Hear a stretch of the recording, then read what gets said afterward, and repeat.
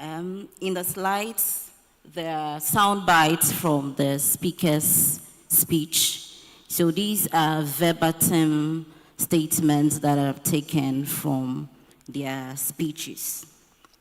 So yesterday marked the beginning of the conference, and it started on a strong and an engaging note. The conference kick-started with an informal session of networking, breakfast, and introductions. And then we zoomed into the formal section, which was beautifully moderated by the charismatic Kojo Akutu. Then there was a speech on safety measures while we are here. Following this was a warm welcome address by the Executive Director, KIC. He highlighted the purpose of the gathering, indicating the conference's pivotal role in addressing challenges youth startups. The chair of KIC followed with a special remarks, urging participants to engage fully and take away practical knowledge. We were also privileged to have someone from ITC reminding us that agriculture welcomes all. And for a moment, I thought he was talking to me because I don't have a background in agriculture. But what he said was very true. You don't need to have a background in agriculture to venture into agribusiness. The keynote address was truly inspiring. The speaker is alive to the nuances in the sector and is able to speak it out or set it in a broad intellectual context.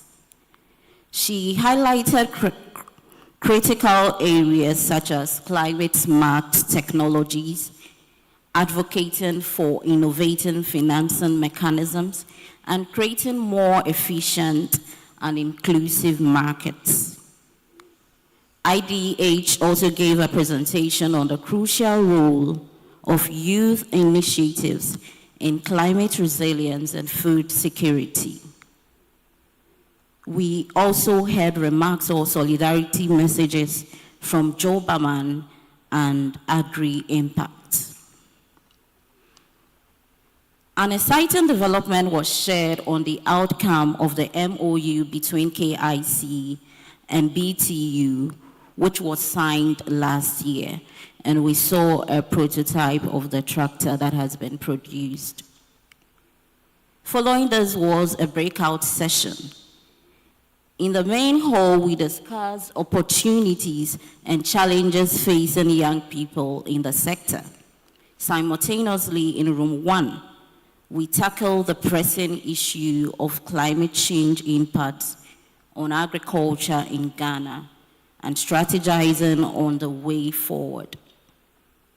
We had another breakout session, and in the main hall, we examined the crucial role of BDS and investors in agriculture. In the parallel session, in room 1, we had inspiring stories about youth startups. After a productive morning, we proceeded to have a lunch break. Post-lunch, we had one more breakout session. In the main hall, where we discussed policy reforms for youth startups in agriculture, bringing together perspectives from government, civil society, and the development world. Simultaneously, in room 1, we discussed a critical need in the sector, that is market access and efficiency in smallholder farmers. We concluded with a session exploring opportunities, constraints, and inclusive financing solutions to support gender equity in the sector. Following this, we had our announcements and ended day 1 at 5:38 p.m. So in conclusion, day 1 was marked with knowledge sharing, networking, and inspiration. And the hope is that we build on these insights in today's dialogues. Thank you very much for your attention.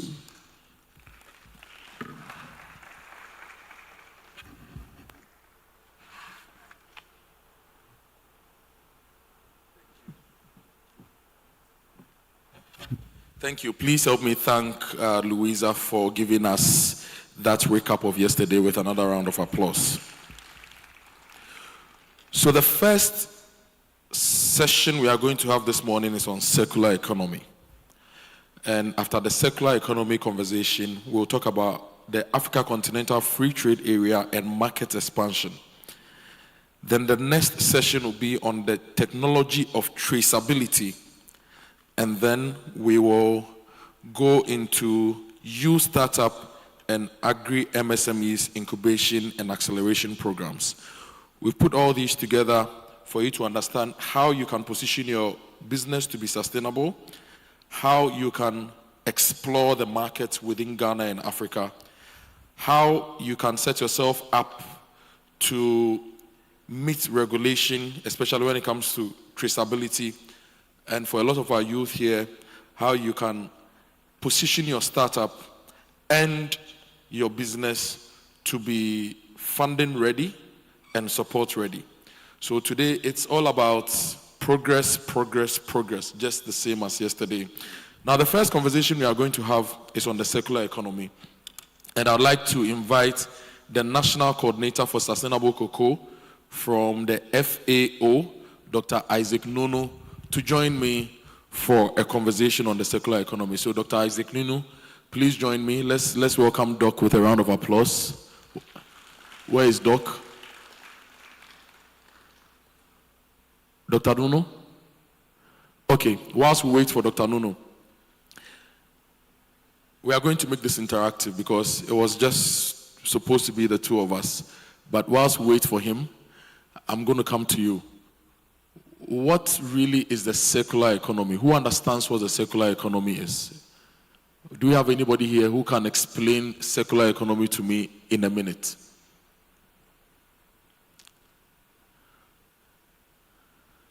Who wants to give it a shot? So when we say circular economy, what do you think it is? Who wants to give it a shot? You want to try? You want to try? Good.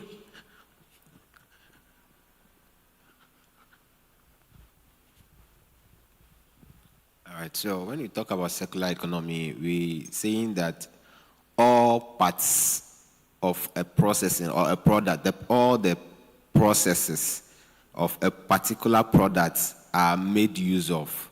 So let's take, for instance, rice. We are producing rice.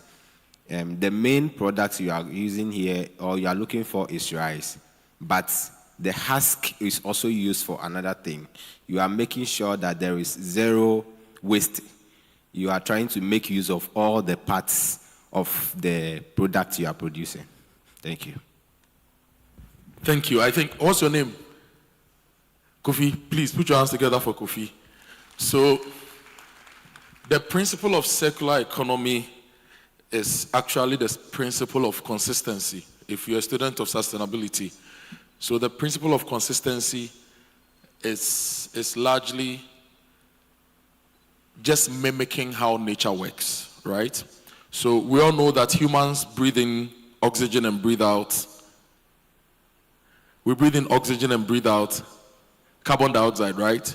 And plants take in carbon dioxide and give out oxygen. So in nature, there is no waste.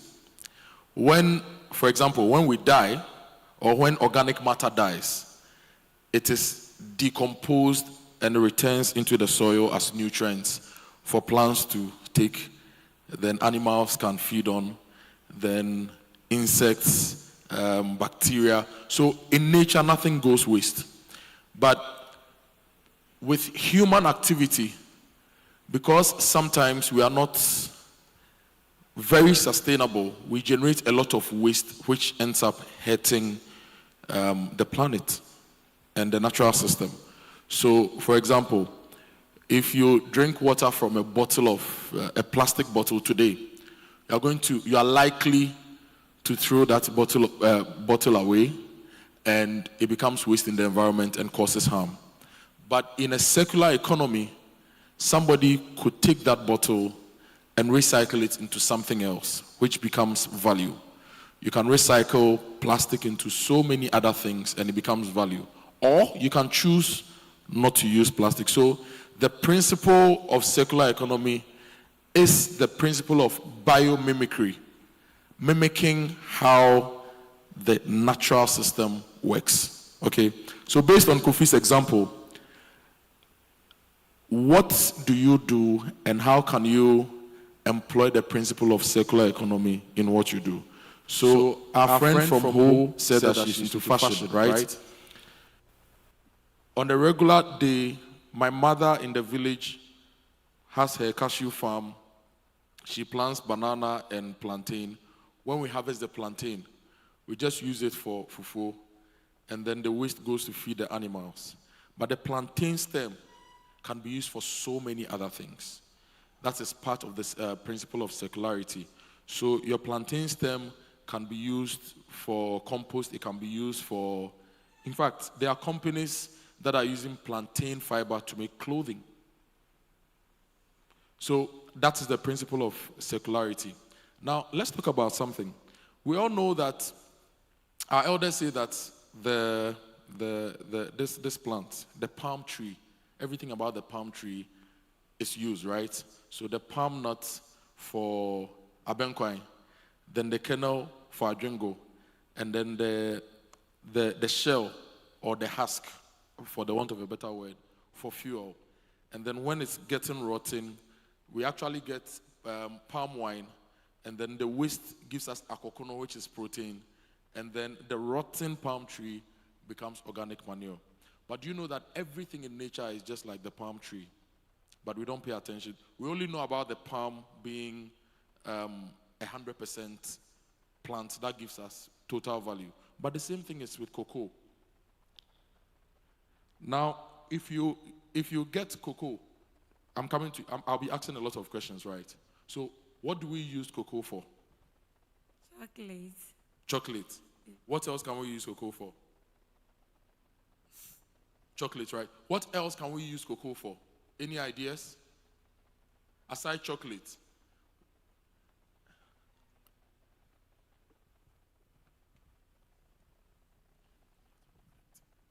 Okay. Wine, soaps, organic or fertilizer can be gotten from the tree. Then the leaves too is medicinal for some people. So wine, soap, fertilizer, the leaves can be used for medicine. So everything in nature is just like the palm tree, just that we've not experimented enough and developed them enough. So if you go to Switzerland right now, which is one of the countries that produces a lot of chocolate, they are trying to reduce the sugar component in chocolate by using cocoa pulp. The cocoa pulp contains 14% of sugar. So they concentrate the pulp. You know, when you get cocoa, how many of us have seen cocoa properly before? One say, what a freya, that white thing. They're extracting it and concentrating it. And then the concentrate is used as a sweetener in making chocolate, so that now they don't buy sugar for chocolate. They use the same cocoa pulp, concentrate it, and use it as a sweetener for making chocolate. So they are removing the need for us to clear more land to plant sugarcane and all those things to make chocolate. So the principle of circularity is now in cocoa. Now the cocoa shell, once you crack the cocoa, that is what we use for soap. And the same thing can be used for all sorts of other things, including fertilizer. The cocoa leaves, if you plant cocoa, the leaves ensure that the soil is kept cool and mulched, and then you can grow or have your snails under your cocoa. So everything has a lot of other uses. So that's the principle of circularity, making sure that there is no waste in the environment. How many of us like jollof rice? You like jollof rice, right? So, boss, you like jollof? Let me talk to you. Come, I want to talk to you. do you know how rice is grown and how we produce the rice you eat? Yes, so fortunately for me, I had a friend, a GSS classmate, who is into rice farming. So, I mean, after school, he used to tell me the experience that he goes through as a rice farmer. But one of the things that he keeps on telling me is the what do you call it, the attack from the birds. The birds attacks that are detrimental to the yield of production, rice, yes, of rice. So those are some of the things that he tells me. The time that he needs to waste in making sure that the rice actually grows, the time that he wastes in making sure that he puts all the precautions in place to make sure that birds and other animals don't have access to the rice when it springs up, and then other factors. Thank you very much. So if you love rice, I've done a bit of rice farming too. So rice takes between, let's say, 110 to 120 days to be ready, depending on the variety, right? Now, when you plant rice, if you are planting rice in an irrigated place, it needs a lot of water. So you use electricity or diesel to pump water to grow rice. Now, when rice is ready, you get the rice, the paddy rice. When you mill paddy rice, you get about 60% of actual rice that we eat. The remaining is rice bran and rice husk. That's rice bran largely goes into animal feed. Rice husk becomes a waste. So usually we burn it, and then it introduces a lot of carbon dioxide into the atmosphere. So you are taking a lot of water from the earth to grow rice, and then you are burning the rice waste. You see how bad that is. Now the rice straw also, there are some people who burn it. But in the principle of circular economy, you can plow back the straw into the soil so it decomposes into fertilizer, right? And then the rice bran, you can use it to make animal feed or even cereals for humans. Now the rice husk, which goes waste, there's a company that pitched at KIC this year. They are using rice husk to make MDF boards. So the rice waste can be used to make furniture, these things. It can be used to make these things. It can be used to build speakers. It can be used for upholstery in cars, in homes, and all that. Now the rice waste can also be used for biodiesel. If you decompose it in a biogas system, it can generate gas which you can use to run electricity. So in nature, nothing goes waste, and in our activities as people too, nothing should go waste. So that's the principle of circularity. I hope I've explained it very well. So now, do we all understand the principle of circularity? So I need 3 people to tell me what they do and how they can apply the principle of circularity in what they do to ensure that we are more sustainable. Who wants to try? Okay, Uncle Kudia wants to try. Just 3 people. And the 3, there should be 1 or 2 women. Thank you very much for the opportunity. I describe my technology as a multi-tiered, biodiversified agricultural technology. It's a 21st century technology. What we do is, when you grow your grains, maybe your rice or sorghum, what you take home is only 10% of the entire biomass.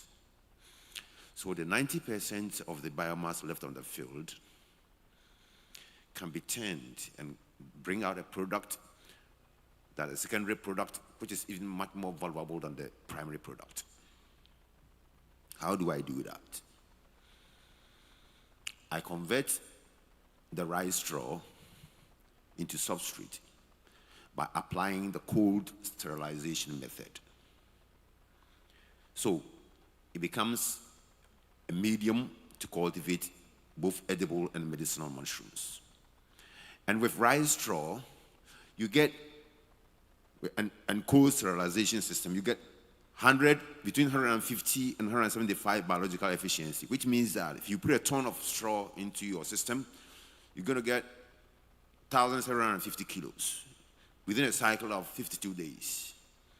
And your first shoot comes within the first 28 days. You get your 100% harvest. And then your straw, when the mushroom consumes all the nutrients, that the mycelia eats all the nutrients in the straw, the waste, what we call SMS, that is spent mushroom substrate, we convert that into feed for fish. We can also use that, as my brother said, into to biogas, and the remains of the biogas also turns as an organic manure. So everything, as we pick it from the ground, it goes back and comes into the ground. It's a complete cycle of managing the environment with our technology. Thank you. Thank you very much. So with rice straw, you get 100% efficiency. So if you put, say, 1 kg of rice straw into production, you should get over 1 kg of mushrooms. So that is nature giving you more and more. Okay, good. So this, can we all see this? We can all see this, right? So explain what you've given to me and what it is. All right, so thank you very much. My name is Vixen Bryce Salom from Hackspark Ghana Limited. So this is a fiber mat made from rice husks. So this is a fiber mat made from rice husks. So something which is usually waste that we burn has been converted into this fiber mat. And what can this be used for? So it can be used for takeaway pack, and also can be used for belt, lamp holders, and also sandals as well. So this can be used for takeaway packs, so we don't need styrofoam. It can be used for belts, so we don't need more leather. And it can be used for shoes as well. So the waste from rice production, Ghana produces about 1 million tons of paddy rice. So it means we are generating about 300,000 tons of rice husk. If we are able to upcycle all the rice husk, Horseman Shoe, Giddens, and all those leather producers and the styrofoam producers do not have to import anything from China. We can use them for our takeaway packs, we can use them for our belts, for shoes, sandals, and then we'll be generating more revenue in the economy. So that is basically the principle of circularity at work, and these guys are doing it. So I'll take a final comment before we move on, and I want a woman.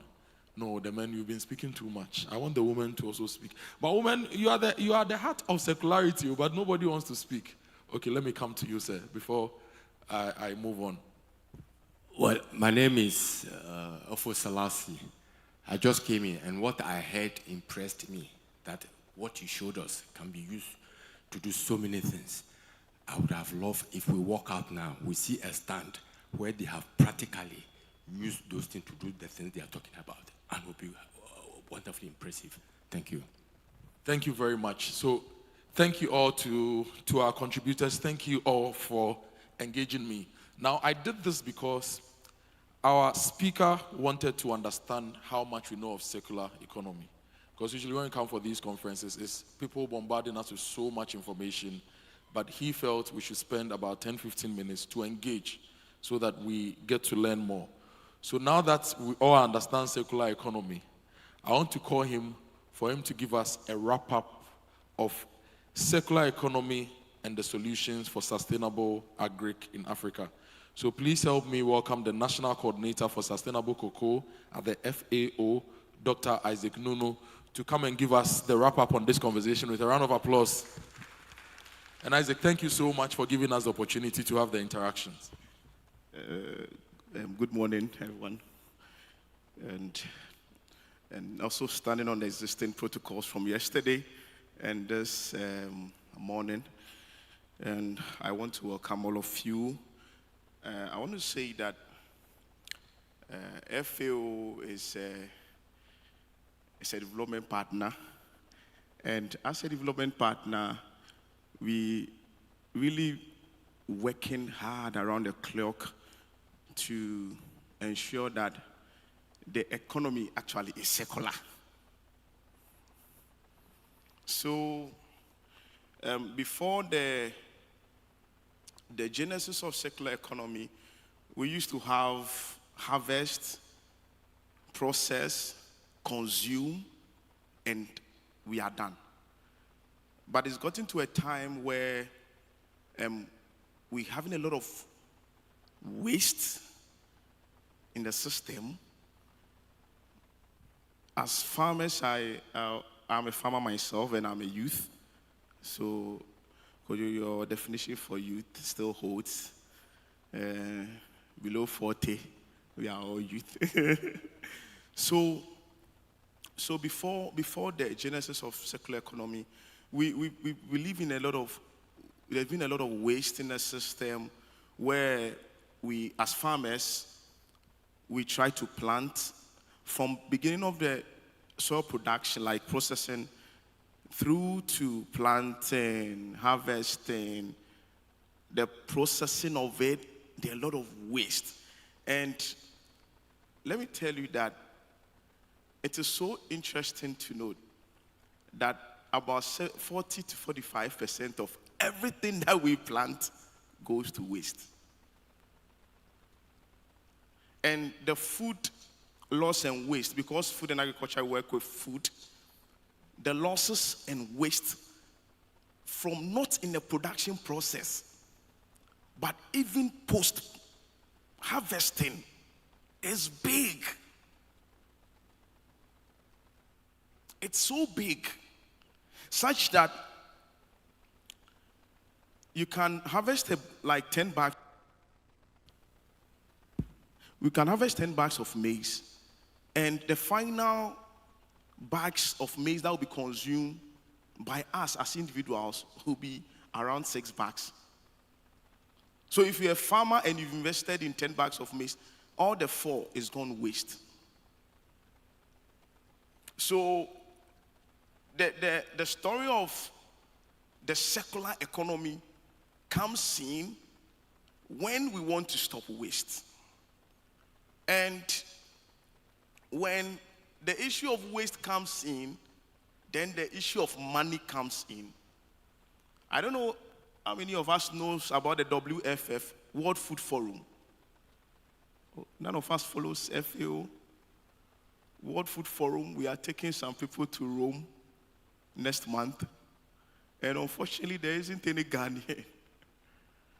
It's so surprising. I was reviewing the proposals for the World Food Forum, and I didn't see any Ghanaian organization or any Ghanaian youth. It's basically for youth. So I didn't see any youth submitting any proposal. I was really sad. So we have to give it to some other countries, and we are taking them to Rome next month for the final pitching. So one of the groups, what they are doing is to convert waste into animal feed.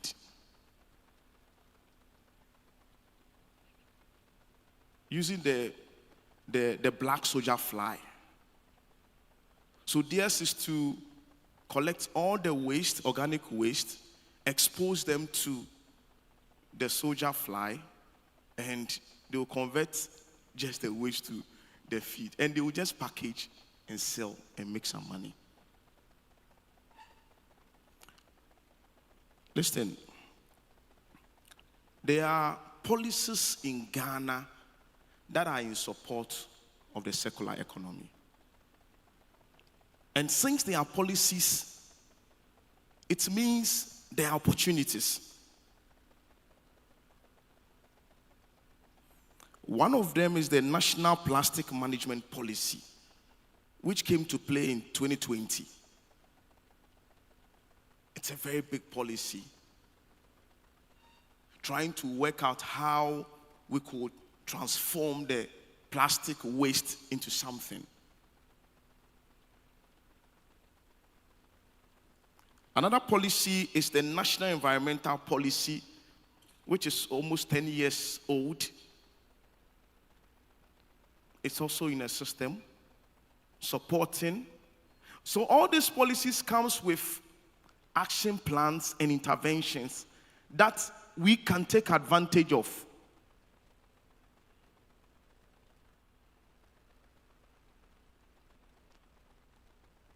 Another one is the Ghana Renewable Energy Master Plan and the Green Economy Development Strategy. So Ghana as a country has gotten policies that are targeting the circular economy, promoting circular economy.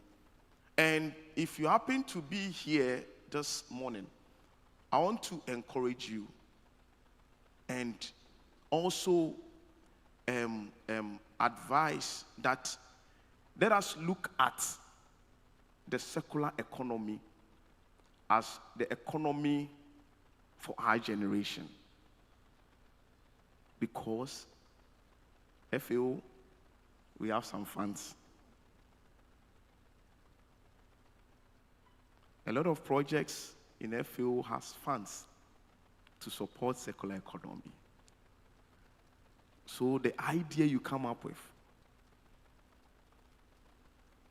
the thinking that will go into it, and the solutions that you want to address, the problem. Every development partner is looking out for solutions. Like FAO, we are looking out for solutions. So if you find any of our calls and it's hovering around circular economy, the likelihood that you get funding, I can't assure you, but the likelihood is that you can get the funding. So I heard a lot of the conversation, what everybody is doing. A lot of people are doing so well, converting rice husk into chipboards and other things. We want to encourage all of you. Let us keep on collaborating. We need a lot of collaboration. And I know there are financial institutions here.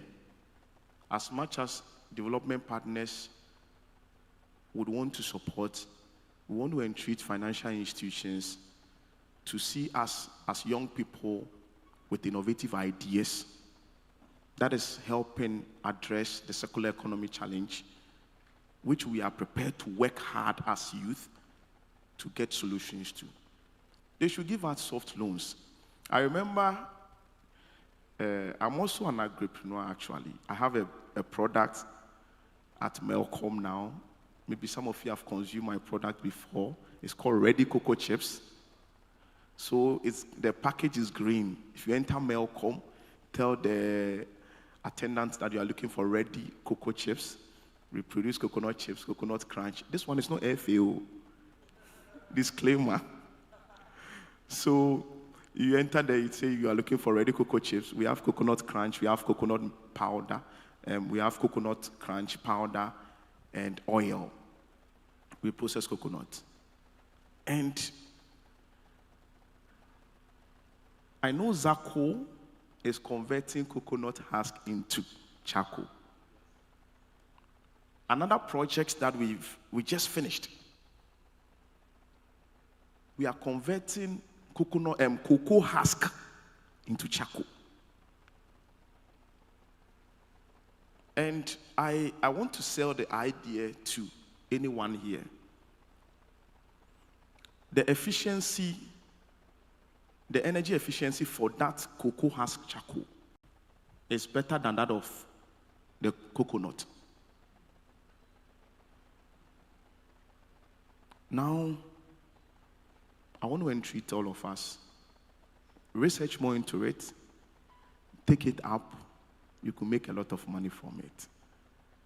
We are working around the clock, like my project, the program I'm managing, Sustainable Cocoa Initiative. Very soon,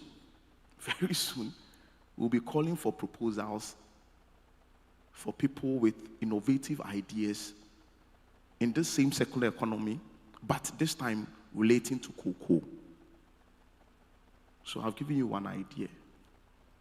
go and convert the cocoa pod waste, the cocoa pod, which is a waste, into charcoal. Let me give you another one. So I found myself in another country. Then I told somebody I wanted African black soap. We went to an Afro shop. We didn't get. So we went to Amazon to go and check. Hope you know what African black soap is. That is Alata Samna. Alata Samna.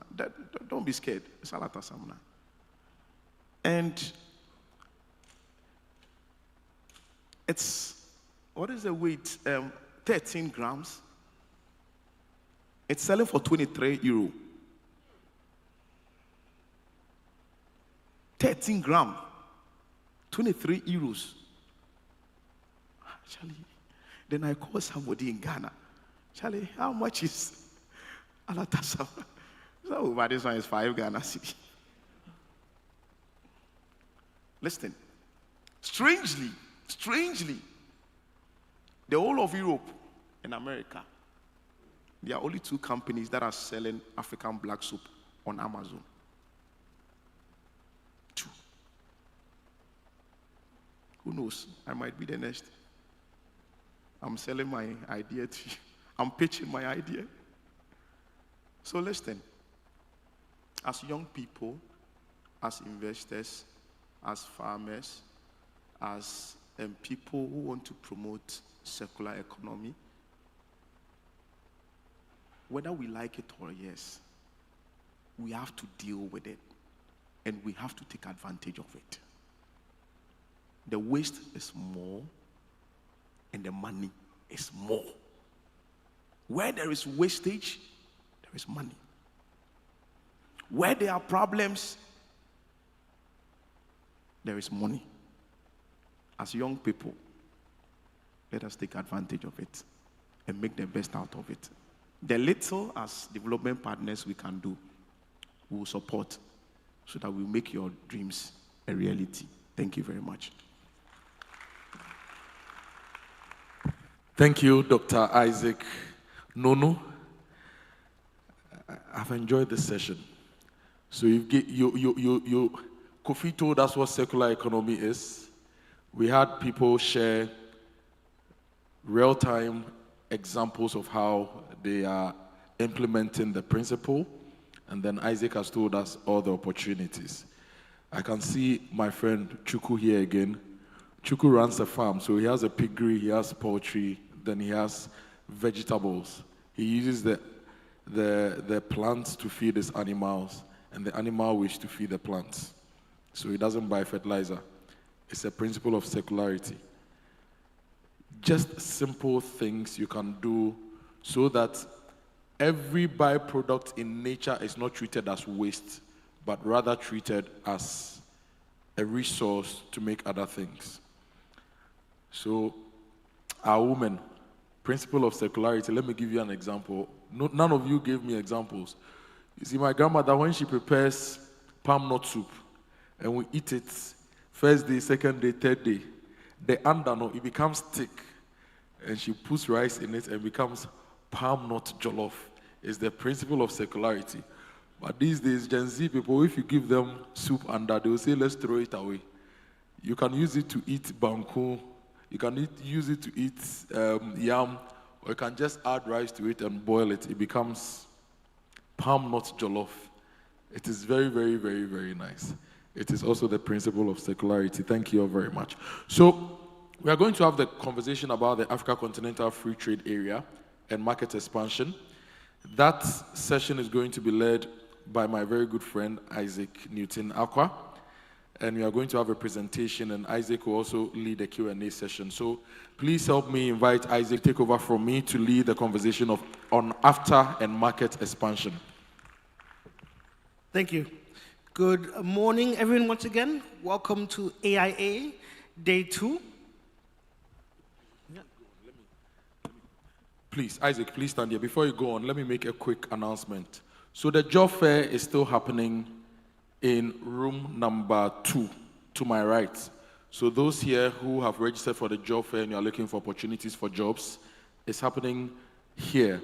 And then the deal room is happening in room 1. So those who signed up for the deal room, we have Access Bank, we have FNB, we have Standard Chartered Bank, Leverage Microfinance, and APSA. So deal room is happening in room 1, where some people will be going home with some good deals today, a lot of money, and the job fair is happening here. So if you are looking for a job, you go there. If you have businesses and you are looking to create more jobs and more value, you go here. So job fair is here, and the deal room is also this way. Somebody left his phone, so if you've misplaced your phone, see any of the ushers, they have your phone, they'll give that to you. So Isaac, over to you. So if you're not looking for a job, you're not looking for money, but you're looking to see how you can expand your business around Africa and the world, then stay here, all right? I'm honored to moderate this session. It's going to be fantastic. I'm telling you right now, I'm going to be taking notes. The person we have in the Lady of Patricia and Song, I'm going to read just a little bit of her bio, but just to ginger you small of why you should be paying attention well. She has many titles through her work building and transforming hundreds of businesses across Africa and the world. She's a marketing and trade expert, elite coach, mentor, keynote speaker.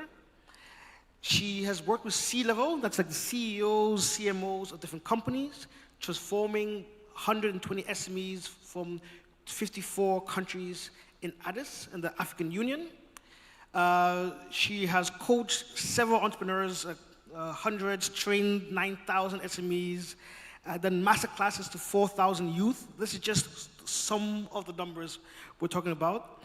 But she has really worked across Africa in different roles, from Nestle, Unilever, so for over 14 years, working across Ghana, Ethiopia, South Africa, Nigeria, Niger, Sierra Leone, Cote d'Ivoire, Liberia, Senegal, Cameroon, Gabon, Angola, Togo. I'm just letting you know that she has been places. So when she's talking about how you get your business to these places, she's sharing from first-hand experience, not just book knowledge. Please. She's also worked with lots of different development partners like UNIDO and WAPCOM, and speaking at the event. She has won several awards, 2 times Corporate Woman of the Year by Unilever and Women's Choice Africa. Patricia holds 2 chartered marketing certificates from the Chartered Institute of Marketing, CIM UK and CIM Ghana, 2 professional project management certificates, Prince 2, and Knowledge Tree, with a postgraduate certification in marketing strategy and an undergrad in social science economics. So she brings the growth magic to business. So this is the person I have the honor of hosting for the Fireside Chat. But beforehand, let me welcome Patricia to the stage, who will give us a presentation of how you can scale your business. Please, let's give her a round of applause. So whether you have your books, get your paper and pens ready, or your phones for notes, because this is a session you do not want to miss. Patricia. Oh my goodness. I feel bigger. Thank you. The time he had to read all of that. I'm so honored to be with you, ladies and gentlemen. I'm a very young little girl. I'm still learning and trying to grow. Who is here to grow with me? Beautiful. My sessions are generally an active one. Forgive me. In marketing, you can't be dull, isn't it? Okay. Now, those of you who do not own a business or has never tried having a business in a small way or a bigger way, can I see your hand? Never owned a business or tried any to even fail. Okay, so that's about 10% of the people in the room. Now I know we are all talking business in the room. Please, no question in my economics teacher's voice is stupid. Let it flow. If we don't have answers in this room, we will go out of this room. Do you agree? All right. We are not going to have any lectures, like he said. It's going to be very interactive. If I say something and you do not agree, let me understand. our MC was talking about buying, no, not our MC, our circular economy speaker, that he bought something on Amazon for what, 23 euros? I personally sold shea butter, something they sell here at 2 cedis. I sold it at 49 USD in Dubai. So you can count the number of times I sold it. And I sold it for a client. He had an emergency, so I just went to the stand. Charlie, I sold. But you can do this when you have done the right homework. Do you agree? When I see things on Amazon, there are times that I have to review stuff for the Amazon business on the side. There are things that when I disapprove and it's from Africa, it gets like I get hurt for doing it. But it has to be done that way because no one will pay for a price. No one will pay for a price that is not supposed to be paid for. Unless it's a sin. You know, we get it right before you think of you expanding even beyond your kitchen, beyond your house, beyond your environment, your neighborhood. You need to ask yourself the basic questions. Have you done it right? We start with market research. Forget about the bio. We are still moving. We start with market research. All those businesses here, I'm sure you did not just sit one day to say that my gut feels like creating a hair business, so I'm going into it. Did it happen? Hello? There was breakfast served this morning, as long as I was aware. If you don't have one, just bring yourself into the room. We finish soon. Who had a business and just felt like, I feel like doing it, so I did it, and I'm calling it a business? It doesn't happen.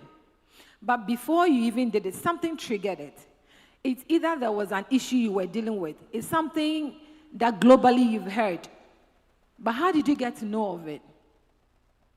Back in the corporate world, and Unilever to be specific, if you are making any comment, especially in the boardroom, you gotta get your data right. Else stop talking. Because no one wants to deal with gut feelings, knowing that some men get slapped at home before they come to the office, and some ladies too do not have their housekeeping money in full. So they all come into the boardroom with some emotions. And no one wants to run a business on it. Therefore, before you make any comments or you make suggestions, anything you want to say, do or don't, you have to get your fact on a certain basis. And that is why market research is very important. I do not consult, for, no matter how little or small that business is, even if it's 50,000 cedis worth a business, I can never consult for you if you do not agree that market research is important. Because though I sit on data, I do not even want to assume that I know it, knowing that things do change quickly. Are we good?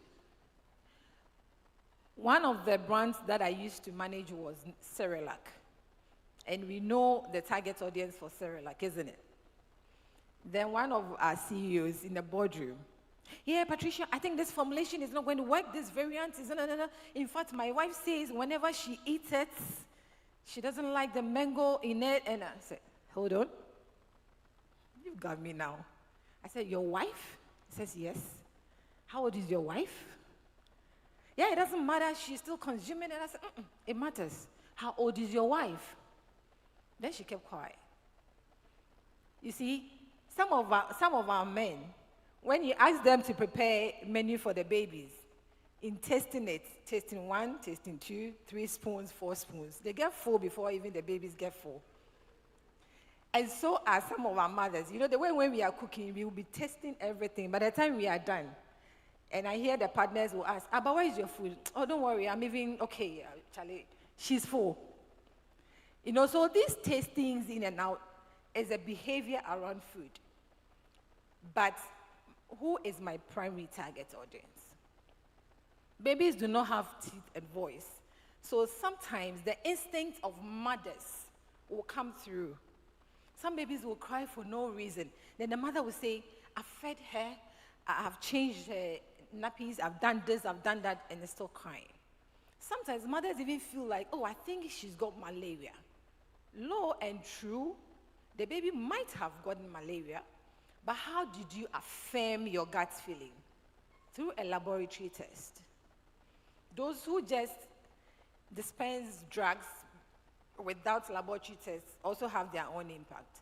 So in as much as you cannot have drug abuse, which will mean that nobody prescribed it for you, based on no findings, that is how your brand can get abused. It will be abused locally even before you go internationally. Whether it's Nigeria, whether it's Togo, anywhere. There was a time we introduced Maggie Shrimp. We know Maggie brands here, right? Okay. So Maggie Shrimp was my time. That time I was a brands manager. And I was managing 17 countries.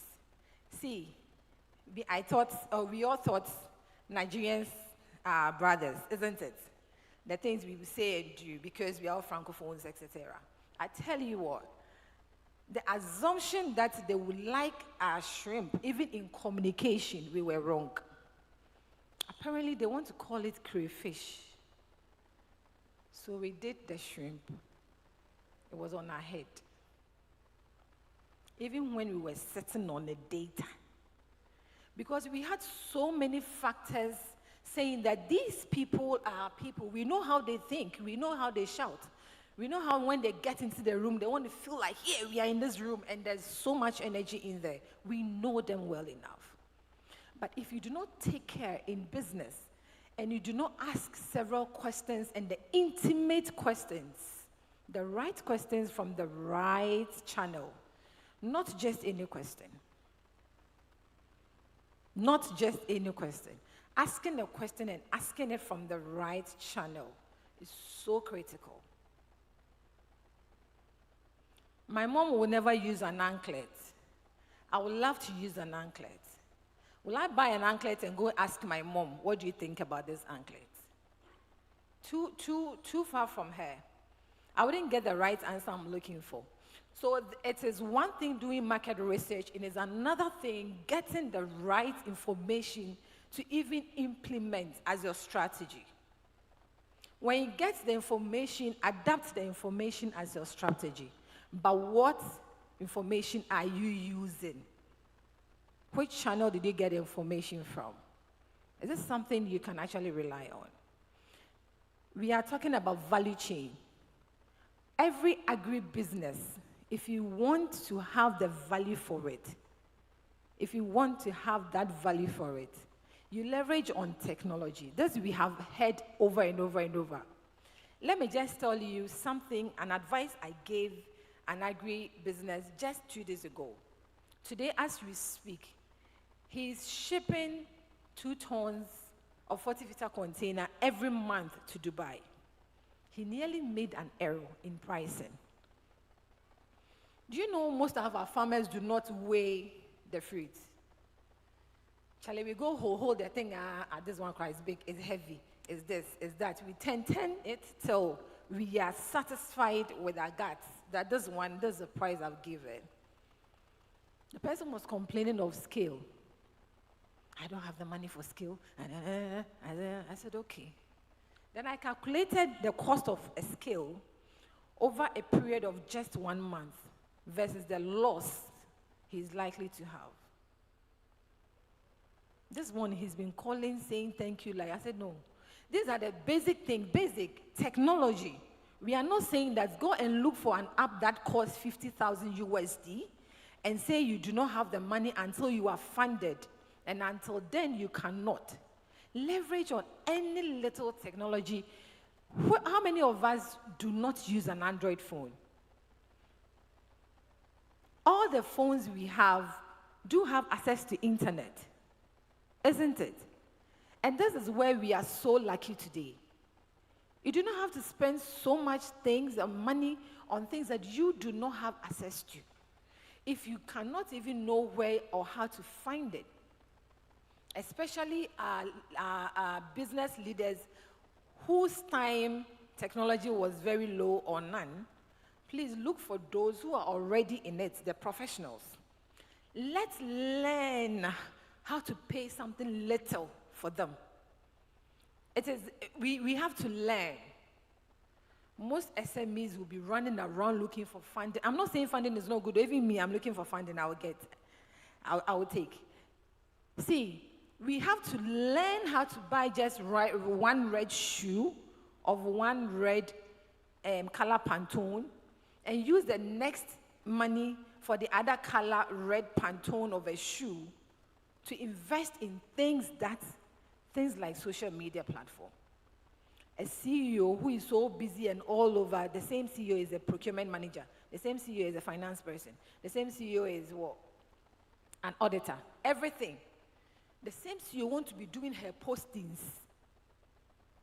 And when you see it and you are questioning, the person said, oh, I do it when sometimes I wake up in the morning and I say, When you do not even have time to breathe, is when you think you can tell customers out there something that you have not leveraged. No. Until we learn how to leverage on tech, we cannot have the value of money we are looking for.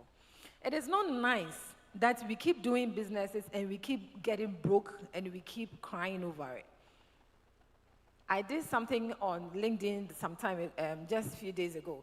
I had always thought if you're an entrepreneur, you are the most richest person in the room. I heard my mom always complaining every day she doesn't have money. She doesn't have money, but she stocks her shop. So I was asking, you didn't have money, but how did you stock the shop? I didn't get it. My father did the same. Then when I grew up, I realized it. Okay, see, business money is not your money.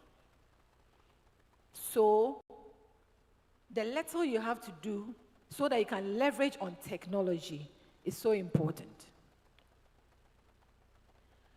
How do you conduct your market research? Have you all asked ourselves a question, one or two, or from somebody before taking a decision? Hello? Have we? Okay. So sometimes it is just asking yourself further questions, like the way in supply chain, they call it 5 whys. I fell today. Why did you fall? I was wearing a high heel. Why did you wear a high heel? I thought I was going for what? Presentation. Why did you go for the presentation? Ask your whys till something makes sense to you. Not your gut feeling, no. And in as much as you're asking yourself the whys, try and be naked truthfully. It is you. So you tell yourself what I'm saying, is it a lie or a truth? But if you lie, who are you lying to anyway? Expose yourself. Bring yourself to the fact that this is me, this is my weakness, and I'm exposing myself. Ask those questions. You can ask people you sell to. You can ask people you were about to sell to. We are busy thinking about product. It's good. Yeah, I want to sell carpet that can wash itself without using water. Fantastic idea. I want to do ABCD. Okay. In doing those things, why are you doing it and who are you doing it for? We haven't asked yet. Okay, we know that some people do need it, like students who do not have time want to have their carpet washed by itself. And what's next? Those intimate questions we are not asking. There are key 3 things that if you do not do in market research, there is nothing you have done. Your problem that people are facing, the solutions that you are offering, and the benefits. And I say, just do not say that there is a problem with students washing their carpet. That is a problem. I agree. Do not say that because that is a problem, you are going to start selling carpets that can wash itself. It is confusing. Should I repeat it? there is a problem. Whatever thing you are selling, it can be a problem. That is why you are providing solution to it, isn't it? My question or my statement I'm making is that do not just scratch the surface of the problem and jump onto it. Yeah, people are busy lately. They want convenient product. Snacks is one of the things that people who are too busy really like munching on because they won't have time having lunch from their laptops, etc. Therefore, I want to sell plantain chips. Beautiful idea. So you have generated a problem. Is that problem enough to have a business with? Whenever you think of a problem, ask yourself, is it enough to go to Registrar General, to go to GRA, to go to what? To do all the things you need to do to build your business strategy. All those things. Is the problem you are detecting enough for you to invest your last 100 cedis on it? Is it enough to go to ABSA to go take a loan and put your mother's property as collateral? Or go borrow from your pastor and start lying around it? Is it enough? That is a question I want us to ask. Until you see it as enough, you may have a solution for it today. People will buy the product today, but it will not be sustainable. Are we good? You don't agree with me? Do you? Because, see, this is the most important thing of today's session. A client of mine wanted to introduce garden eggs in Italy. Initially, he brought an idea and I shelved it. He says, Trish, I want to go and do pizza and pasta in Italy. And then I was doing the analysis with him. I said, why pasta in Italy? Because Italians, they consume lots of pasta. Okay, so you study some behavior, and that is why you want to go and sell. But who tells you there's no pasta in Italy? Why is your pasta going to be better than the ones in Italy? He doesn't have answers. Do Italians lack quantities of pasta they need to buy? What is the problem? So you've realized that there is a culture which provides a business opportunity. But what are the other whys that must be a business for you? Pizza. You want to go and do deep fried pizza or something, some idea. And I said, why? Hey, Patricia, whenever I come with an idea, you'll be asking me plenty whys. And I say, yes. You have thought it through, so I expect you to know the whys.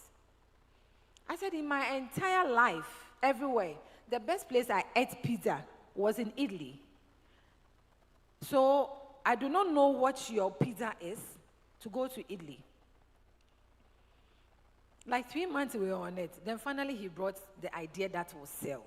Because at that moment, I had pushed him so much well enough. And all these questions I was asking him, really, I had the data of which food will sell in Italy around this pizza thing. But I wanted him to really bring himself to it to say that, I understand what you mean. See, let me give you 2 business case scenarios. Okay, so Italians do like pasta as their meal.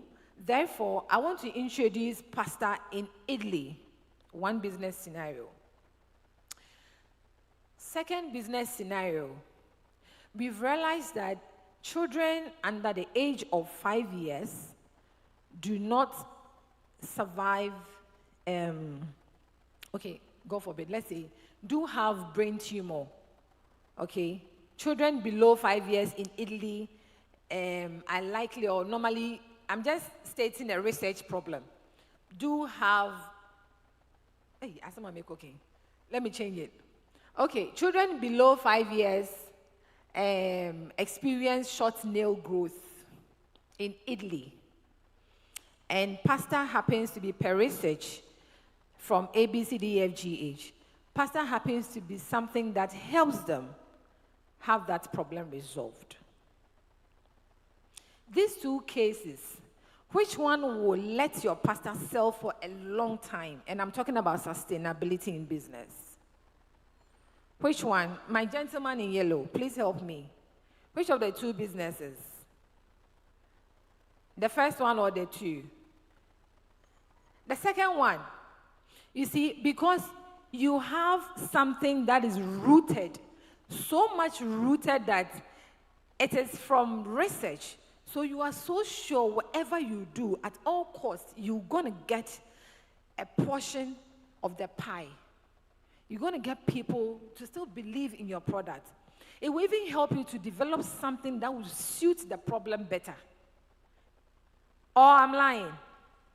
So it is one thing knowing the problem, and it's another thing deep diving and understanding that this is the root of the problem. For sustainability, because we are tired of businesses that start today and end tomorrow. You put in all the effort, you deny your family the best time and quality time that you should spend together. You go and borrow monies from people and frustrate their lives. GRA come to you and give you all sorts of frustrations.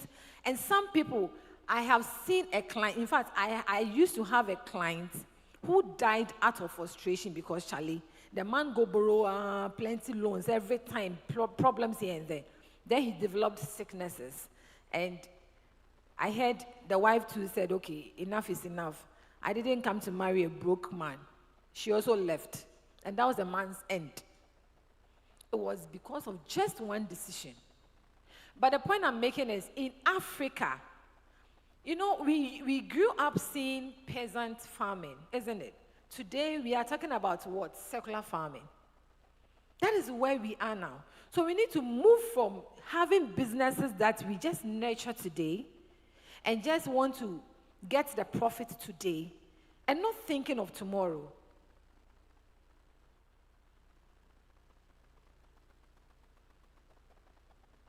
Am I getting emotional? Or am I telling lies? Okay.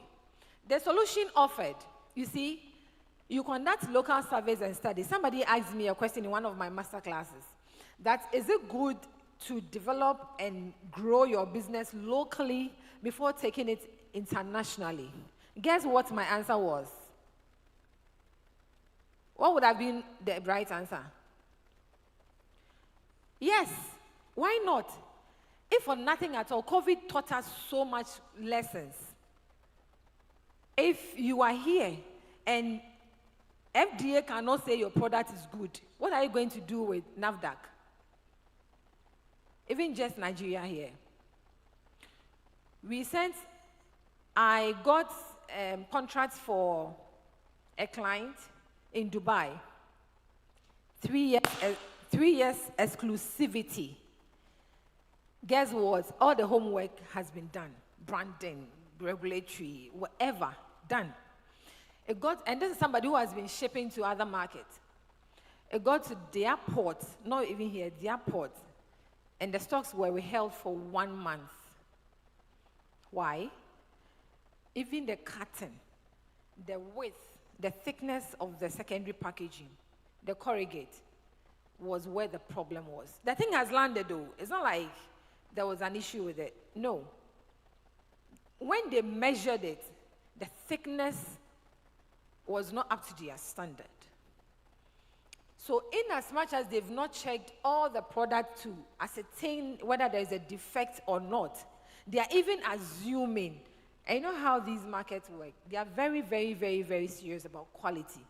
They are even assuming that some of their content, of the content of the product, may have been harmed. All those were rejected. Rejected. Cost came back. Another client in the north shipped share boxes, like share butter, raw share butter boxes. 18-feet containers. This lady is still having stroke as we speak. And you see, the sad thing is because she was having stroke, I couldn't remind her of the last packaging master class I took them through. It is one thing you were listening and another thing saying that I don't have money now. When I have it, I will do it. So why won't you wait when you have that money and do it? Then you do a bit of it thinking, I don't have it now, and I'm doing it anyhow, and it goes and it comes back. Have you offered a solution? You tried offering a solution, but you did it half-baked. And we do not have to. I hear whenever, so I ask my SME, so what made you go into this kind of business? Oh, my son had sensitive skin and no pomade or whatever, moisturizer could we use. So then I tried and tried and tried. And I remembered shea butter and I tried shea butter and it worked. Is it a solution? Hello? Is it a solution? Should I repeat it? My skin had a sensitive skin, and we tried all skin moisturizers. They were not working. So I introduced shea butter because I remember, my mother was saying, try this, try that, palm kernel oil, and all the tryings. Now shea butter worked. Is it a solution? Thank you. I have a toffee for you. Is it a business solution as a follow-up question? No, I don't have a topic for you. It is a solution, but it is not a business-oriented solution. If you stick with the business case. Your baby, okay, then you're asking yourself, how many sensitive babies in the population you want to sell? You go to Senegal, you're asking yourself, how many population of babies will have shea butter as something that will favor them? That is the only way you can say it is a business solution. But you provided a solution, yes. It's just like you've gone to the doctor and you say your head aches and he gives you paracetamol and indeed it helps. In fact, my mother would say, my head. She'll go to the hospital. Then the doctor, the fact that you've taken her to the hospital alone is like 60% of her illness gone. Then the doctor will say, oh, no, mama, try and rest. The fact that the doctor did not give this woman any medication, the doctor, no, he's not really a professional. So you must always be given medication. The solution of rest is not solution enough. These are all solutions. Will you call this solution as a business solution? Until something else comes up. So you need to offer a business-oriented solutions. That's all that we are saying. Do not jump onto opportunities because, you've heard that this person is doing this. You've heard that that thing is working. One of my Senegalese clients was like, Patricia, I heard the shea butter.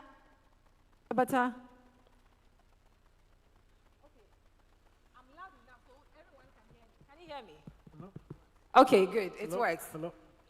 You know, that's he's heard. That's the what we call here ivory shea butter. Those in cosmetics. See, this guy just harassed my life till I got him. That I asked him, what are you using it for? That he heard that it's selling on the African market. So he's looking for one.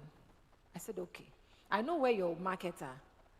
Congo, Senegal, Cote d'Ivoire, Togo, and somehow Chad. So who are you going to sell this to? He said, Africa. I said, wow. Africa. Okay. So I showed him the charts. We call some things must-win attributes in marketing. Every product or every brand and its must-win attributes. What you should be aiming at. When we say something is number one must-win attribute, that is the love of where the brand should be going towards. Washing bar soap, when you are washing, what is the first thing that you are looking for to say that this soap works? Like that. Whether it's going to be the efficacy of removing the dirt is there or not, you will not even know. It's just the foam you are looking for first to say that this thing works. If it doesn't work, it means either the soap is salty or the soap itself is not working. Your solution and the benefits you are giving with that solution must actually make sense to the person using the solution. Patricia, I mean, there's so much knowledge you're Yes. giving us. But I think, as we have companies here, and I know the companies are looking to expand, I would love if they can just ask you some of the questions they have on their hearts, so they can share. So please, I know a lot of you have businesses. Can I see hands up? People who have a business or in business? No? Who here is, why are we doing shy hands? Hands up high. Who has a business, who's looking to start a business? Only one person, 2 people, 3 people. Okay, more hands are coming up, thank you. You have this resource, now your hands are coming. You have this resource here. I want to give you some small minutes as well to ask your burning questions. Remember, there's no stupid question. How can you get your business to shine? Not just here in Accra or in the Ashanti region, but across into Nigeria, she's mentioned NAFTAC, to Angola, to the Middle East, to Japan. What does it take to get your business out there? So please, we have mics going around, I'm sure. The ushers will help us. And if you want to ask a question, please put your hands up high so the ushers can then bring the mics to you. Some hands over here in yellow. So we can get the answers from Patricia on how you do your market research, on how you scale, on what technology you need to use to leverage, on what needs to come first, on even your mindset of being an entrepreneur, thinking that it's all easy and rosy and things come easy, or how you use financial management. As you said, the business money is not your money. How do you separate your personal finance with the business finance? If you have questions that you want to help you. Who has a mic? Please, okay, you can So, start. yeah. Okay, So please stand, give us your name, and then clearly give us your question. Thank you.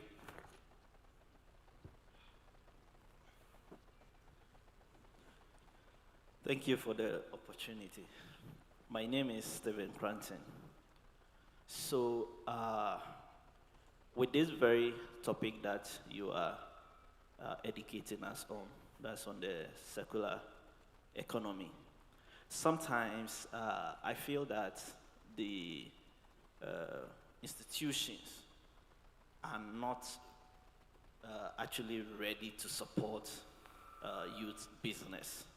The reason being that I am into reusable menstrual pad production.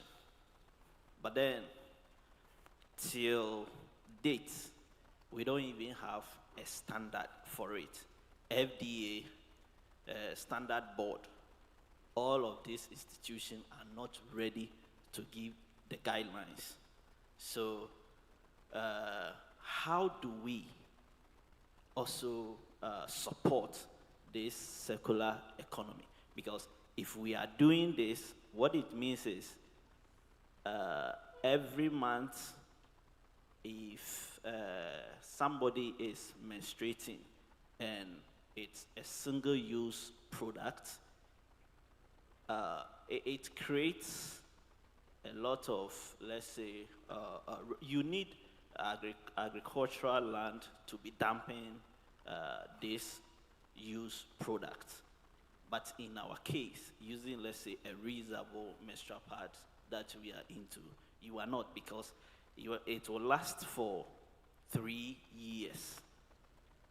But the institution, our own institution, they are not ready. So if my institution is not ready to provide this guideline, how can I expand to other African countries? And then secondly, cost of production. They are always expensive. So as a startup youth, how am I going to compete with those who have been in the business for quite a long time, where they already have access to funding. There is trust. You know, financial institutions are ready to support these individuals. But for us, we are all generating, let's say, the same price in terms of, let's say, the bill. Every 1 hour, the amount that I'll pay as my ECG bill is the same thing that another person. So please, how are you going to handle this for the young people? Thank you. Okay. Do you take a few questions, or should we do one-on-one? Okay, here's I will speak a bit to it. Probably the circular economy speaker will give a full answer to it. But from trade point of view, so there was a time we had a high-level conversation with the African Union in UNIDO back in Addis Ababa. One of the things that actually came with Exim Bank and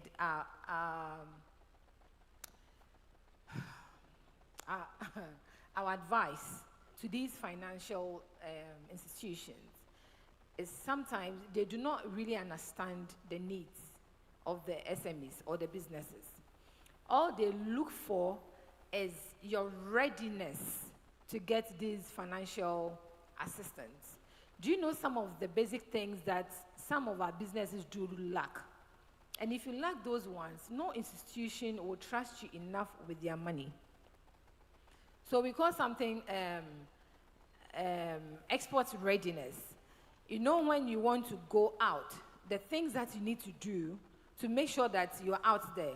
So you are doing the right packaging with the right regulatory checks. You would have done all your laboratory things that you need to do and ascertain some regulatory requirements. Then you get like bodies like FDA, etc., to give you that certification. Before you even get there, the HACCPs and all of those things that we need to get right in order for them to give you that certification is a whole lot of work that we, the business owners, should thrive in doing. In your financial, Exim Bank will not give you a loan from, let's say, GC Bank when they know that even your bookkeeping is a problem. Some people do not remember the last time an amount of certain products went out of their warehouse. And when they take money from their pockets, they do not record it. Record keeping is so low with our businesses that it's even a difficult conversation when you want to start help for them, right? Another thing we are trying to even educate these financial institutions on is to understand business needs. You know, it used to be very tough when you're going for a loan. The kind of process you go through as a business person is the same process you go through if you are not a business person.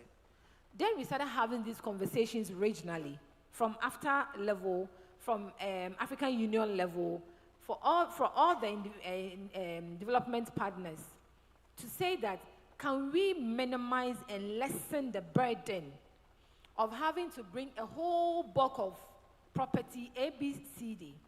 Because all that we are doing is to, AFTA, for example, all AFTA is trying to do is to liberalize and minimize the trade restrictions, etc. But the business itself should have done its homework well enough to gain this. And that is what most of our issues are. So in gaining finance, I know some people who have gotten finance grants every time they open their mouth because they are very diligent and serious about what their homework is. Thank you. Did I answer to a large extent?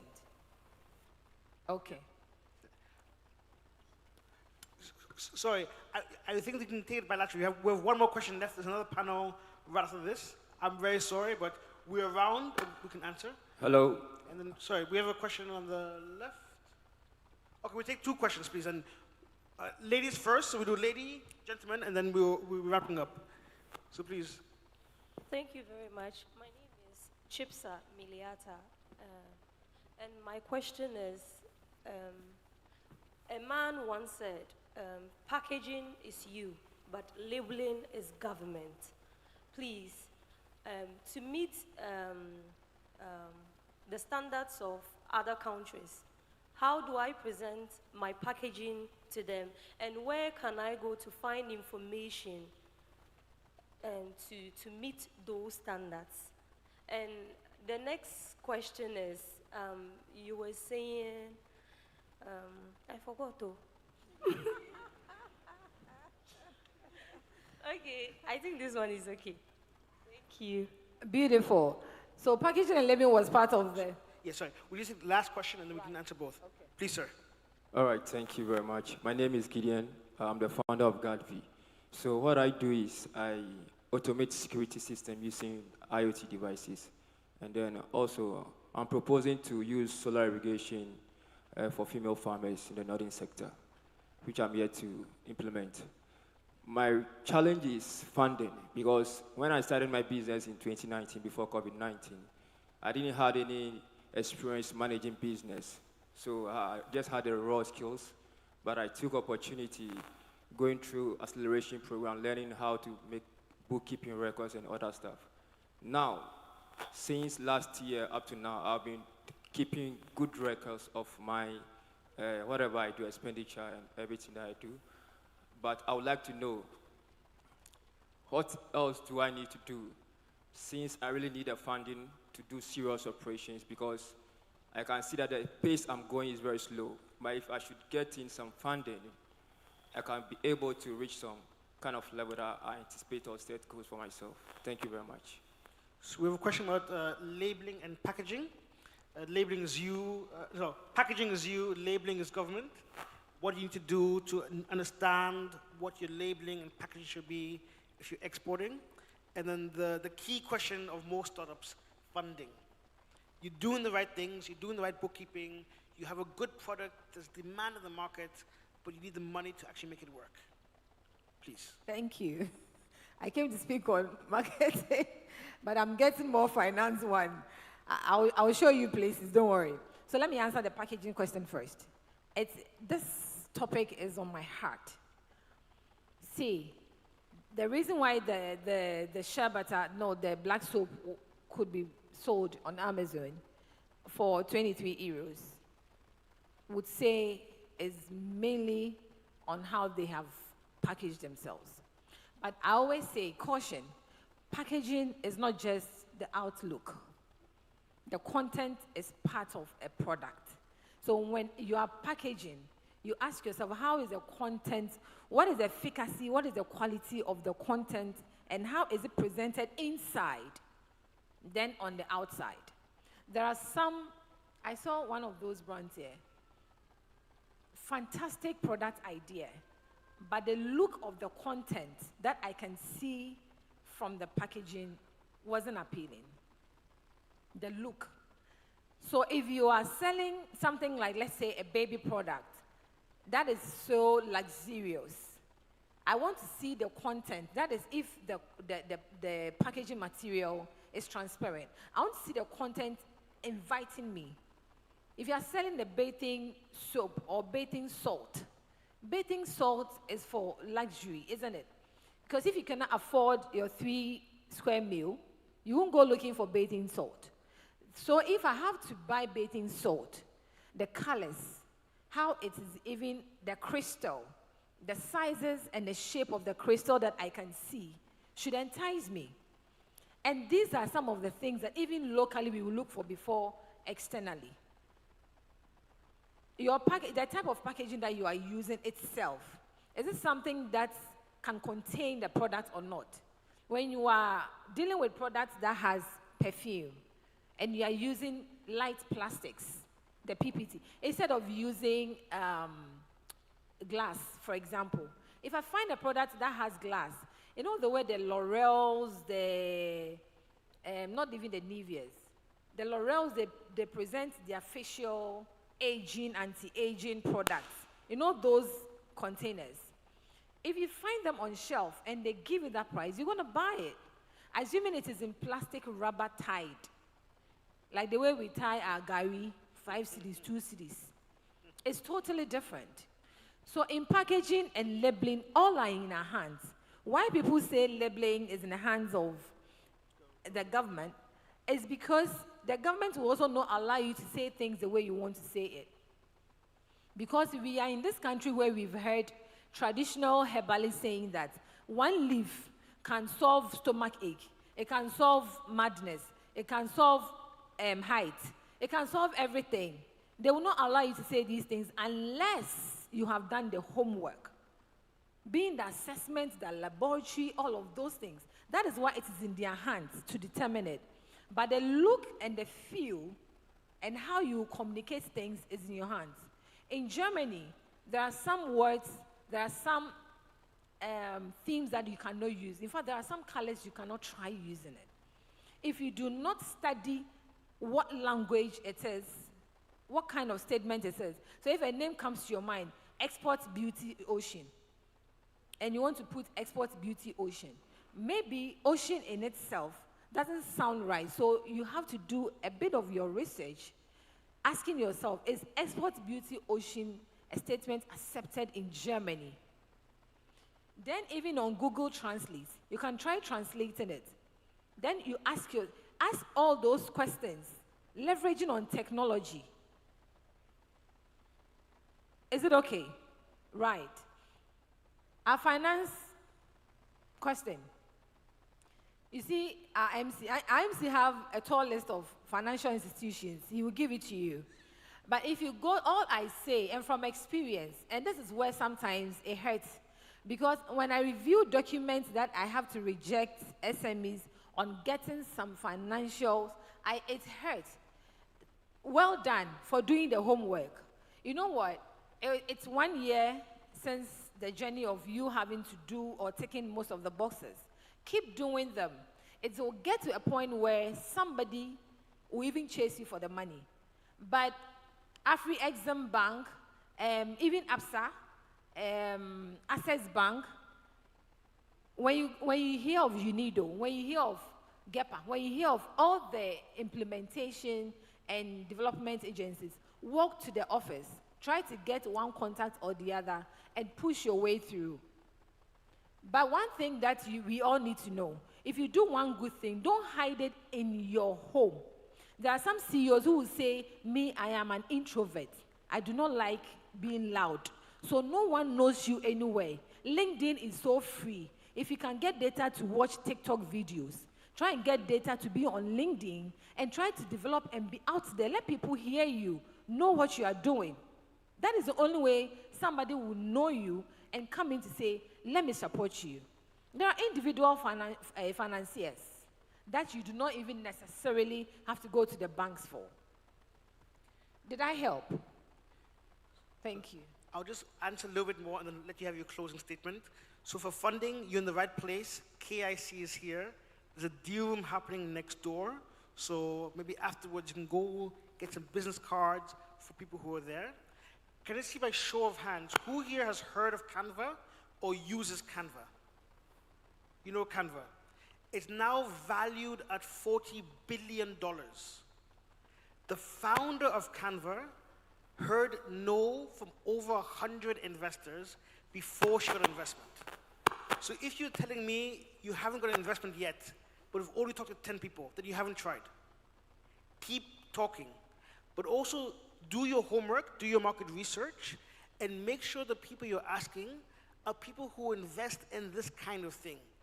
If I invest in fashion, I don't care how good your cocoa splitter is, I don't care. But if I invest in agri-businesses, Wangara Green Fund, Maripa Capital, they will be more interested.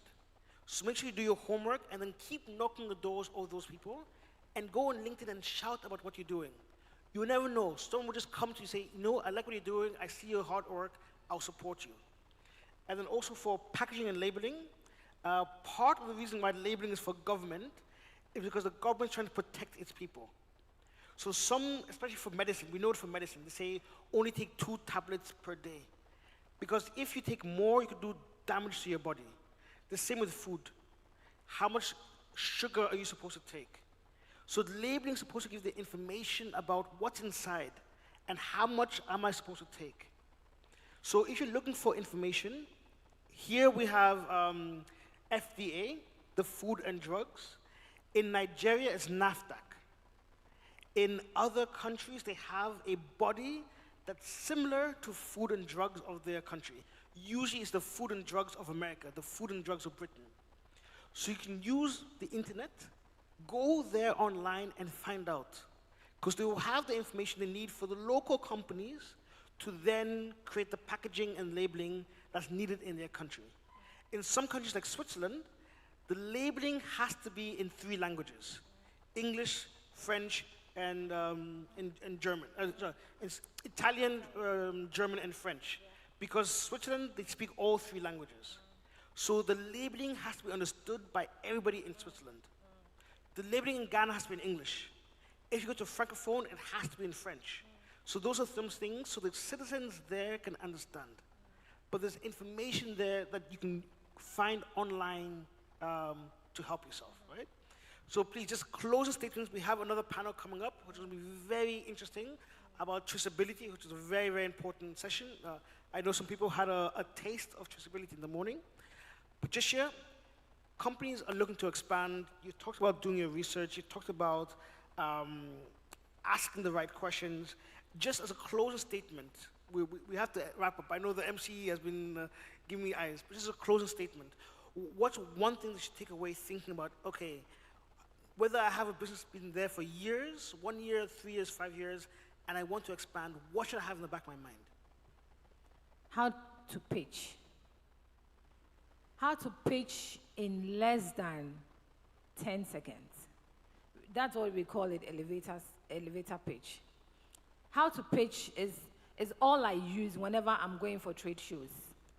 But before you know how to pitch, you need to have stood in the mirror, rehearsed, know your product, and try to summarize it in a way that it will hit. And before you tell somebody, don't tell the person what you do. Tell the person why you do it. Then if you have more time, tell the person what you do. That's really the summary of it. Thank you so much, Patricia Antong, Brands and More. If you're looking to find the consultant to help you scale your business, you have one right here. Thank you so much. Please, I need a bigger hand. I need a bigger hand.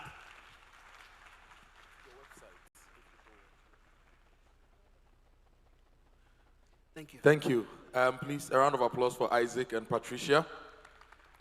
So when the conversation was ongoing, I was getting a lot of WhatsApp messages, people asking me for Patricia's phone number and email. Her email is brandandbloom@gmail.com.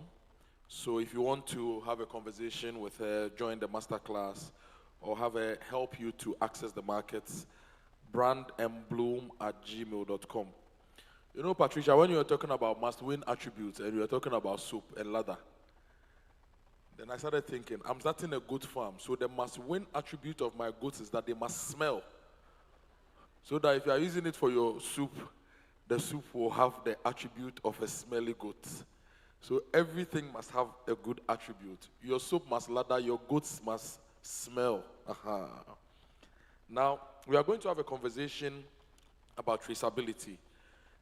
Today we are doing very well with the time, and after the traceability conversation, we'll go for lunch. So this is very important. We've already had a workshop on this, but we want to have a general conversation on this in here. And we are going to have Greg Sampson. He's a solutions architect with ITC, my new found friend. We met yesterday and we spoke about EUDR and all sorts of things. We also have Alexandra Bozia, the Director of Traceability and Partnerships at Push.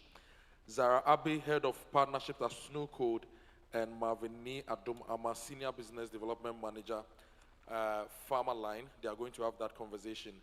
And our moderator is the great Michael Boating, M&E Specialist at ITC. So please help me welcome our moderator to this platform to take over the conversation on tech and traceability. Michael, thank you.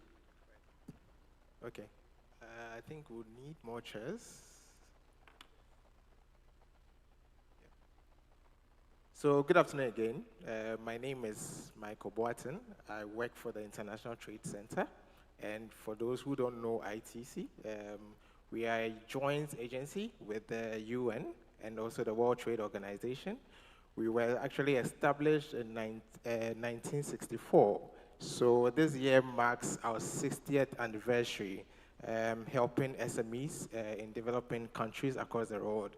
And to note that we are the only international agency which dedicated solely for supporting small business, SMEs, producers and cooperatives in the world. Okay, so I would like to invite my panelists. First, Michael Amwa, the Deputy Director for Research and Development at Cocoa Board. Then we have Greg Sampson, Solutions Architect at ITC. Please, a round of applause, please. Then Zara Abe, Head of Partnerships at Snowcode.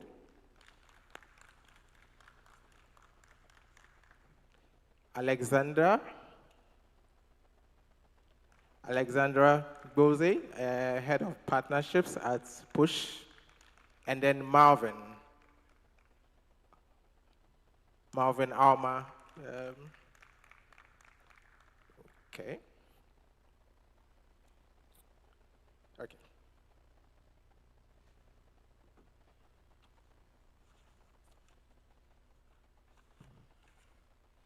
So I would start with a topic. What is traceability? The topic we are supposed to discuss is the tech of traceability, enhancing food sustainability in the cocoa value chain. So traceability, in a general form, is the ability, to track the movement of a product or item, from the stages of production, processing, and distribution. So, for example, from farm to fork. And in agriculture particularly, it's very important because it allows us to look at the origin of the product and also the history of the product, ensuring food safety, quality, and authenticity. So I'd like for all my partners to introduce themselves and talk about your business, what you are doing in traceability to help, to help ensure effective traceability in your system. So, Michael, if you start. Thank you, my namesake. My name is Michael Ekowamwa. I work with Ghana Cocoa Board as a Deputy Director in charge of Research and Development. And I'm deeply involved in putting in traceability system to ensure that Ghana Cocoa, which is in scope in EUDR, is able to meet the EUDR requirements. So what is Cocoa Board doing in terms of traceability, and what systems do you have? Okay, so thank you so much. If you look at the EUDR, the obligation is on the operator and trader. So what one would ask, why is Cocoa Board interested in putting a system to meet EUDR? It's because of the peculiar nature of the cocoa sector in Ghana. In Ghana, cocoa, by law, by PNDC Law 81, is the mandate of Ghana Cocoa Board. It has two major mandates. The first is to give support service to the stakeholders within the cocoa value chain. And the second, to be the sole agent that buys and sells cocoa in Ghana. So the burden of sale is on Cocoa Board. And we sell 60% of our cocoa to EU. So if the burden of sale is on you and not on the farmer, and you sell 60% to EU, you must be concerned. We already have some private traceability system in place, but they cover just 20% of cocoa farms in Ghana. So the 80%, how do we sell it? So that got us concerned. And we think that if the status quo remains, some farmers will be excluded from the EU market, not because they are involved in deforestation or they are not producing legally, but because they don't have system to produce produce evidence that will enable them meet the EUDR requirement. That is unfair. So we decided to put in system and decided to put in national system. So we done national traceability system that covers all cocoa farmers. Currently, we covered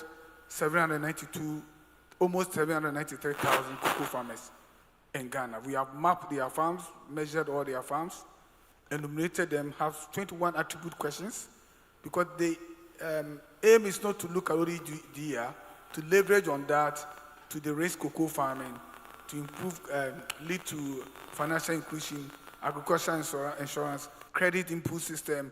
All we use that data, that infrastructure to promote that and improve on the cocoa sector and make sure farmers get the best out of the sector. So we've done that. Beyond that, traceability is just a means to an end. The end game in terms of EUDR is sustainability.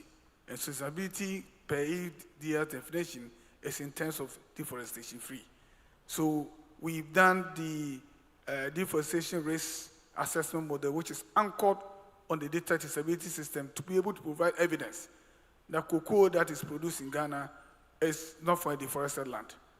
We've done child labor risk assessment model to be able to provide evidence that cocoa that is produced in Ghana is legal, i.e. meets all the legal laws on human rights and labor rights in Ghana.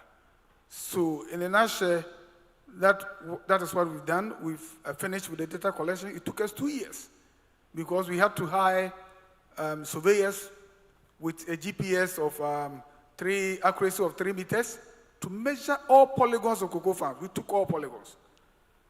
We covered almost 1.3 million farms, normal farms, covering 1.4 million hectares of cocoa farms. That's quite some job. It took 2 years to do that. We've done that. We've done the traceability system using an IT solution.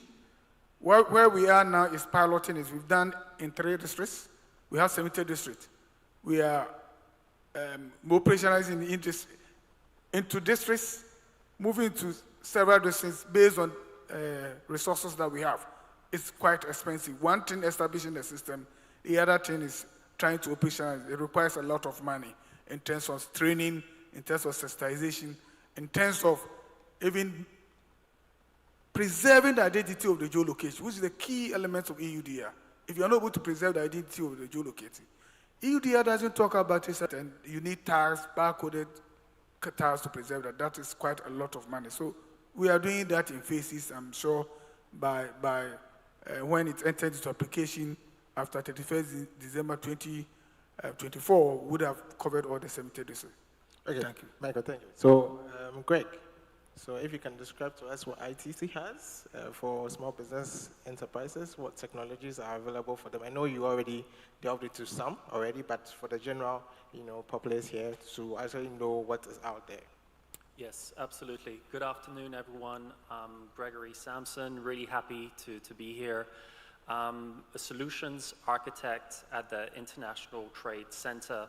So I work on developing tech. And there is this big topic that is coming, traceability. And before, to sell your products, it was all about price, quality. Then came sustainability, and now comes traceability. Traceability is the new market requirement to sell your products. And the ITC, the International Trade Center, as it is supporting small, medium-sized enterprises to export internationally, we are putting together a set of tools in order to support SMEs to start their journey within traceability.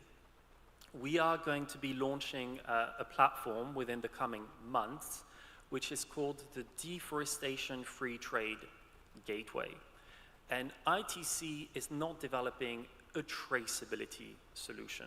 Traceability is a multi-billion-dollar industry.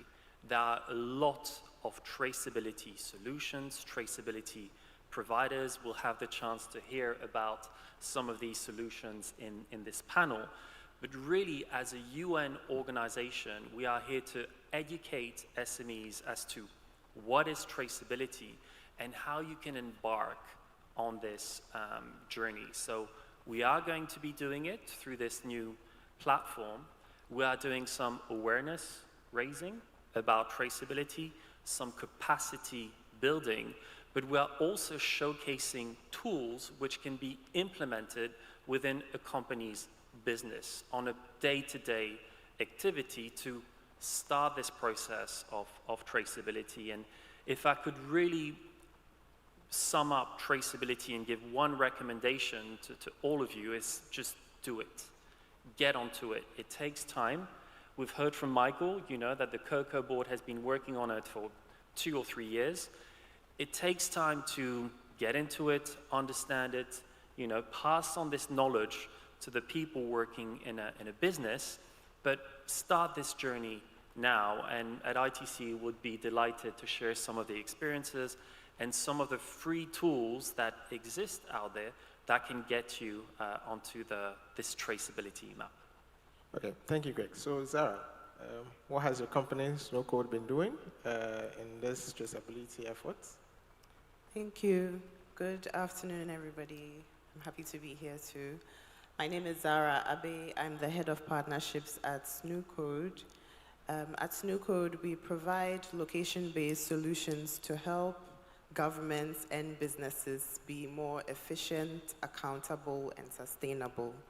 And so far, most of our solutions have been used more with logistics businesses, logistics and delivery companies, where they have to move around to multiple locations.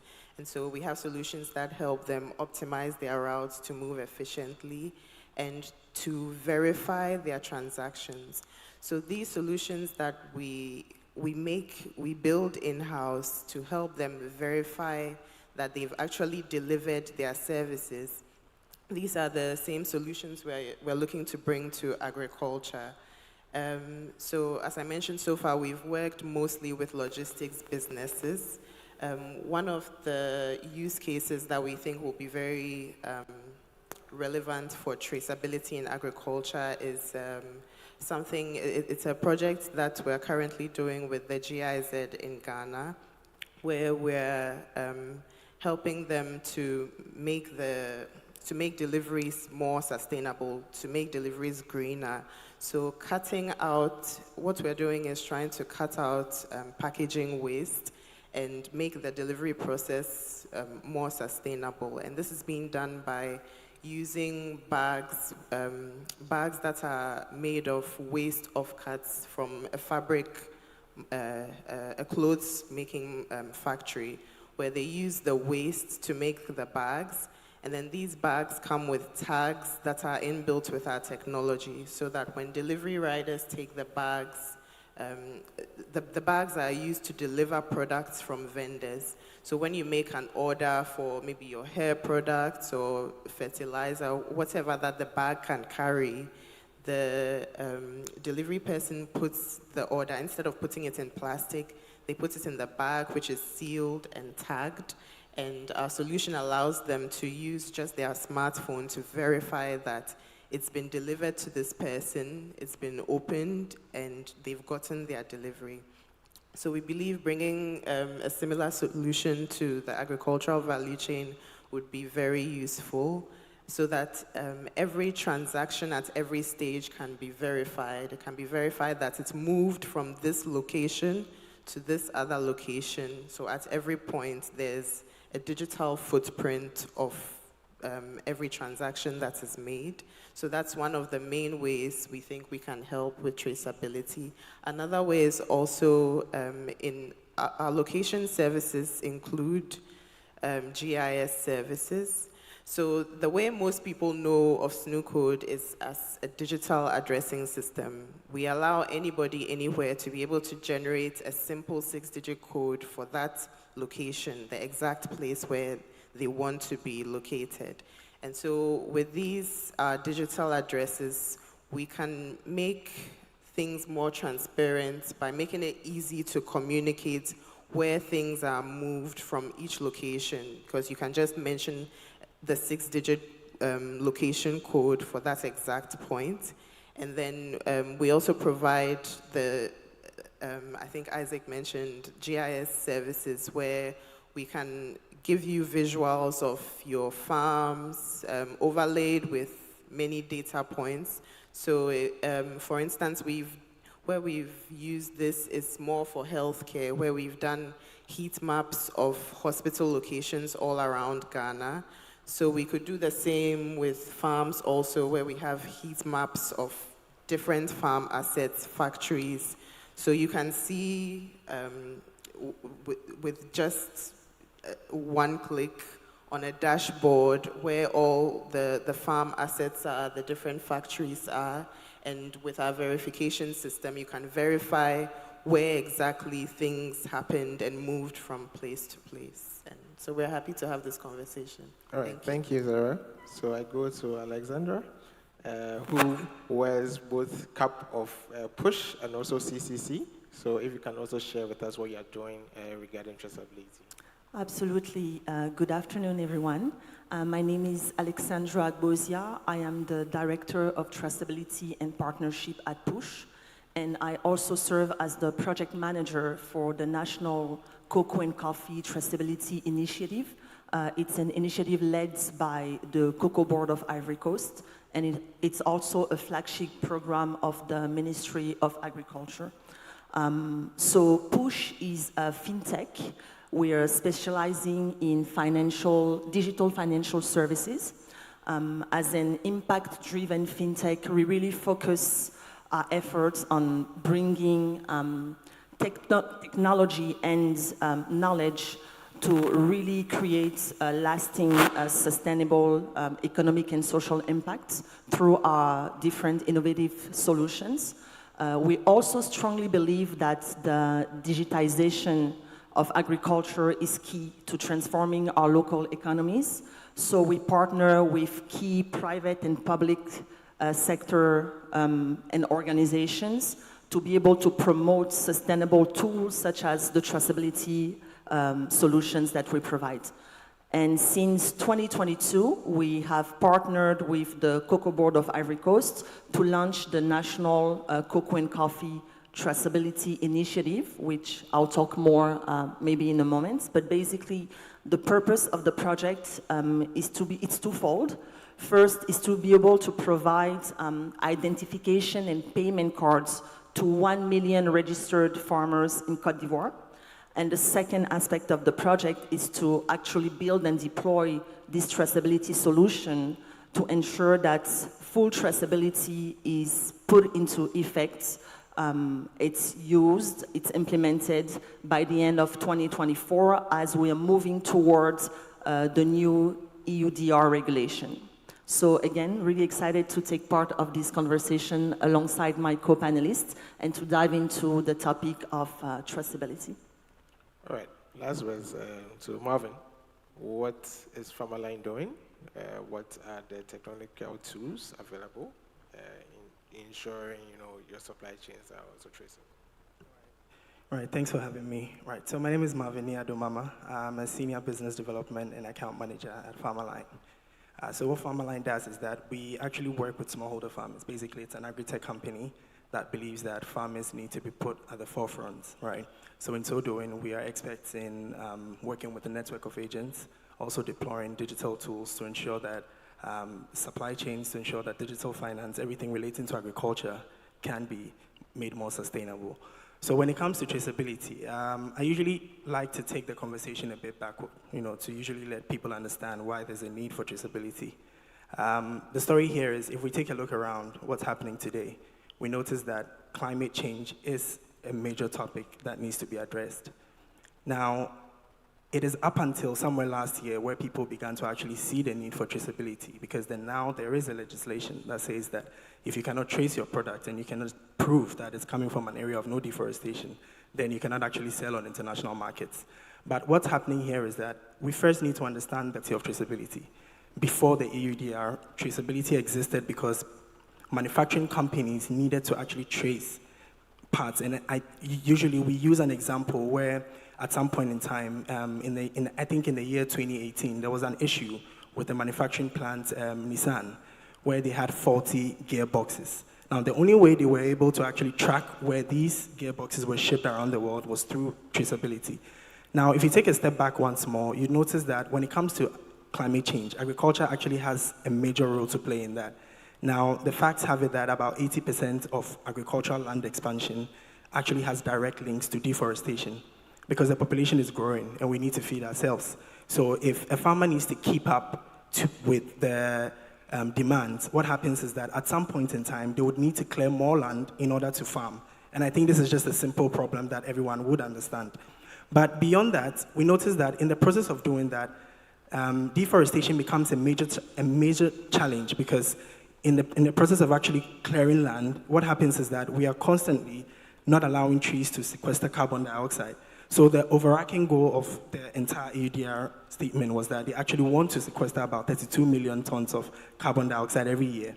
Now, when you track this back to traceability, how Farmerline is actually doing this is that we like to actually take it from the level of the farmers, from the level of smallholder farmers. How can they be made to be sensitized? How can they be made to be inclusive in this entire legislation?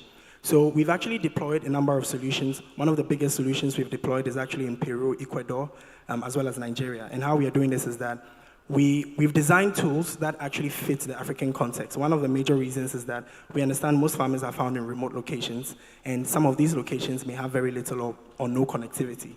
In the process of doing that, the solution actually helps farmer cooperatives, farmer groups, even individual farmers to be able to geotag their farm locations. And in the process of also doing that, we give them the tools to be able to adequately insert their purchasing orders, anything that has to do with your products. Now, how we do this is that we spread this across an entire supply chain. We make it a bit flexible for most farmers because in the end, the end users are not really the farmers. They are usually people that are a bit tech savvy who can actually use applications to geotag. So we are talking about the food companies. We're talking about institutions that can be able to register farmers in bulk and then offer such services. And we do this mainly by, first of all, including all this in what we call the touch points. So for every supply chain, what happens is that there's a specific level where a certain value is added to the commodity or taken away. And in so doing, through surveys, we record this information and link it through the entire supply chain to actually create what we call the trace tree. So in effect, if a farmer actually gets a licensing buying agent to say, buy 5 bags of cocoa, now, how can you trace that? You can trace that through different identities. One of it is you can track that through QR codes. You can decide to actually use the farmer's code to actually tag that bag. You can decide to use any other point. So in this case, certain companies prefer to use things like barcodes. Others could use simple auto-generating incrementing numbers that would actually show that this actually came from this farmer.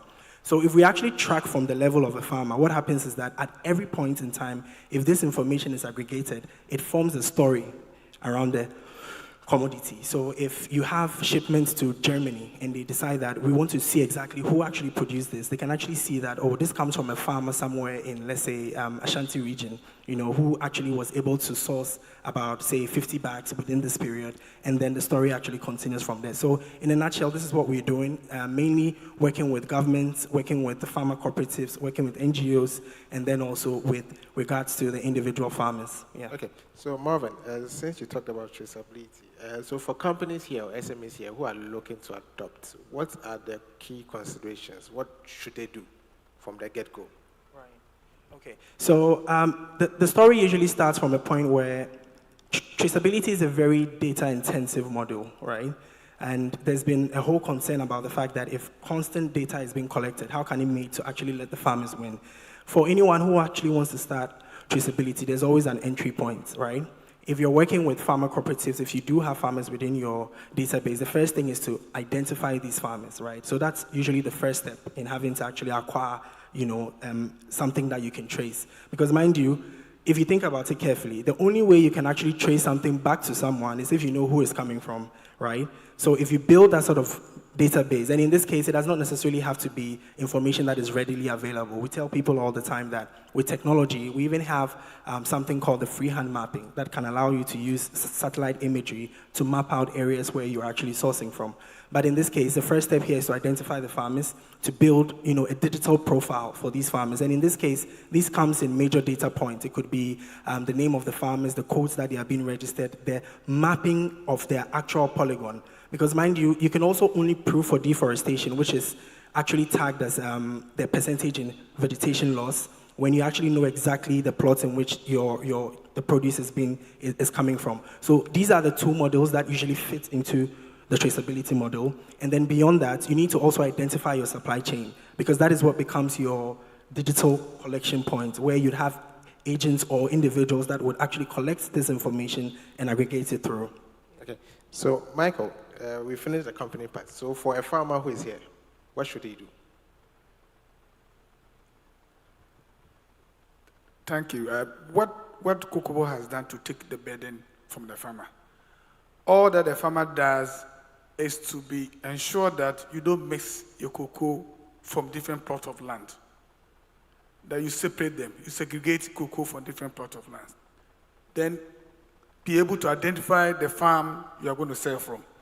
So the first chain custody holder will be the purchasing clerk. When you go to the purchasing clerk, you should be able to mention the farm that you are selling from. We have color-coded the farms or the farmers. The farmers know that my first farm is color red, second farm is color yellow, third is black. PC, all you need to do for us to be able to tell the PC that this is for my black farm or this is for my red farm. From the system, the PC is able to know that the black farm is your first farm, is your second farm, whether it's EUDR compliant or not. The farmer loses nothing. What it does is that it enables us to segregate compliant cocoa and non-compliant cocoa. But the starting point is the farmer. So we've done a lot of sensitization with the farmers to be able to segregate the cocoa from different plots of land. And we have given the farms identity, unique identification number. But it's not known to the farmer because it's long. The farmer can't mention it. So to make it easier for the farmer, that's why we're giving color codes to the farms. But the PC system by the system is able to identify the identification. The farmer has been given a unique ID for data protection sake. He's given a unique ID, but his names, profile, and other attributes are known to COCOBO, but not to the PC.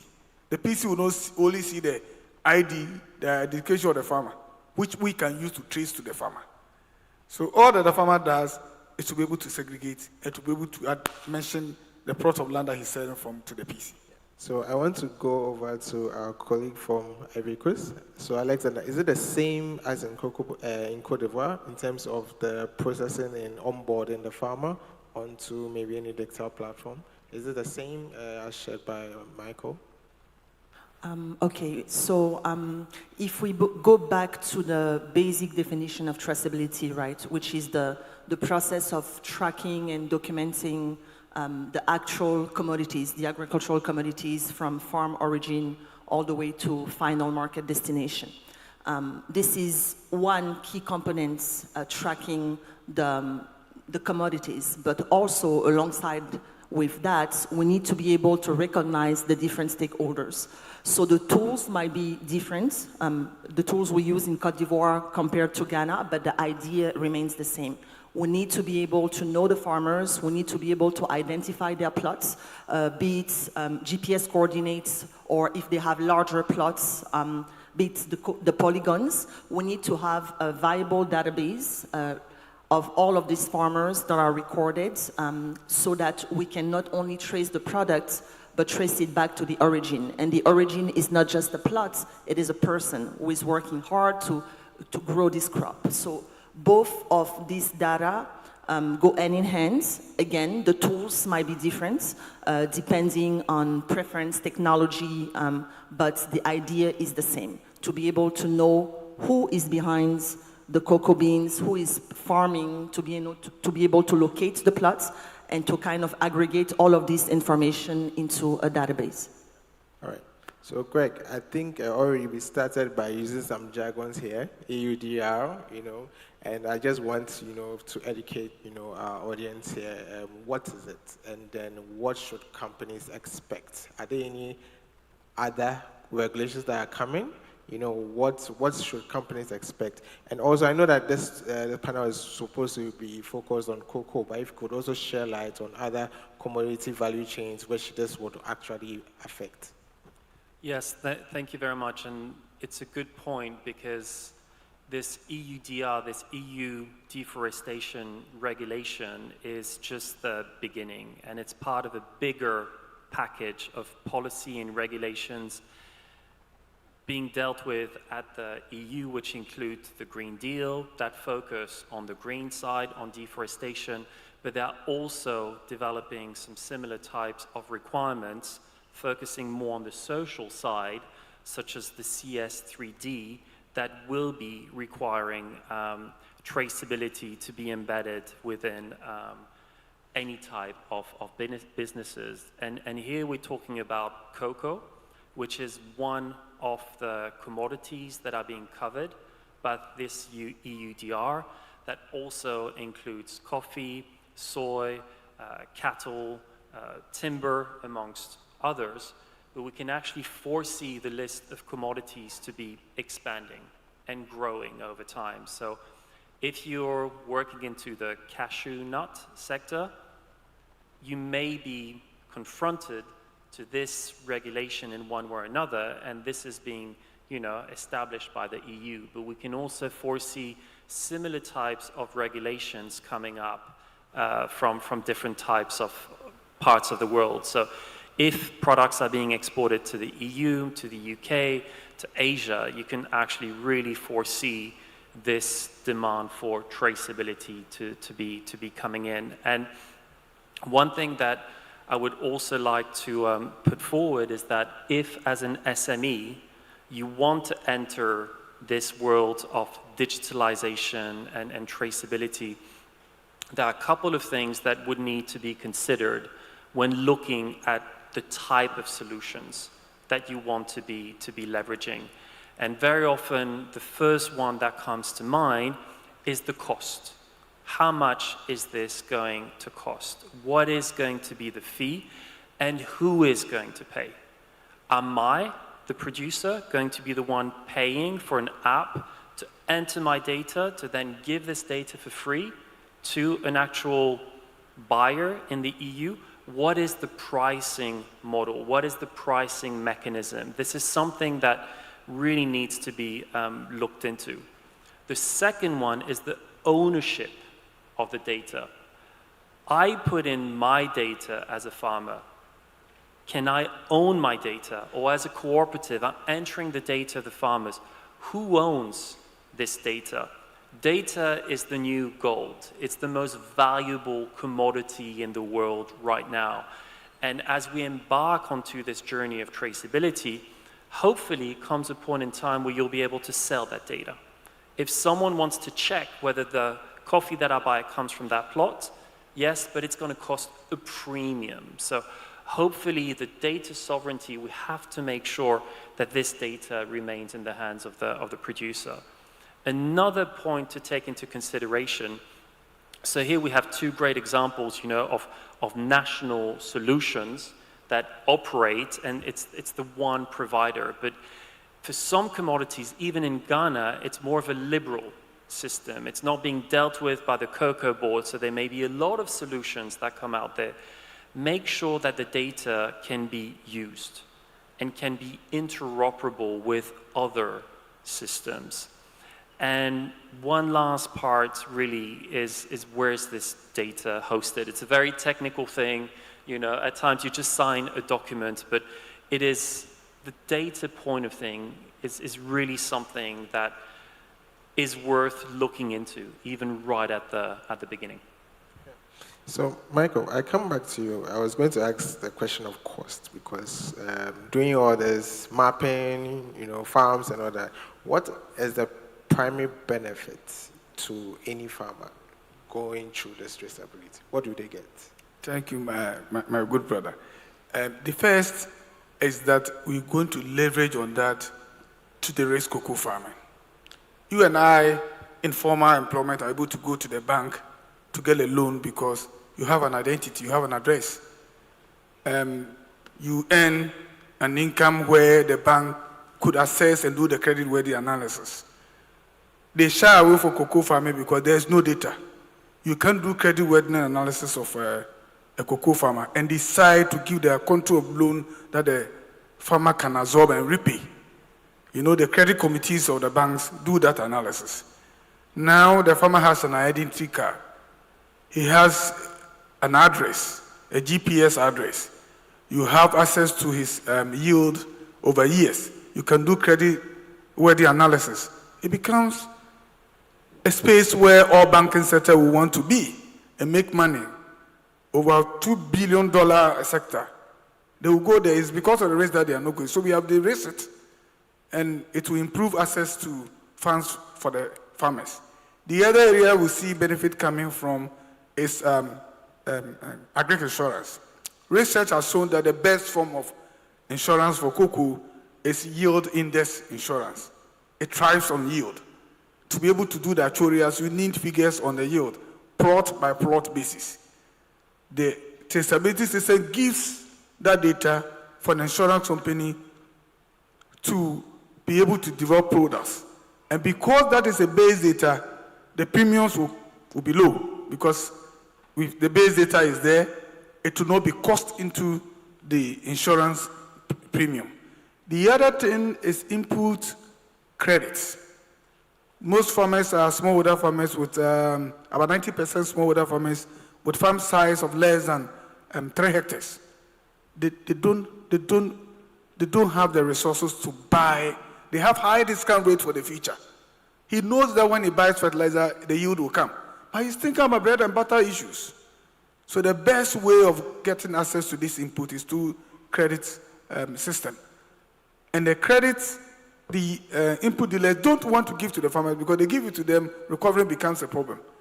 Traceability system that we have will enable the farmer to pay in bits. In fact, some of the private companies in cocoa have done it. They prepaid before even the season begins.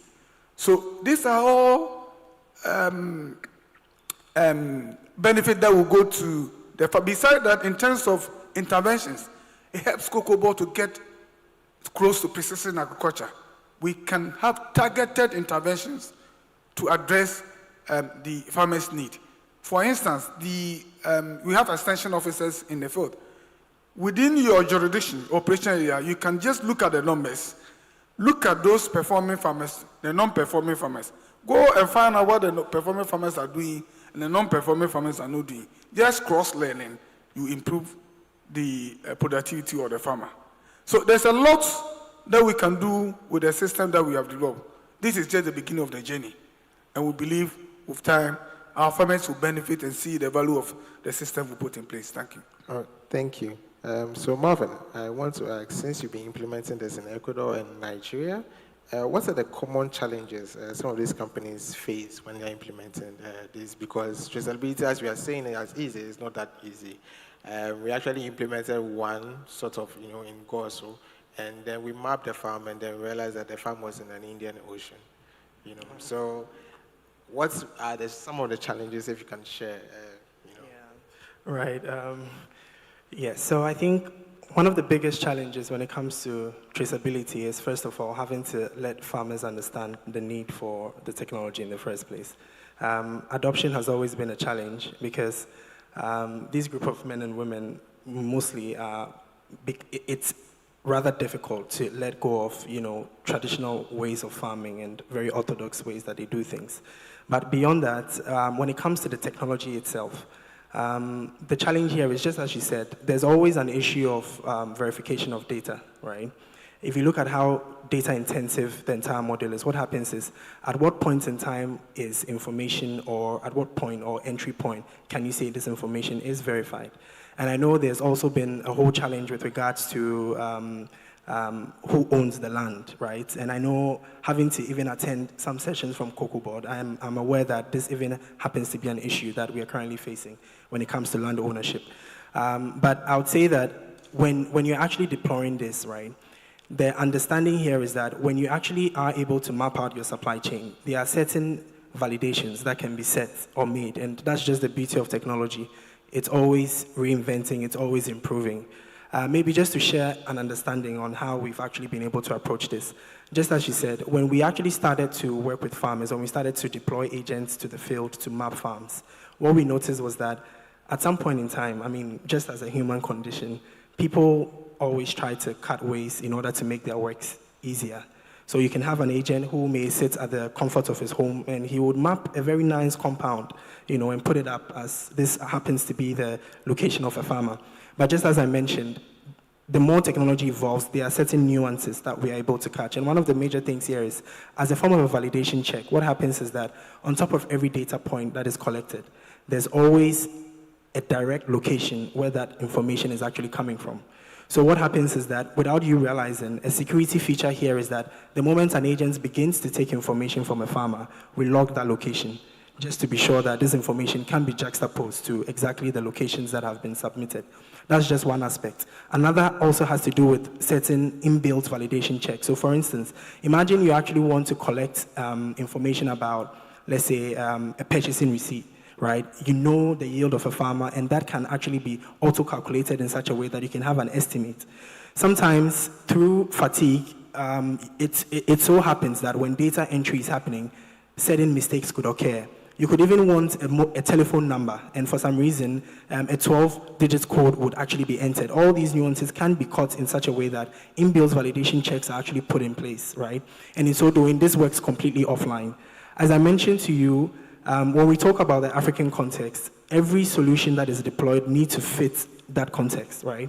Because as we keep saying, you don't expect people in areas with very little connectivity to access very high services that require larger bandwidths. In so doing, the reinvention here was that we noticed there was a need to ensure that every data collection aspect can be made completely offline.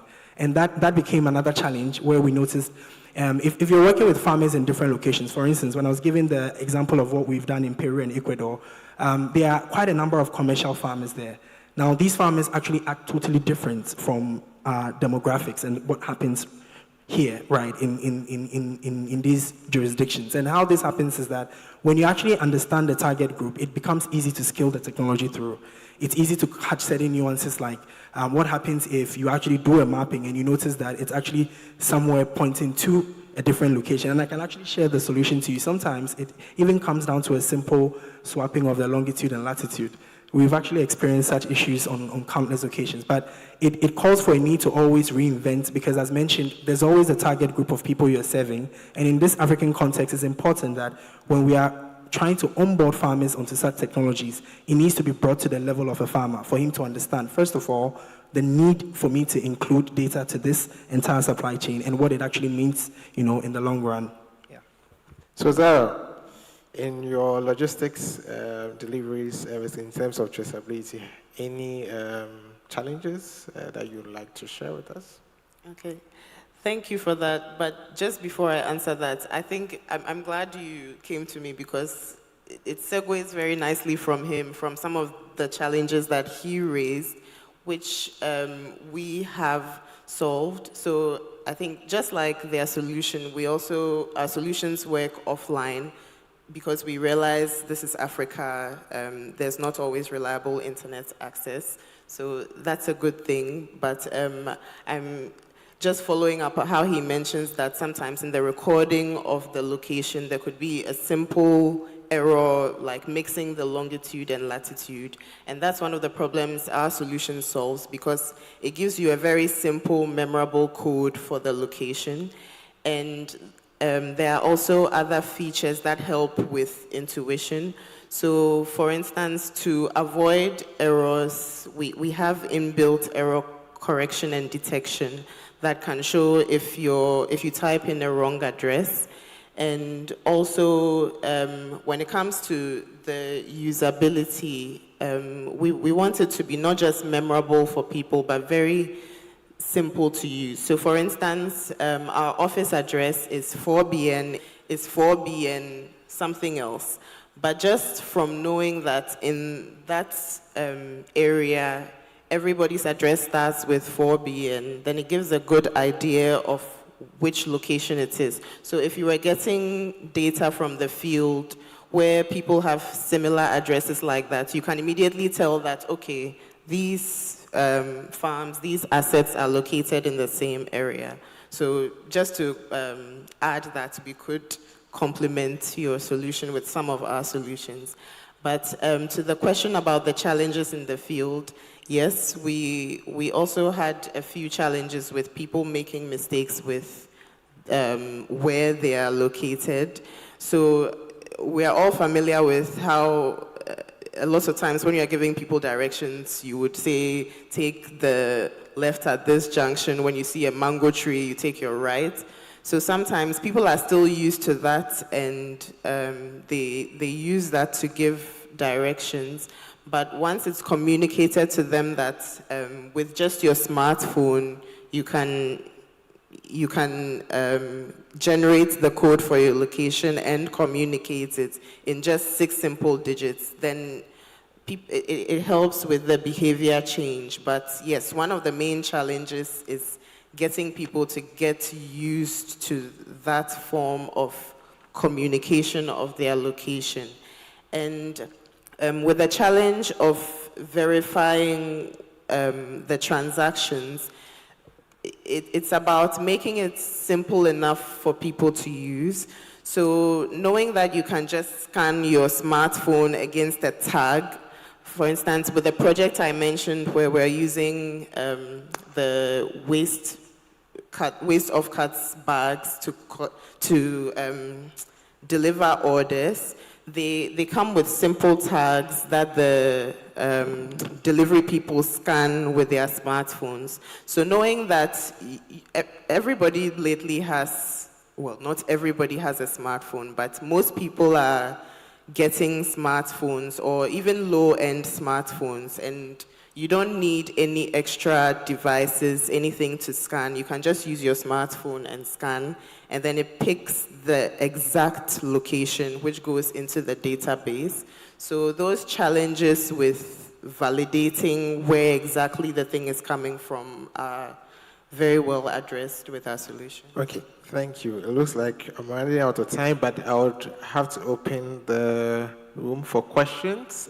So today we've delved into the digital traceability solutions. We looked at key adoption and considerations. We looked at the benefits of actually doing this, and now the challenges and opportunities. So if the mic can go around, if you have a question for my panelists, please raise your hands up so we can know.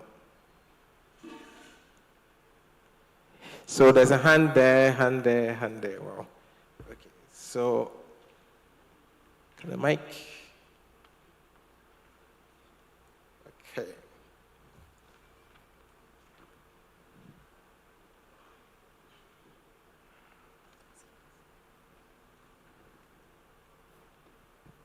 Good afternoon, everyone. My name is Esther. My question goes to, is it Gregory? I hope I'm right, yes. So about the initiative of you training people for the traceability project, how can one be a part of it if I want to register, or is there registration? Yes, thank you. Thank you very much, Esther. It's a good question. I will pass on the information to Michael and Isaac, my colleagues here in the field, as to how we can onboard SMEs into the ITC traceability project. So this is also information that we can provide to KIC, as they will be following up to all of you who have registered to that event. Thanks, Esther, for the question.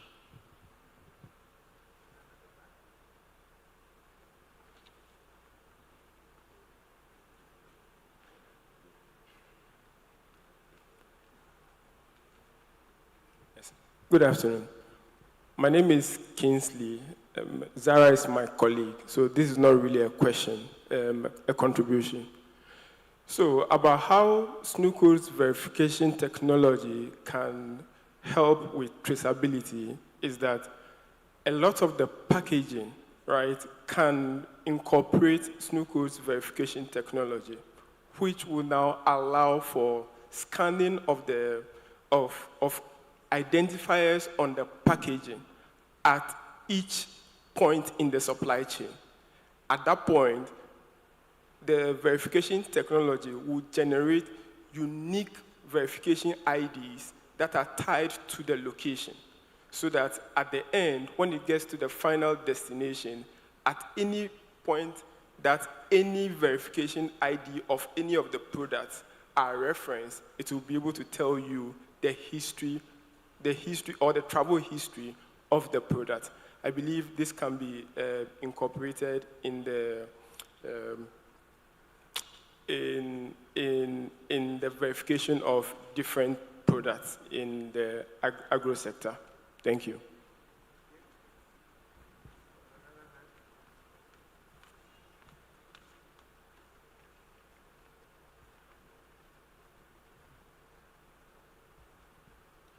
My name is Isaac Ejiri, Showboat Farm, CEO.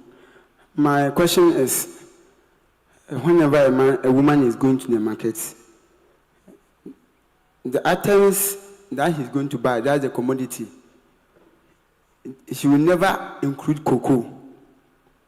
You buy cassava, tomatoes, pepper, everything. But my question is, whenever they are planning something about the economy, it is the commodity, cassava, maize, and those things that build the economy. It is not the cocoa. But they always plan for only cocoa farmers. As my boss was saying, they have identity number for cocoa farmers.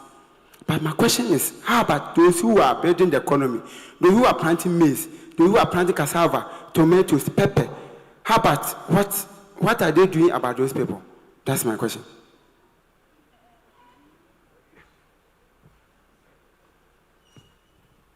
Yes, please. Let me attempt okay. to answer that question. We are doing that because cocoa was in charge of the cocoa sector. By law, we regulate the cocoa sector. I know the Minister of Agri recently, I think last year, started a project to digitize the agriculture sector, but it's commodity by commodity basis. So I believe with time, you'll all be covered. Thank you. Maybe just to add to what he just mentioned. So the information here is that these other actors in the space are equally also taken care of. Maybe the confusion here is usually when we talk about, let's say, this entire discussion being on traceability, talking about AUDR, there are certain commodities that have been chosen, right, that have actually listed, and I think there are 7 of them, right? Yeah, so in effect, what is happening here is that it may look like it's skewed towards cocoa, but I should mention that for whatever service is being offered, when it comes to traceability, it's not only limited to cocoa. You can trace anything, and that was why initially I did mention that when we even talk about manufacturing plants, when we talk about individuals that are just doing something as simple as just even buying and selling, you should be able to have something like that in place where you know where your produce is coming from. So if in case you probably it looks like it's always about cocoa farmers, that is because in this case we are talking about a cash crop being exported into a different market altogether and the type of regulations that exist. Right. I just wanted to also add that in the vegetable sector, actually traceability goes on. So if you go to the supermarkets, you go to the vegetable section, you pick, I think from Eden Tree, there's a barcode on it. You can scan it and see where actually it was produced from. So these are just segments. They don't actually target maybe the tomatoes coming from Burkina Faso or, somewhere Navurungo or something, but it's a gradual process. And as Michael said, the PFJ, they've done something regarding identity, because you need to identify yourself as a farmer before even inputs is even given to you. All right, so we'll take the last question last 2 questions from these 2 gentlemen. I have the mic. Oh, I didn't Just a quick one to Marvin. You talked about traceability in climate change. For those of us that are students or researchers in that field, is there an opportunity for us to intern, or just to be a part of that initiative, Right. to add to our coursework? Thank you. Okay, yeah, that's a very good question. So as part of our efforts this year, we rolled out a tech grants program where we are onboarding students who actually do have interests in some of these topics, right?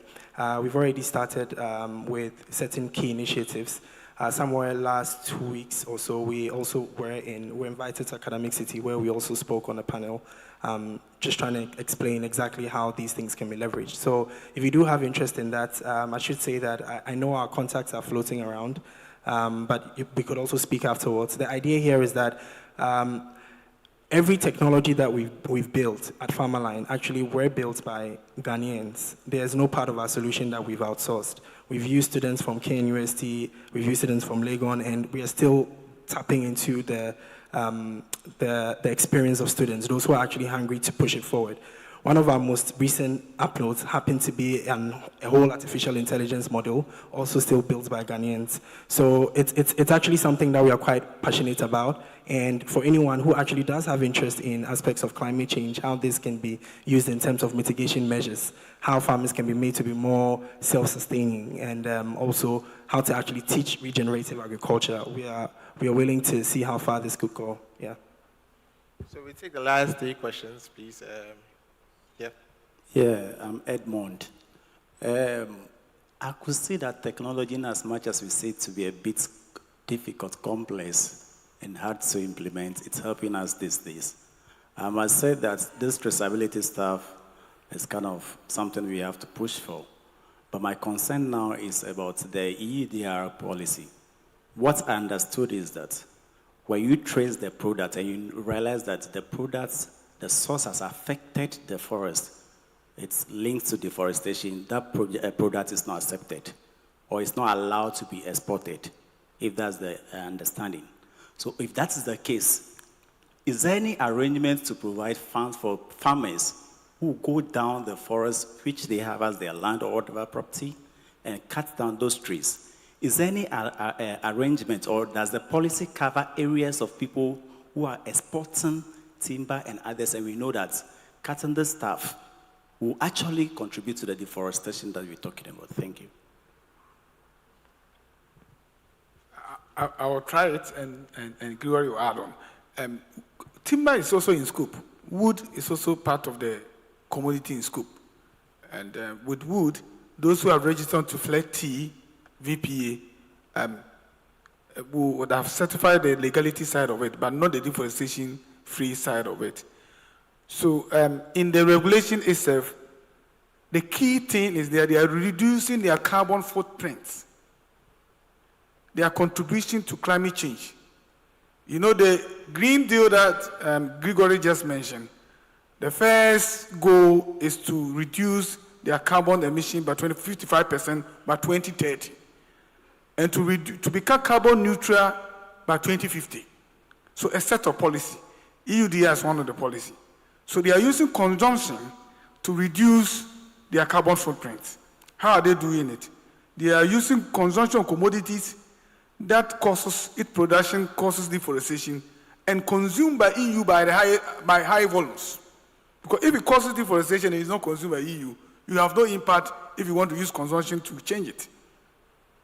And in the regulation itself, the Article 11 talks about, 10 talks about risk assessment, when you do the risk and the risks are high. 11 talks about mitigation. You need to put in mitigation to reduce the risk to be able to export that commodity into the EU. So EU is not looking at restoration and therefore try to reward restoration. No, they are looking at prevention. The remaining forest that is there, let's take measures through consumption to keep it standing so that it continues to sequestrate carbon and to be able to meet the target of carbon neutral. Carbon neutral means what they release is equal to what they remove. So the intervention will bring some removals which is equal to the release that they give out. So they don't give money, EU doesn't give money, it's a market requirement. It doesn't give funding to support the farmers to prevent deforestation from happening. But you must put in a measure because without that you can't sell. Gregory, if you can add on. All right. Thank you. My name is Shandov and I work with JustStream. So my question, JustStream will help exporters to grow their businesses and also increase their profit by assessing trade finance and also e-logistics. My first question is to Alexandra. I want to learn the typical partnership that you build with companies. What are the typical partnerships that you build with companies in terms of the fintech aspect? And to Zara and Marvin, I'm just thinking aloud, how can traceability, be used to secure the goods that are being moved out? So in terms of like collateral management, you've used it in logistics, or like in the cocoa sector, if the cocoa is loaded on the truck and it's coming, for example, to the port along the value chain, how do you, sort of like secure the item itself through traceability so that people don't divert them or, steal them? So thank you.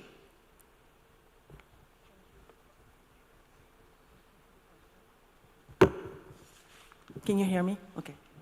As far as partnerships are concerned, we do work with governments, with public agencies, and also with private sector businesses. So there are various types of partnerships. Sometimes it's on technology sharing. Sometimes it's bringing the different modules that we have to answer your specific needs. It could also be information, knowledge sharing, because we're talking and diving into traceability, but it's an entire ecosystem that we need to build around it. There's a lot of financial digital literacy that needs to go into motion for the farmers to understand and to really use the solutions for the cooperatives as well. So one of the reasons why I'm on this panel is also to share about the use case of other countries. You may know about Ghana, but just to know that neighboring countries and even Latin America, all around the world, we are sharing this information, building on one another's capacities and understanding and technology to really be able to drive this notion and the multi-benefits of traceability. So I think that there are different opportunities as far as partnerships are concerned. We'll just have to look into the specifics of what you need, and we're really open to share information, to share best practices and anything that we've learned. Also share the challenges that we've learned alongside building this initiative. Okay, thanks. I think I'll just follow on because you asked how the traceability works exactly. I think if I got your question right. Okay, so thank you for the question. So with us, the verification solution we provide allows you to capture, let's say, activities or transaction at any point and to prove that whatever you are capturing happened at that location at a particular, on a particular date at a particular time. So if you are starting from the very source where whatever commodity is being produced from, we can have tags that have our technology integrated so that when it's at the source and the data is captured with our technology, it goes into a database that has the code from that location.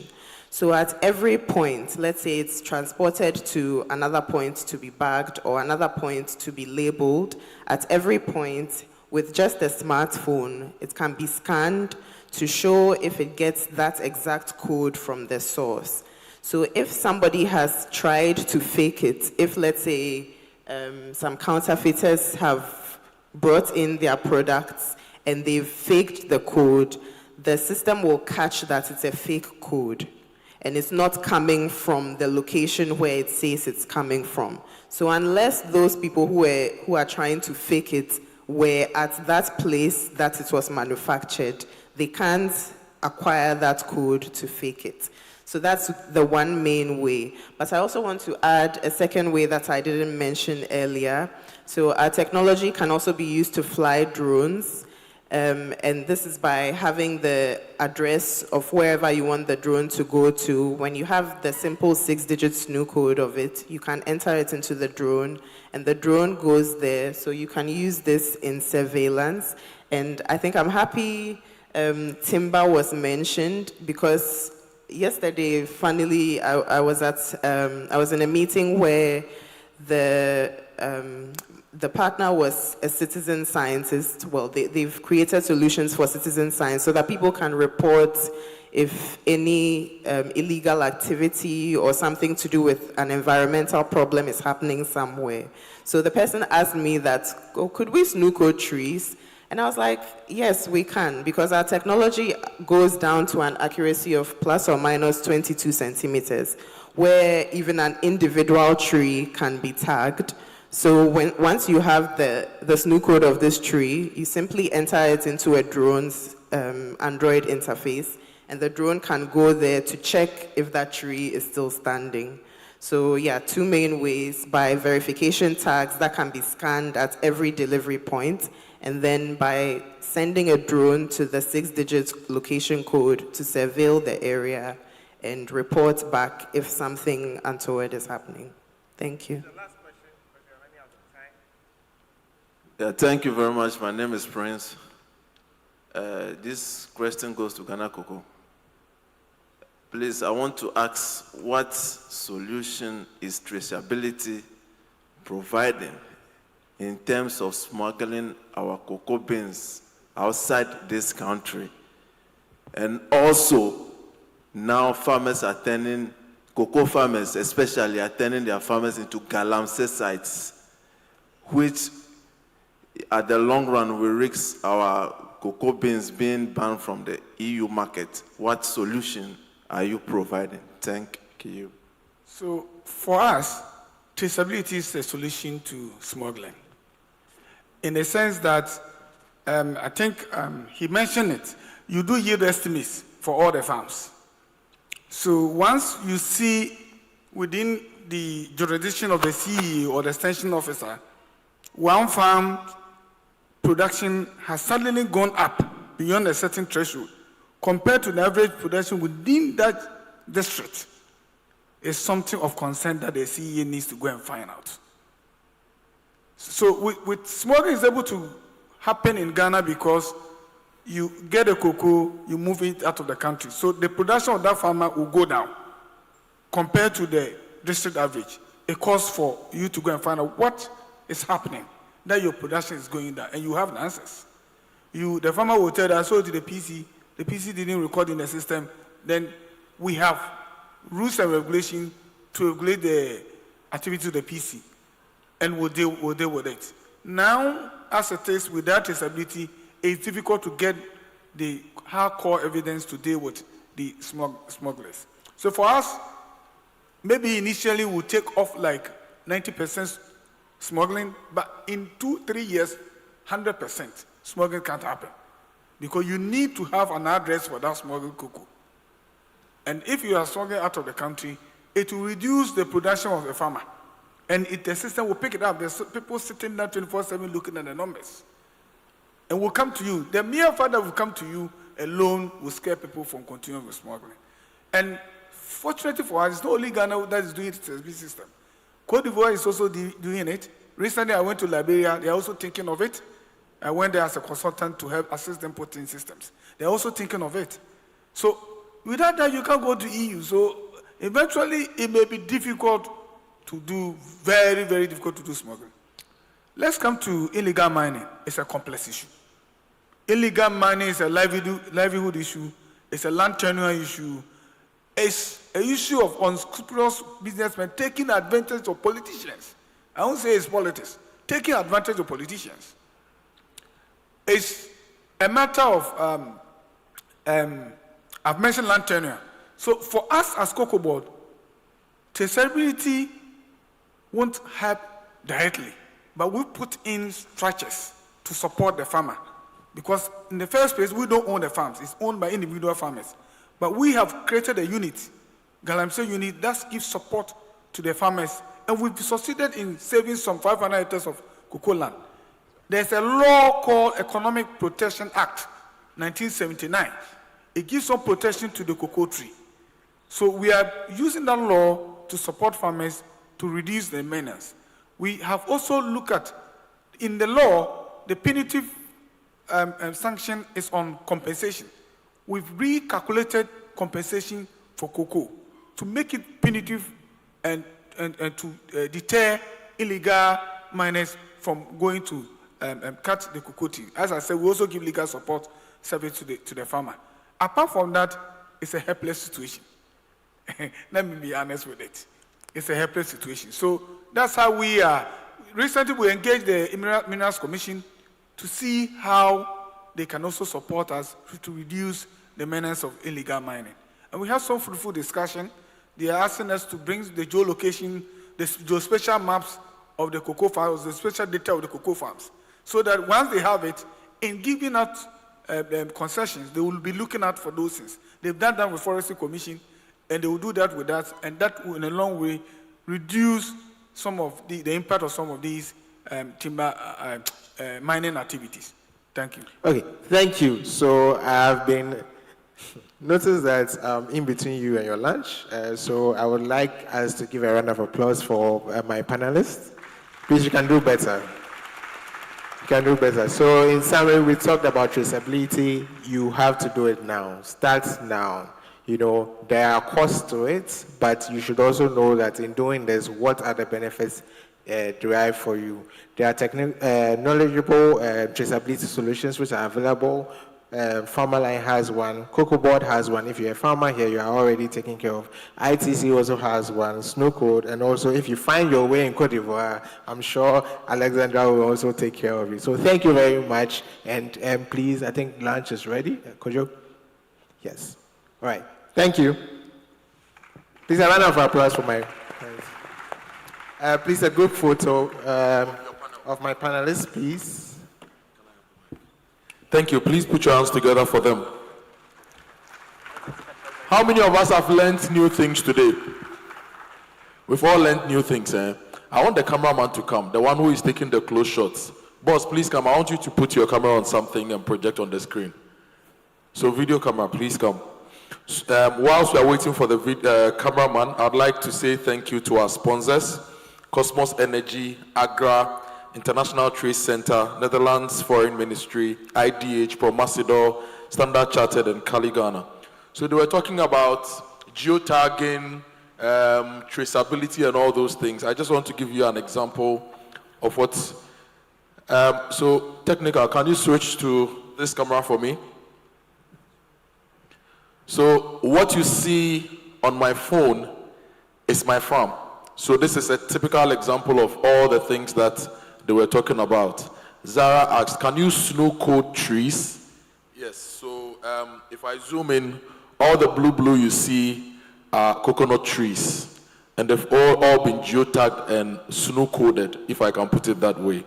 So if you do this, and if you keep your records well, you can even tell the person drinking that single coconut that it was taken from this particular tree at this particular time. And if you keep good records on how you manage your crops, you can also show your agronomic practices, whatever fertilizers you are using or whatever. In fact, even the quantity of water you supply to the tree, you can prove all that to show how efficient you are being and how you are sticking to regulation. So I just felt like showing you this. So all that they were saying, this is a typical example of some of the things you can do.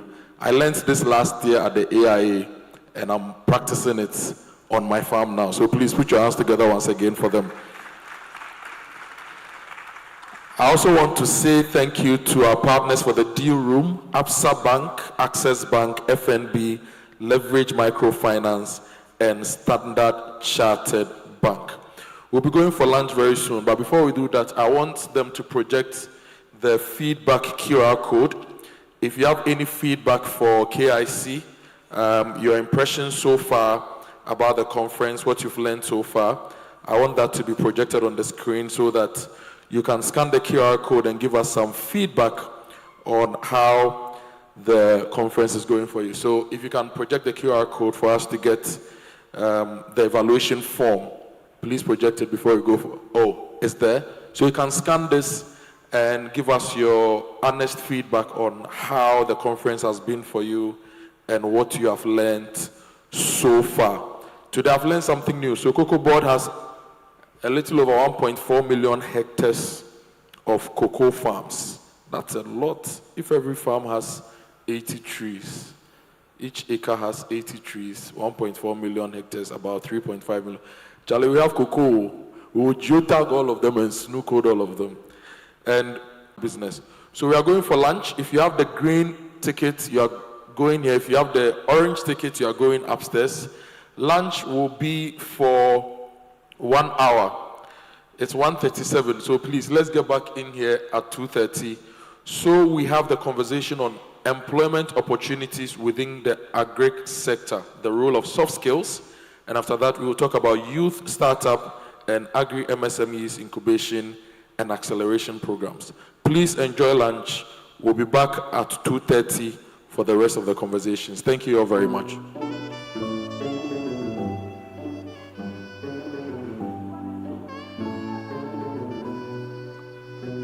I know we God, I go do some. Into me, I go do some. You na me cannot say myself. Open the Jagan and Swassa. Ejuma, me, Ejuma. Seven so I be cool. I'm going to Musam so bien. And I can't explain my watchedi. Here I say to Saint Cranny. That thing I be come baby. See the goals to be happy. Men show they know somebody. I can't do it, my baby, me rest my. Feed is a massive challenge in the agri space, especially for animal farmers.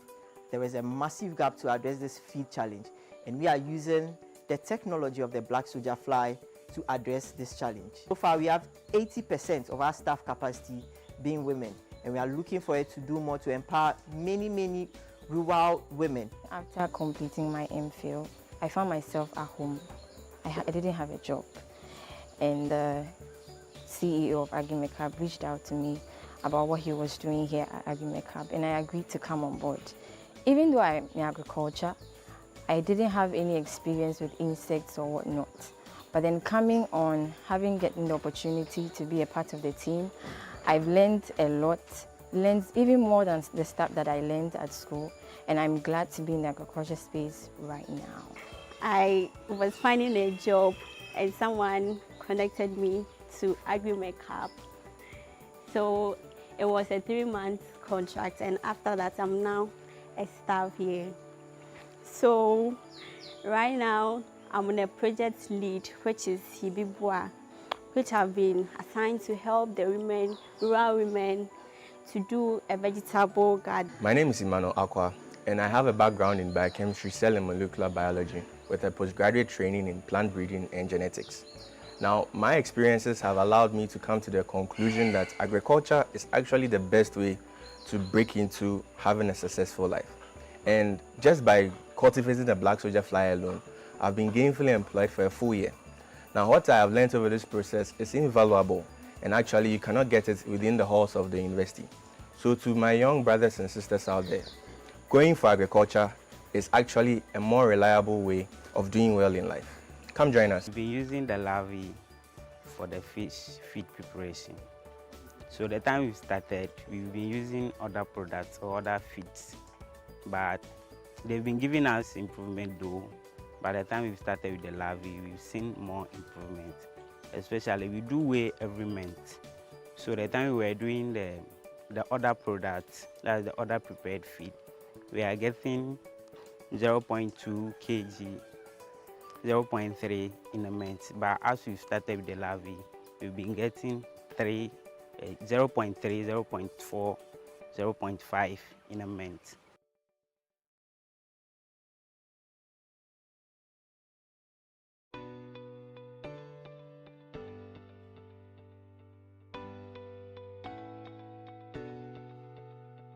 I am Zikiru Shaibu, the Managing Director of AgroCode Ghana Limited.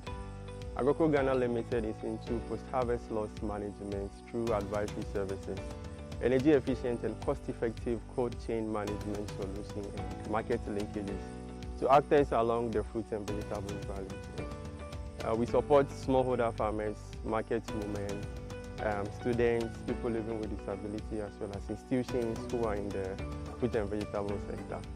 So the company began through the KIC initiative, where we joined the classic competition and we made it through the pro. AgroCode officially is registered 5 months now, but we've come far with our achievements. We've been able to secure partnerships with institutions, to secure land acreages to support farmers, as well as storage rooms at this site that I'm standing in terms of supporting smallholder farmers and actors along the value chain. We operate in KEA, University of Cape's campus, as well as Mankesim.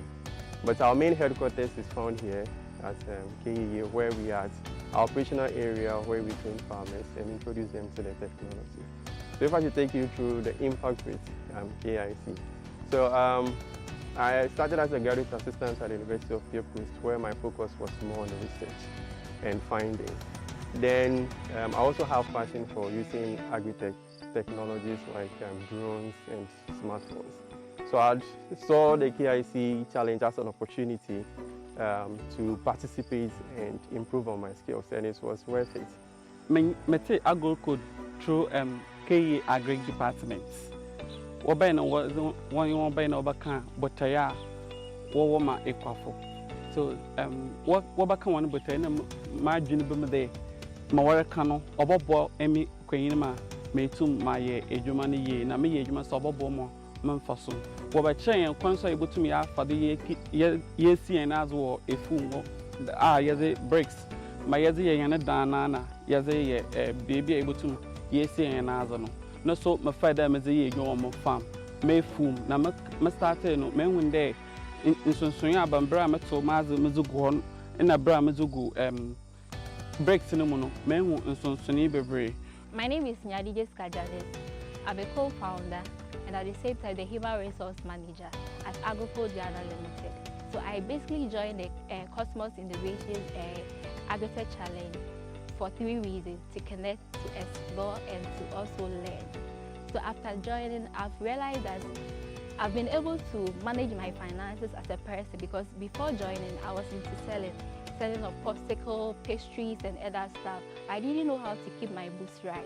But after joining and the training that we went through, when I go outside, I realize that I'm different from my colleagues, because we can all have the same degree, but what makes you different from your colleague out there is about the innovation aspect of like a person. So being part of this team has really helped me to bring out the best in me as a woman and also connect with people. My name is Ali Haruna. I process tomatoes into tomato paste. We started doing the processing of tomato paste. We have a lot of challenges in it, especially the quality and the taste. We realized that when the farmers bring their produce from the farm, because of the lack of transport, they will not bring it at the right time. So we realized that the shelf life of the produce will reduce. So we came in contact with this new technology that will help us. Another method, when they harvest the produce from the farm, they will put it inside there before getting the transport and then bring it to the house. So this new technology has helped us to improve the quality and the taste of our tomato paste.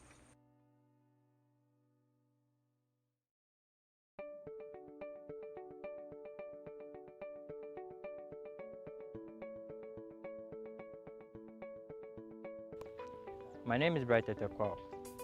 I'm a co-founder of AIA Technologies, which was founded in 2018 through the Cosmos Innovation Center. We were fortunate to be the winners for the 2019 cohort. At AIA Technologies, we provide farmers with pest-based caring services and also agrochemical applications.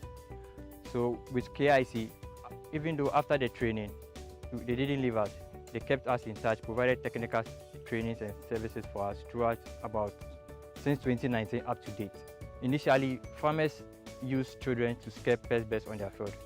Instead of the children should be at school, their parents asked them to come and scare the pest-based on the field, which lasts about 8 to 10 hours a day. But since AIA came into existence, we've been able to take up those responsibilities, and now the children get time to go to school and focus on education.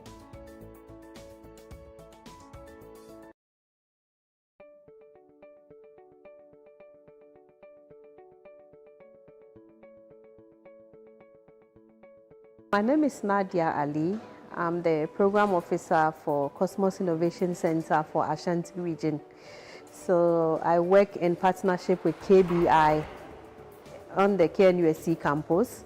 We're implementing the Agri-Tech Challenge from KIC, where we bring young people together to display their agri with technology ideas in solving issues around the globe and especially around the country.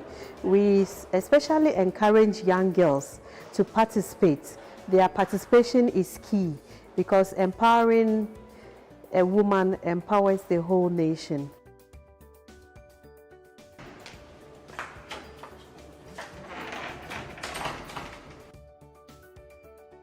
Before KIC, I was a teacher at one of the senior high schools in Ahafo region, and I saw this challenge, Cosmos Innovation Center challenge, and I decided to participate in the challenge. That reminded me of the place I come from, that is Upper East region.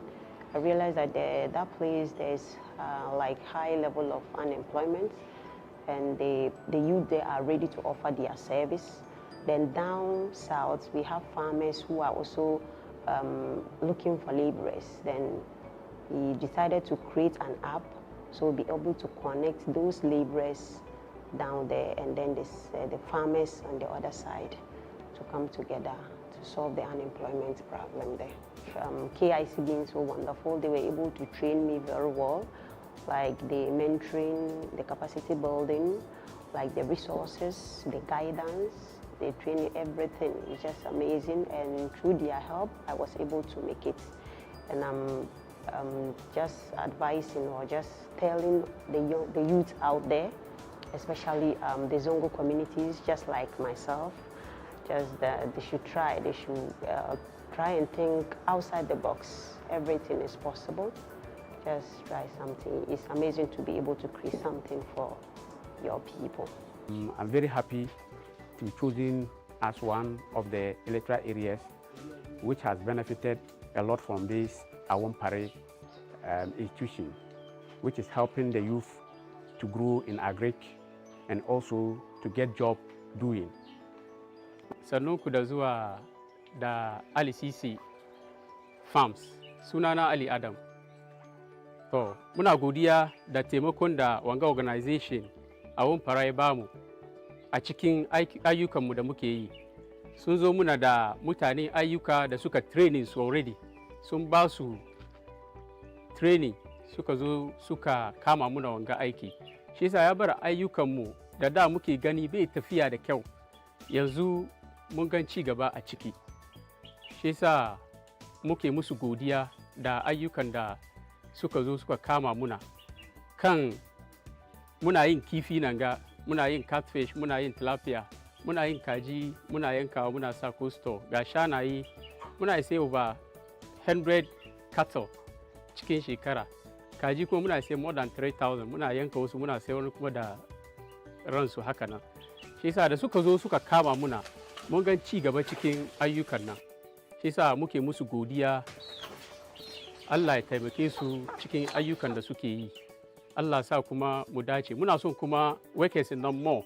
Don yanzu mun fara yin abincin kajin nan da na kifin nan kuma yanda za a bari community nan kuma su samu jin daɗi da walawa a cikin wannan community.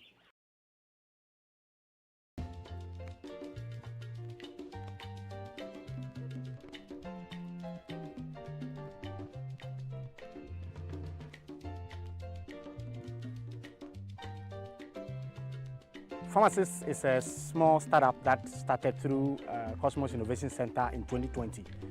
I heard about the company or the KIC through the finalists when they were pitching in 2019. So I got interested and then I participated in 2020. We started with a team of 5 and we started an idea that will provide monitoring services for organizations and companies that sponsor smallholder farmers.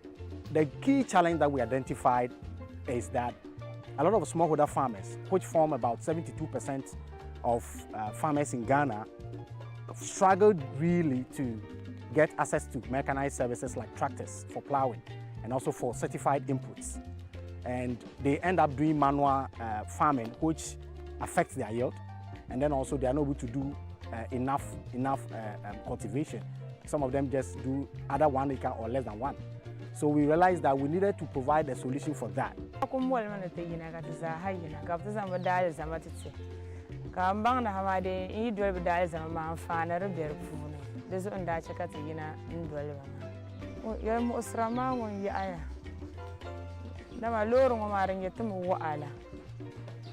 Loro man yet to alama, say could me have been down your lure, at your lure la, sa shell.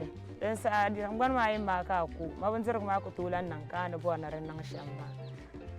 That is on some Zark, lure my bit of quabbling. Then Sama Sayakunami were bought a quabshi. I'm Madame Malacob, the Sayakun Malure and young quack, a brave and branding a shell. I think you're Tava, married, and I was so run out on the top, mamma, pie, isn't it? Now I'm your lure. You shall be a kind of yellow, cutting your lure, you shall not have a map. I never got much at the Hammer and Palur mouthful of so, Uncle Lord Mouthful, and my lure, so I cannot cut it down. The mirror I might tabo them. I think you were down in Yapma, cut it down Yapma. Matonqua, my tavern a bit fool. So, Cataracha got the Benzrama, Cardas, son is a yellow delatity.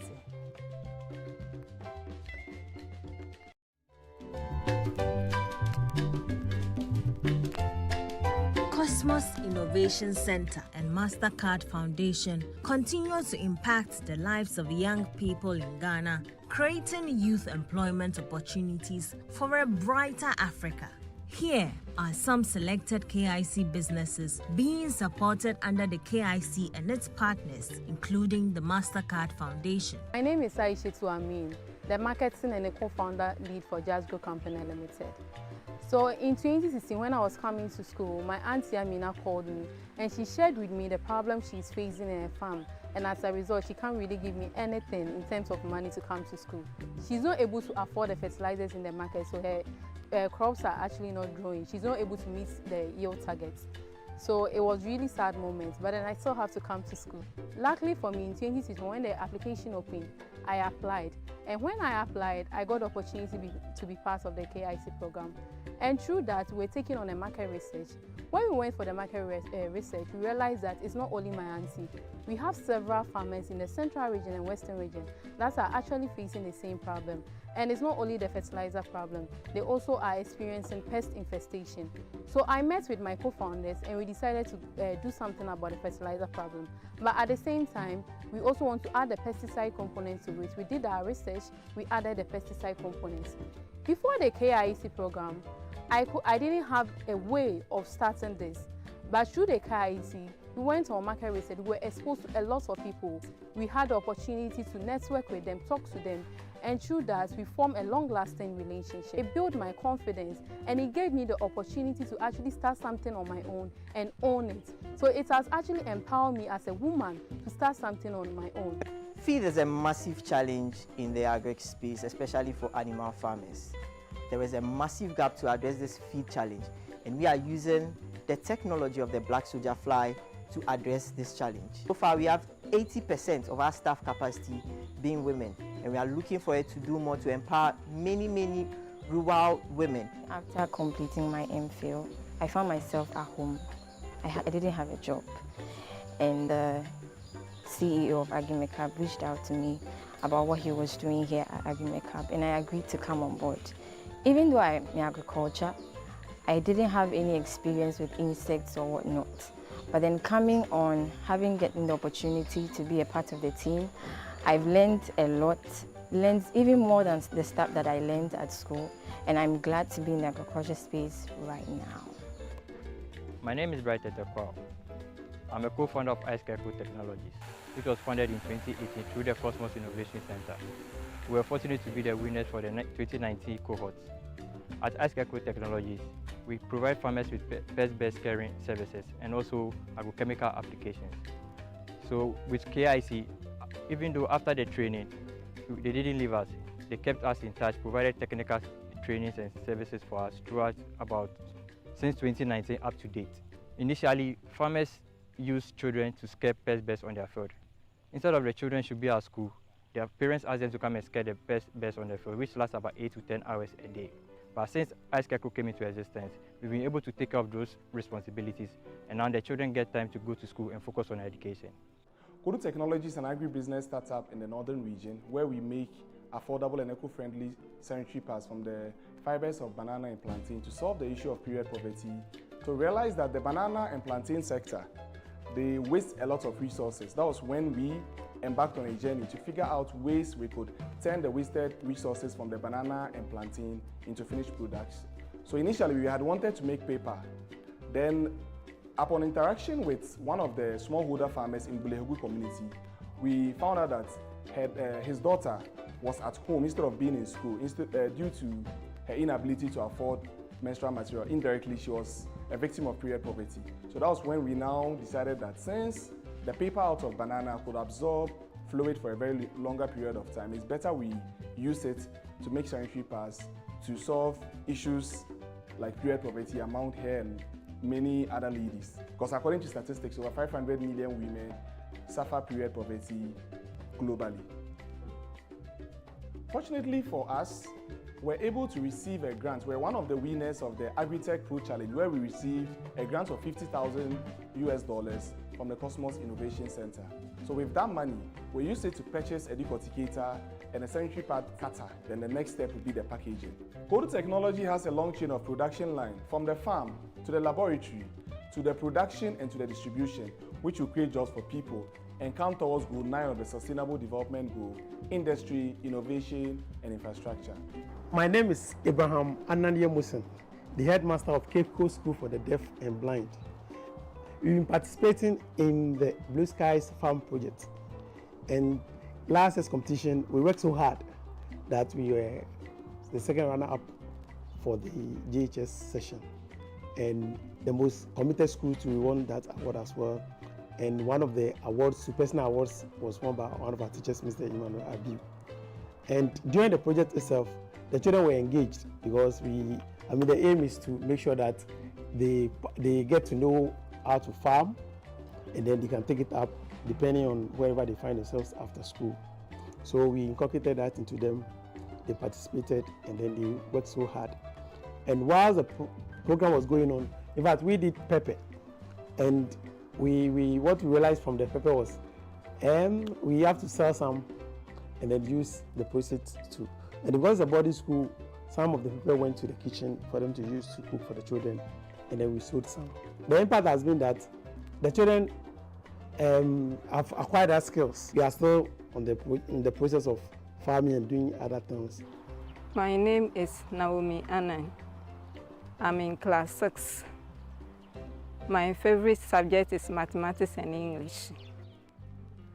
Last year I was part of the farm, but it did not affect my disability. In future, I will apply all the cultural practice, spraying, watering, weeding, and all the cultural practices. I will apply them in future. So now agriculture has helped me more. So in future, I'll work on the farm to help me earn more money. Grow for Me basically is an input and commodity financing, aggregation and trading platform. What that means is that we raise capital from multiple sources to provide farmers input for production or to buy their harvest and enable them to sell at a very good price. And then we in turn aggregate and sell to off-takers, which could either be local processors, market women, or exporters. And we're excited to tell you our story. My background is agric engineering. I have an MPhil in that field. I ran a fintech before Grow For Me for 7 years that basically processed payments for businesses, churches, and other organizations. And whilst I ran my fintech company, I always wanted to figure a way to combine agriculture and fintech. And that's how we actually started Grow For Me. And in the process of doing input financing, we realized that there was a bigger problem, ready markets for the farmers. So we built a Grow For Me micro-aggregator platform within the trade department to enable us help farmers to sell, get paid instantly, and allow off-takers to buy. Why we really preferred KIC was the network to resources and partners internationally that can enable us scale our business and impact many farmers, particularly women. I joined Grow For Me 2021 after my service, and Grow For Me has been a good company working with. They've helped me a lot because after my service, I didn't know where to, so I sent my application and I went for an interview. They accepted me.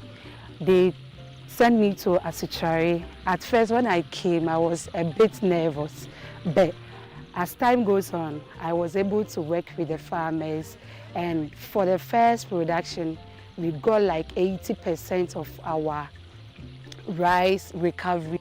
We are into the groundnut value chain. We convert groundnut into a number of products.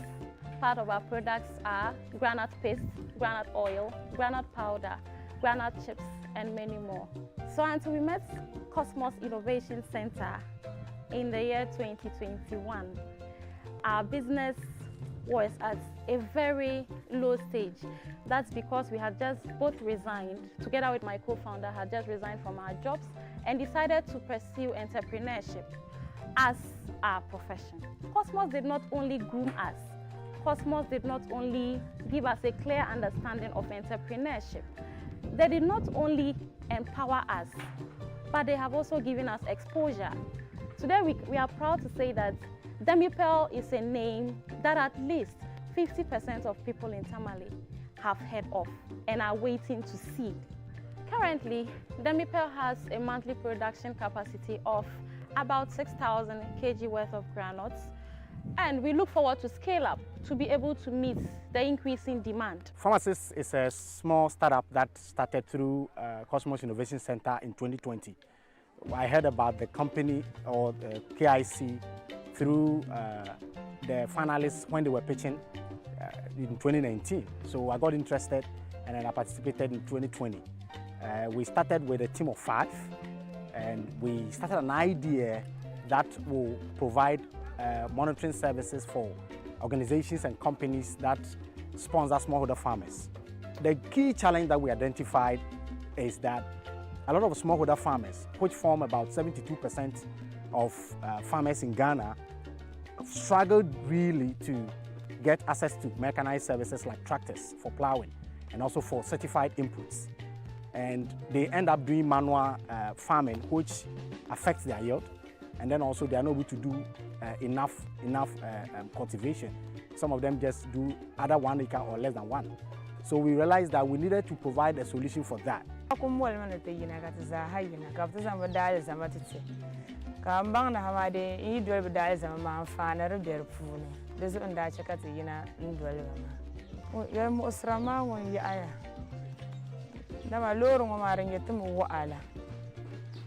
Lor man yet wala ma sai kulmi aben dang ye lor ate nye lor la sa ashele den sa adi ngwan ma yima ka ku mabun zir ma ku tulan nan ka ne bo na ren nan shamma to son sum zar ku ya lor ma yer be to problem den sa ma sai ku na mi wa bo ta ko shi amma dang mala ko sai ku na ma lor yan kwa ka bra ban bra ne ye shel ma tin yar ta wa ma de tana ku sura na wa ta ma pa zan titi na ma nye loro ko yun shel men kai ban ye loro ko katin ye loro ko yun shel mata aba ma palle ba garma ta za ha ma zan kwa loro ma fulo to dan kwa loro ma fulo to ma loro sora kana kata dan ko da mira mal ta abo da ma tan yi ba dan da nyab ma kata dan nyab ma ton ko ma ta aba ne ber funa to kadara cha kata ban zira ma kar da sonnon Before KIC, I was a teacher at one of the senior high schools in Accra region, and I saw this challenge, Cosmos Innovation Center challenge, and I decided to participate in the challenge. That reminded me of the place I come from, that is Upper East region. I realized that that place there's like high level of unemployment, and the youth there are ready to offer their service.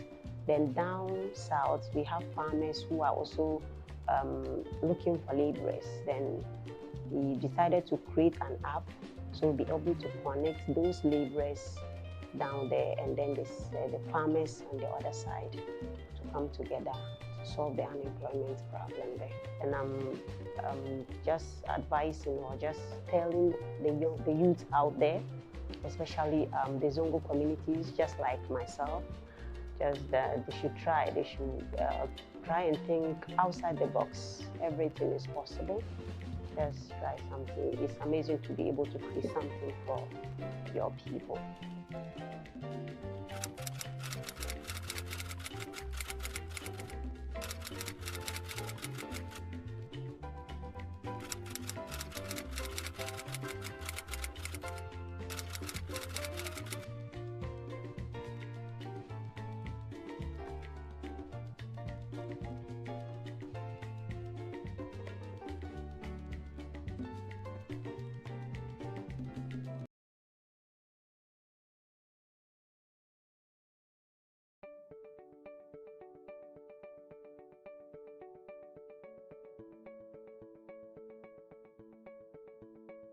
My name is Aisha Amin, the marketing and the co-founder lead for Jasgo Company Limited. So in 2016, when I was coming to school, my auntie Amina called me and she shared with me the problem she's facing in her farm. And as a result, she can't really give me anything in terms of money to come to school. She's not able to afford the fertilizers in the market, so her crops are actually not growing. She's not able to meet the yield target. So it was really sad moment, but then I still have to come to school. Luckily for me, in 2016, when the application opened, I applied. And when I applied, I got the opportunity to be part of the KIC program. And through that, we were taking on a market research. When we went for the market research, we realized that it's not only my auntie.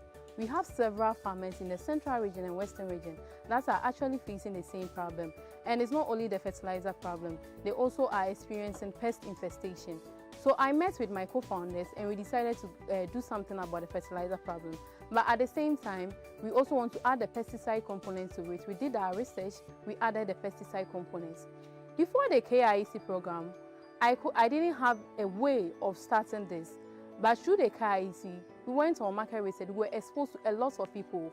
We had the opportunity to network with them, talk to them, and through that, we formed a long-lasting relationship. It built my confidence, and it gave me the opportunity to actually start something on my own and own it. So it has actually empowered me as a woman to start something on my own.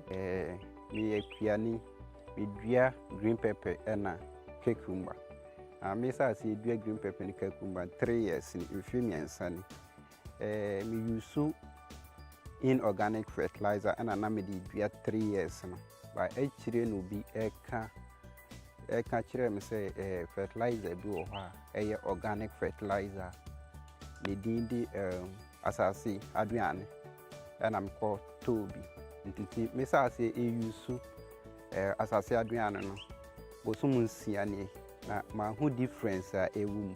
Ma who say see I'm a plant and it me a sweet a mammy baby a chance and na me use in.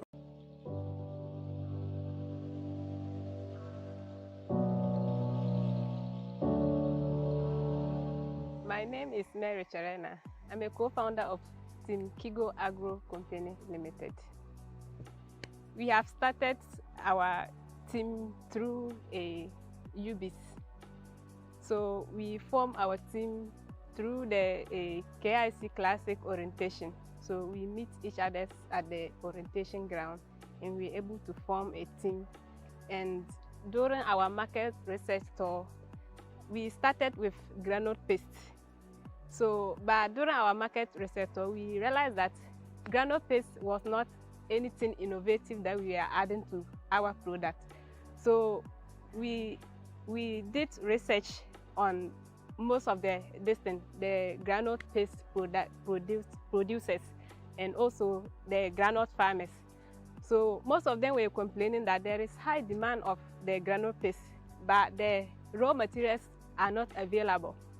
So we visit some of the farmers to find out why these granules are not available in the market. So they give us a story like there is hardship and labor intensive during the harvesting of granite. That's why most of them don't like going into the granite farming. So Kigo Agro come together and said, why won't we develop an implement that will help to solve this problem, this challenge that our farmers are facing?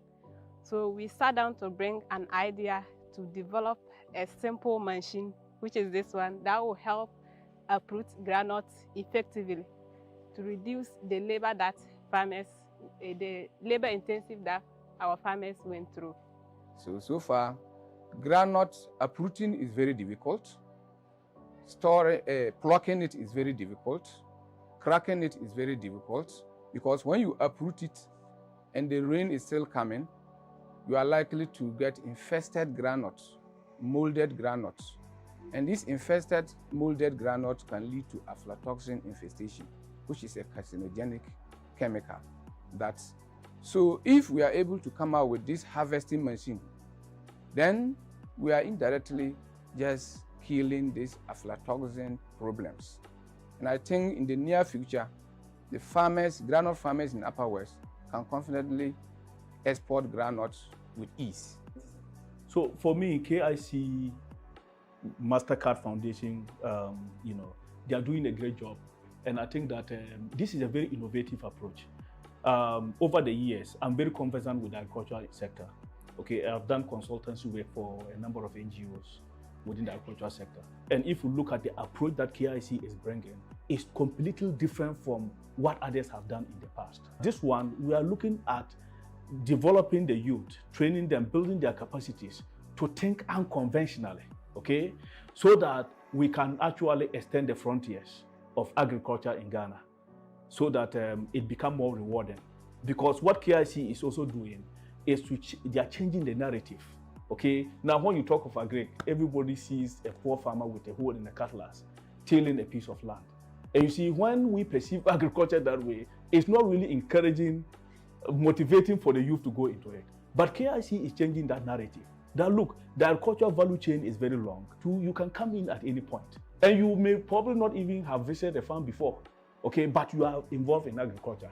So KIC is changing the narratives and redefining, agriculture and making it attractive for young people to take that step. I want to say a very big thank you to KIC, Customers Energy, and MasterCard Foundation for prioritizing gender equality for me to become a business owner.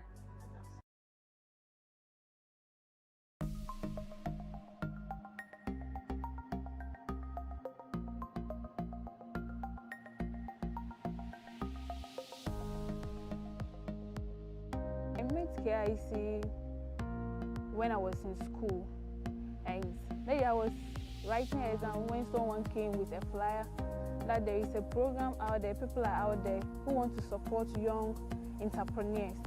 And since from my childhood, I've been yearning to be an entrepreneur, especially in the agri sector. So when that opportunity came, I said, okay, let me give a chance, a try. And I applied and they called me for an interview. I went through the interview and I was successful, and a whole lot. I was able to meet a great team that we came out with this product and we formed a team by name King Tractor. We went through a lot of challenges and finally we brought out this product. Our machine is going to help my community in a diverse way, many ways, and one is creating jobs. Because this machine, if we are to operate, we will look for the fabricator, people to buy the materials from, all that. We are creating jobs for them, and the flour and all that. And also, it's going to help the smallholder farmers a lot, because looking at in Upper West here, during the farming season, it's difficult to plow their lands, especially my community.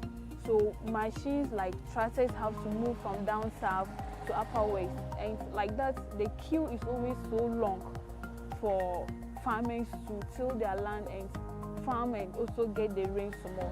But like this one is very affordable, and anyone can manage it. As a lady, I can manage and I can operate it. It's a fantastic move by KIC, and it's, apart from supporting the agri sector, it's also going to encourage or enhance productivity, enhance industrialization, particularly young ones. Now the youth that came out with this, it is going to be an encouragement. There are a whole lot of people around who have these small ideas, but sometimes the funding, they are not able to get the funding. So if KIC is able to come out this way, I think this is just the beginning. I want to believe. I think more of this are going to come in, and when they identify this support, support them in the long run. The shortfall that we have in the industrial sector, agri and all that, I think gradually will cover up on that.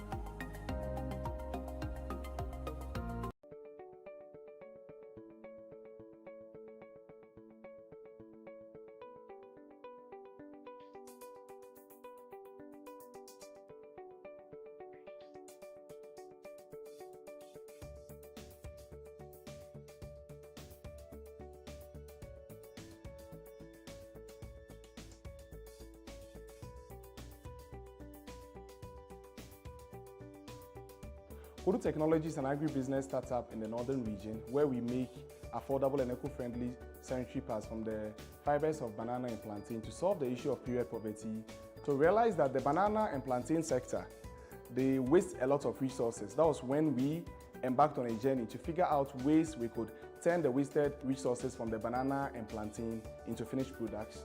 So initially we had wanted to make paper. Then upon interaction with one of the smallholder farmers in Bulehegu community, we found out that his daughter was at home instead of being in school due to her inability to afford menstrual material. Indirectly, she was a victim of period poverty. So that was when we now decided that since the paper out of banana could absorb fluid for a very longer period of time, it's better we use it to make sanitary pads to solve issues like period poverty among her and many other ladies. Because according to statistics, over 500 million women suffer period poverty globally. Fortunately for us, we're able to receive a grant. We're one of the winners of the Agri-Tech Pro Challenge, where we received a grant of $50,000 from the Cosmos Innovation Center. So with that money, we use it to purchase a decorticator and a sanitary pad cutter. Then the next step will be the packaging. Kodu Technology has a long chain of production line from the farm to the laboratory to the production and to the distribution, which will create jobs for people and count towards Goal 9 of the Sustainable Development Goal, industry, innovation, and infrastructure.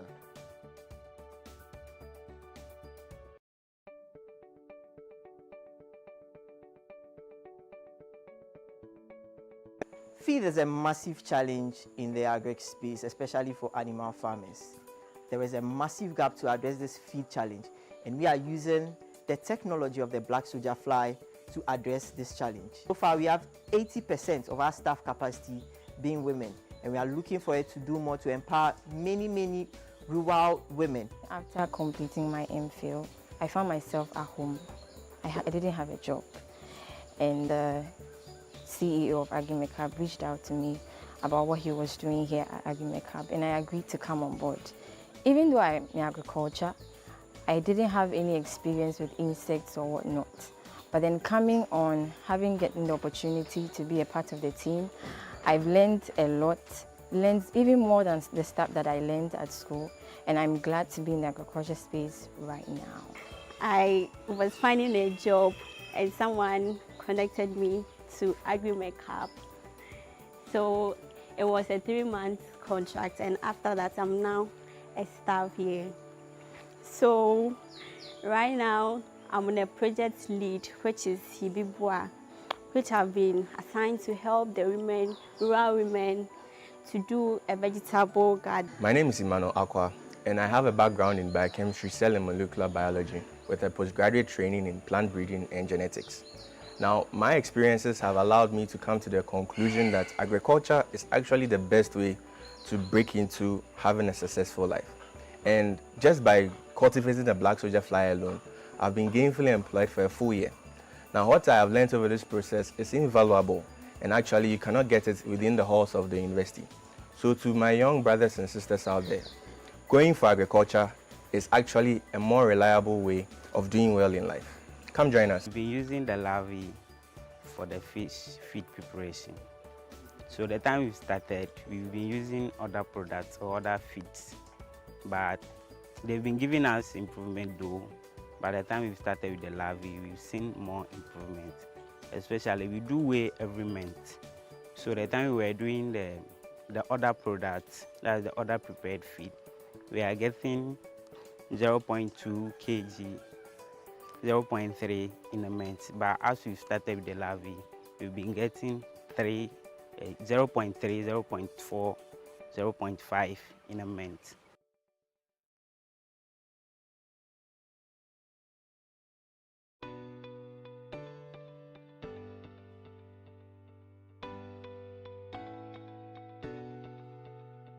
I am Zikiru Shaibu, the Managing Director of AgroCode Ghana Limited.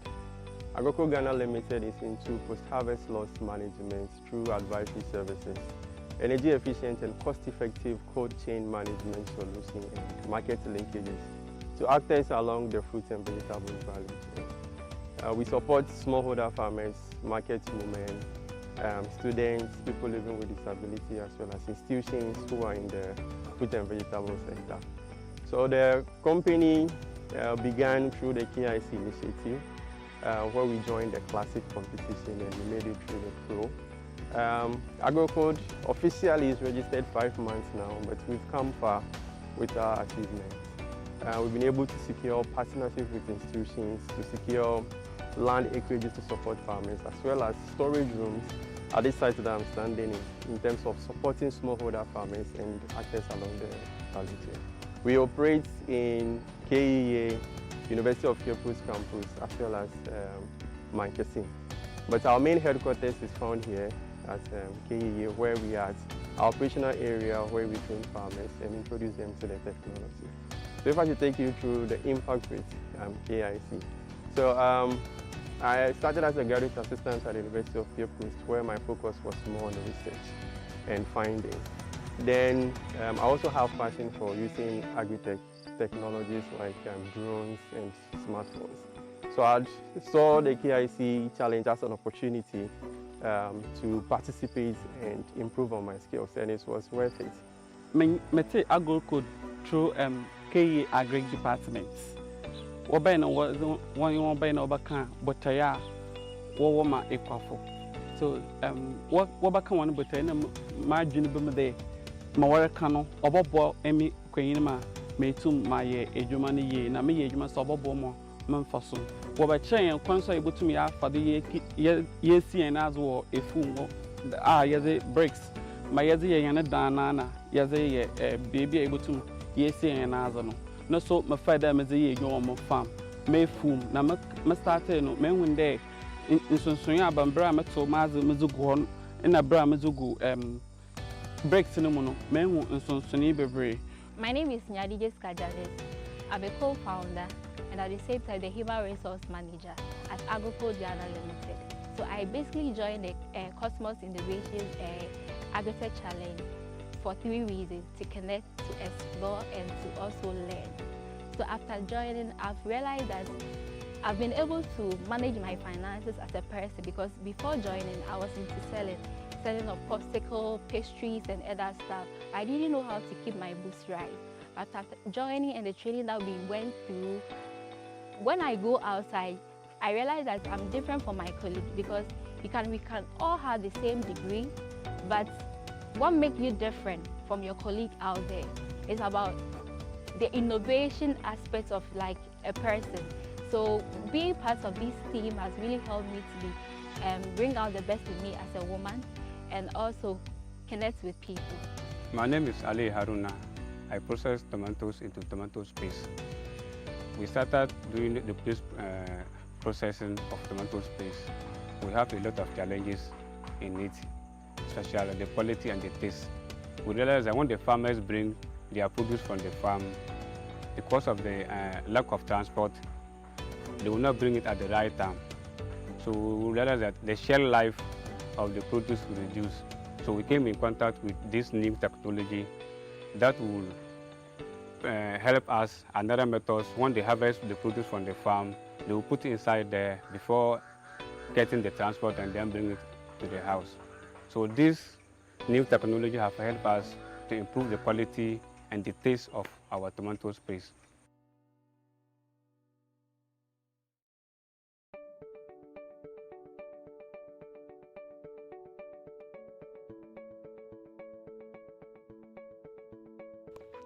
My name is Bright Etekwa. I'm a co-founder of AIA Technologies, which was founded in 2018 through the Cosmos Innovation Center. We were fortunate to be the winners for the 2019 cohort. At AIA Technologies, we provide farmers with pest-based caring services and also agrochemical applications. So with KIC, even though after the training, they didn't leave us, they kept us in touch, provided technical trainings and services for us throughout since 2019 up to date. Initially, farmers used children to scare pest-based on their field. Instead of the children should be at school, their parents asked them to come and scare the pest-based on the field, which lasts about 8 to 10 hours a day. But since AIA came into existence, we've been able to take up those responsibilities, and now the children get time to go to school and focus on education.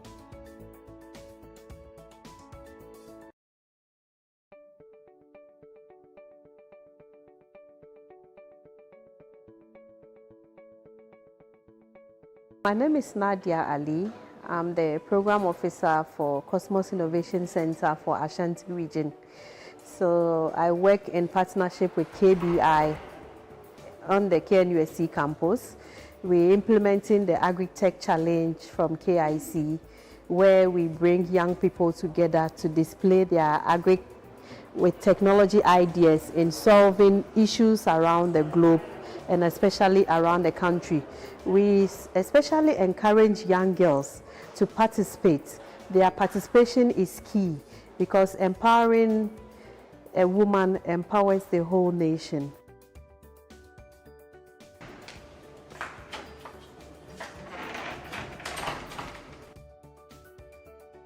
Before KIC, I was a teacher at one of the senior high schools in Ahafo region, and I saw this challenge, Cosmos Innovation Center challenge, and I decided to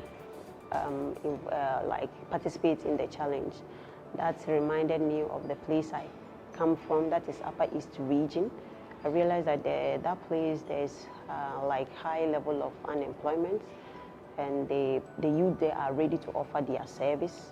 Then down south, we have farmers who are also looking for laborers. Then we decided to create an app so we'll be able to connect those laborers down there and then the farmers on the other side to come together to solve the unemployment problem there.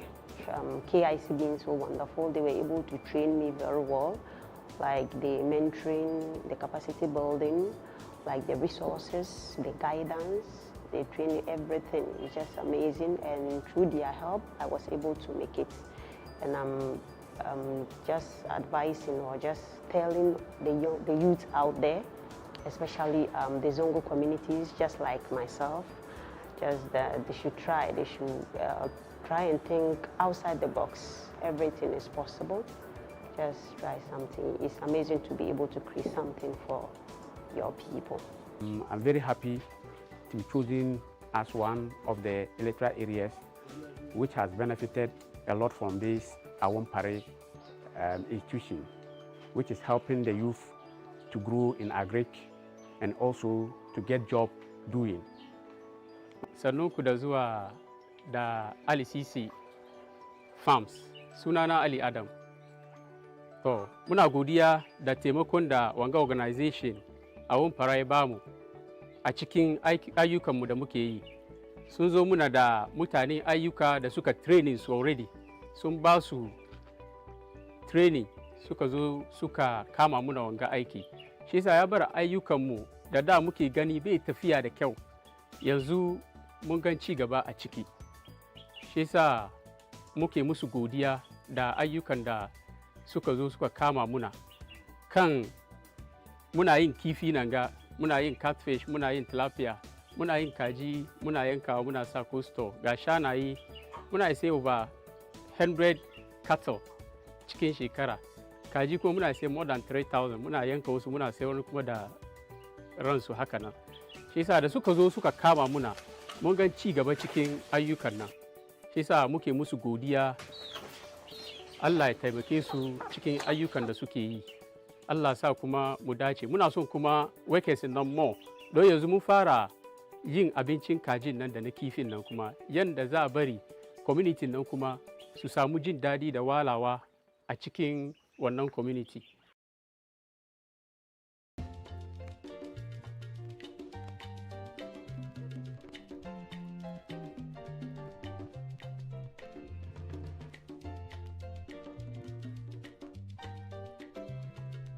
Pharmacist is a small startup that started through Cosmos Innovation Center in 2020.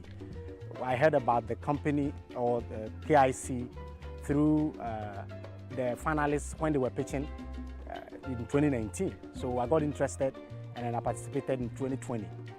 We started with a team of 5 and we started an idea that will provide monitoring services for organizations and companies that sponsor smallholder farmers. The key challenge that we identified is that a lot of smallholder farmers, which form about 72% of farmers in Ghana, struggled really to get access to mechanized services like tractors for plowing. and also for certified inputs. And they end up doing manual farming, which affects their yield, and then also they are not able to do enough cultivation. Some of them just do either 1 acre or less than 1. So we realized that we needed to provide a solution for that.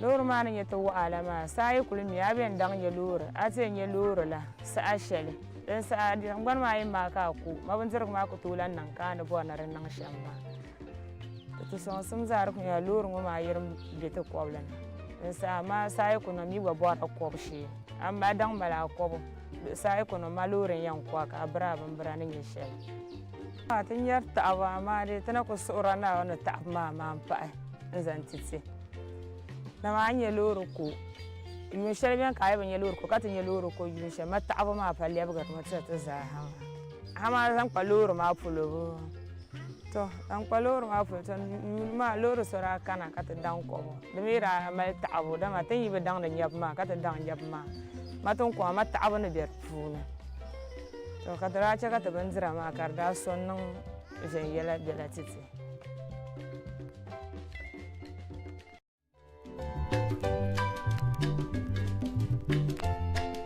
Cosmos Innovation Center and MasterCard Foundation continue to impact the lives of young people in Ghana, creating youth employment opportunities for a brighter Africa.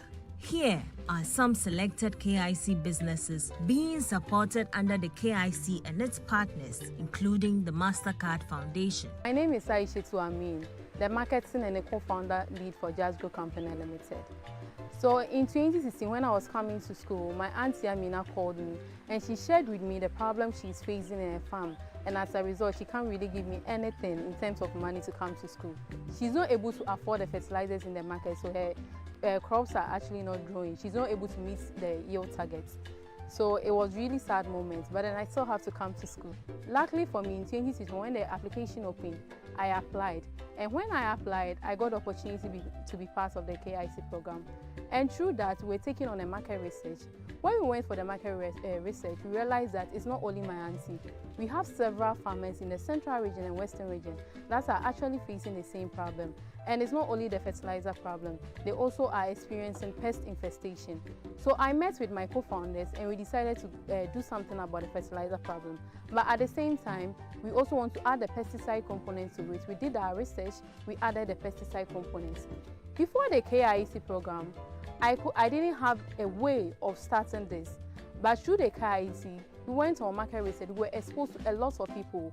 We had the opportunity to network with them, talk to them, and through that, we formed a long-lasting relationship. It built my confidence, and it gave me the opportunity to actually start something on my own and own it. So it has actually empowered me as a woman to start something on my own. Feed is a massive challenge in the agri space, especially for animal farmers. There is a massive gap to address this feed challenge, and we are using the technology of the black soldier fly to address this challenge. So far, we have 80% of our staff capacity being women, and we are looking for it to do more to empower many rural women. After completing my MPhil, I found myself at home.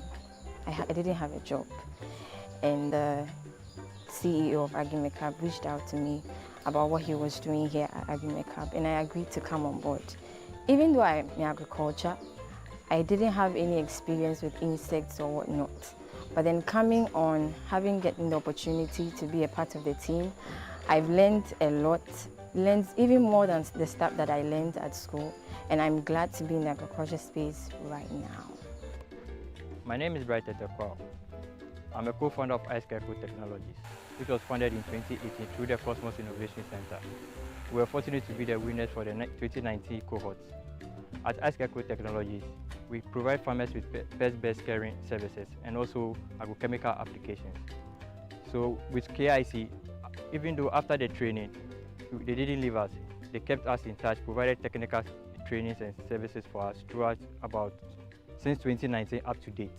Initially, farmers used children to scare pest-based on their field. Instead of the children should be at school, their parents ask them to come and scare the best on the field, which lasts about 8 to 10 hours a day.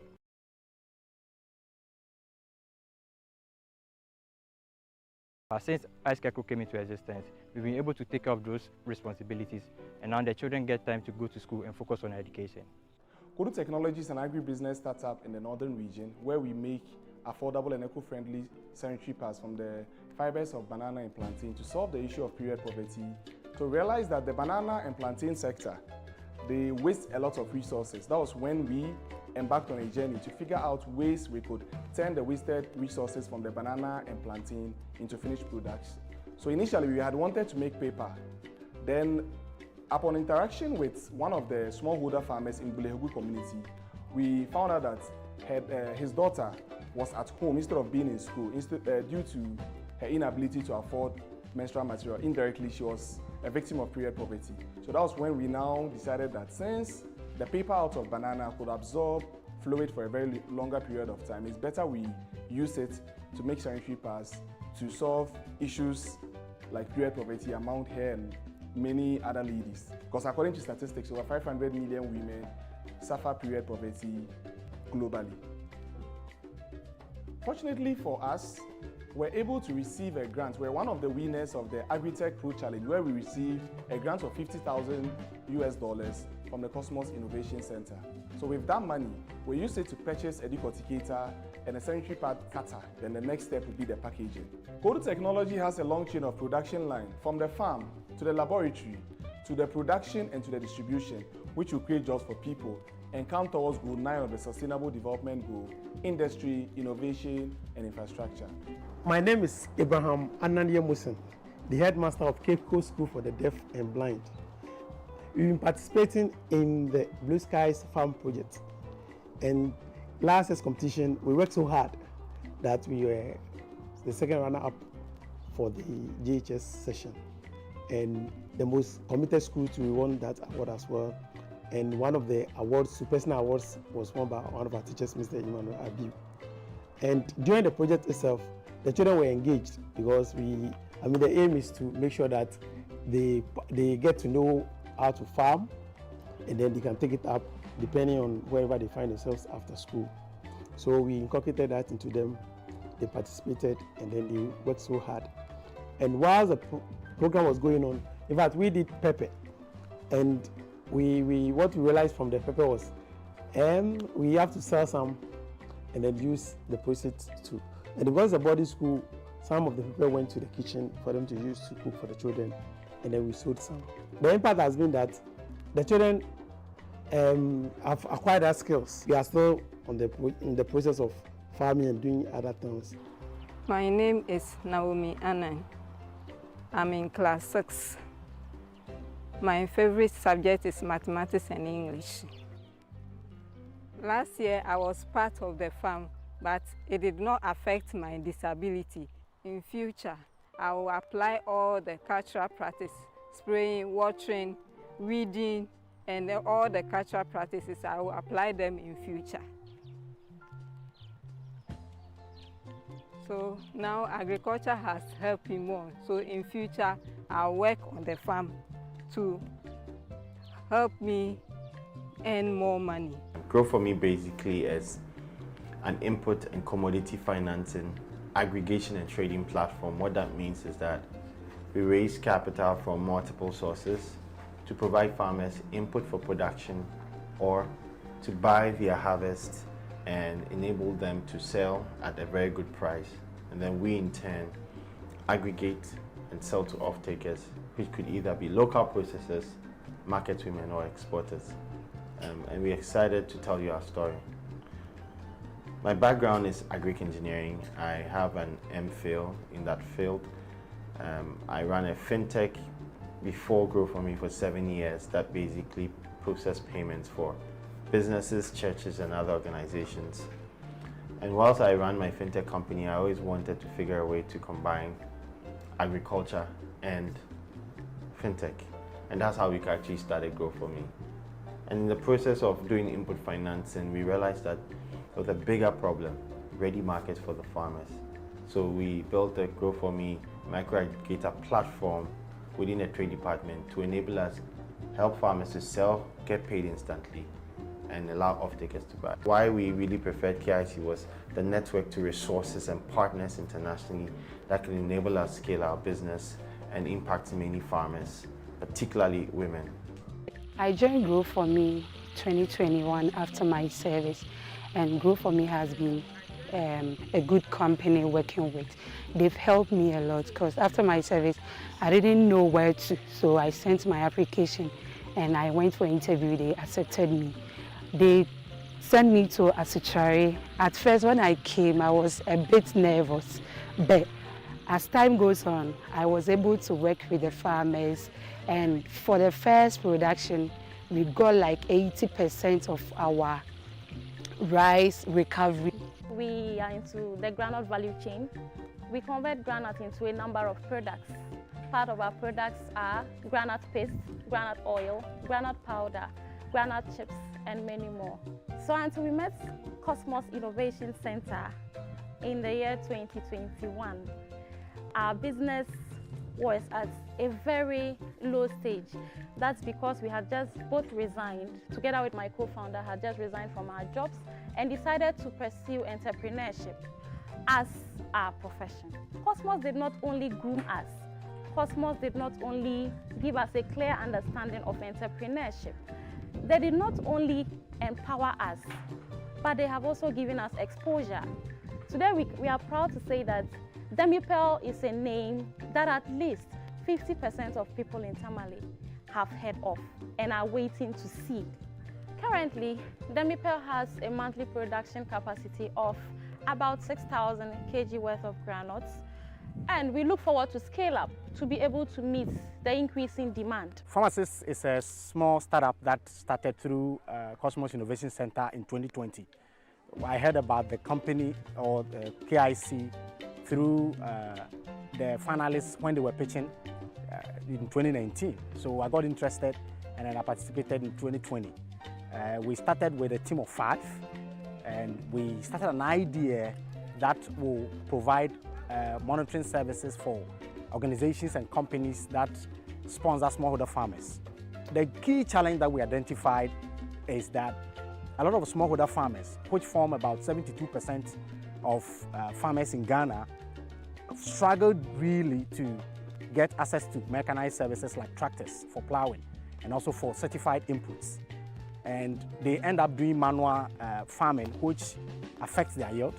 And then also they are not able to do enough cultivation. Some of them just do either 1 acre or less than 1. So we realized that we needed to provide a solution for that.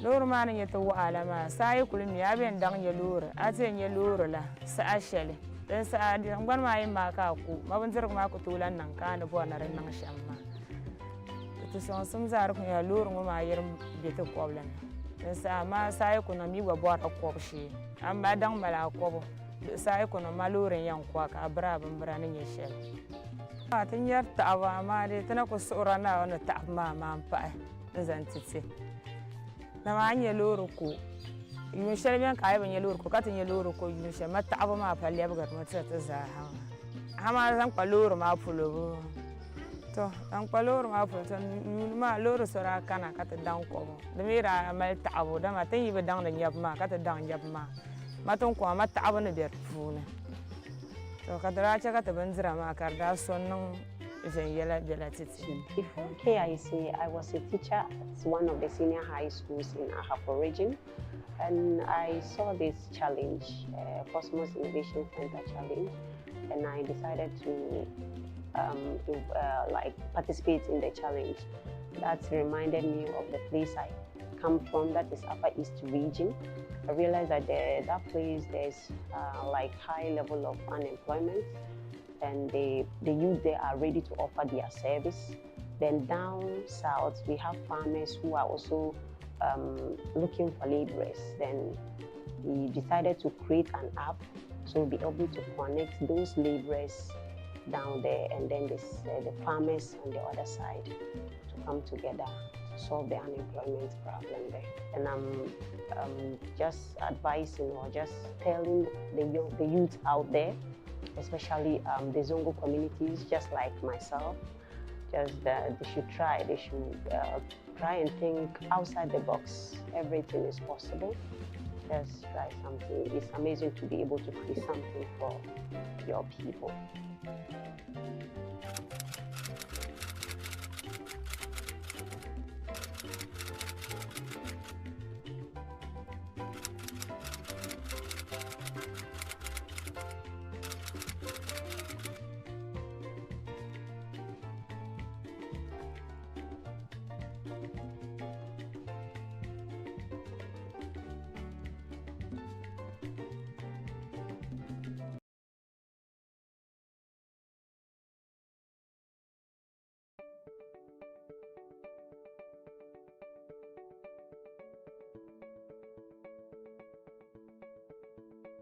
My name is Amin, the marketing and the co-founder lead for Jasgo Company Limited.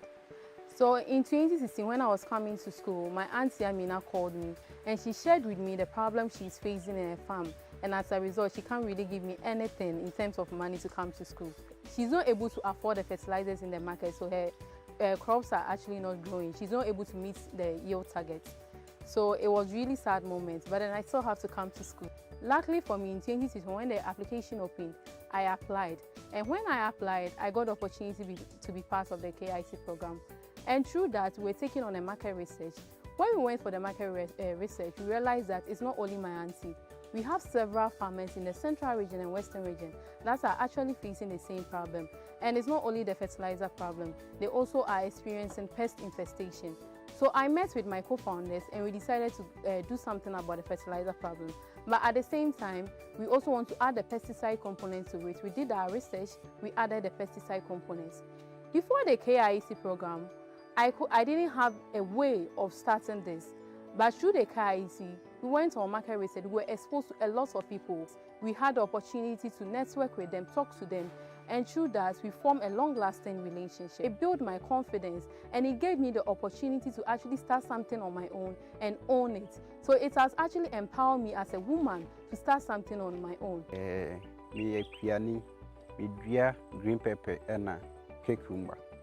Me say dua green pepper and cucumber 3 years in film and sunny.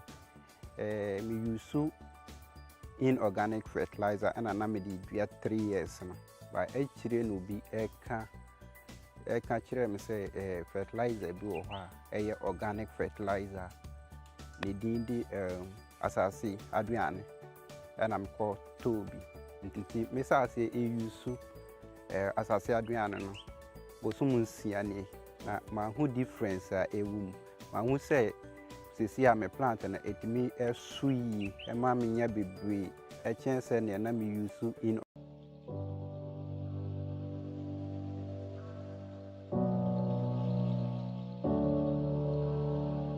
My name is Mary Charena. I'm a co-founder of Team Kigo Agro Company Limited. We have started our team through a UBIS. So we form our team through the KIC Classic orientation. So we meet each other at the orientation ground and we're able to form a team. And during our market research tour, we started with granule paste. So, but during our market research, we realized that granule paste was not anything innovative that we are adding to our product.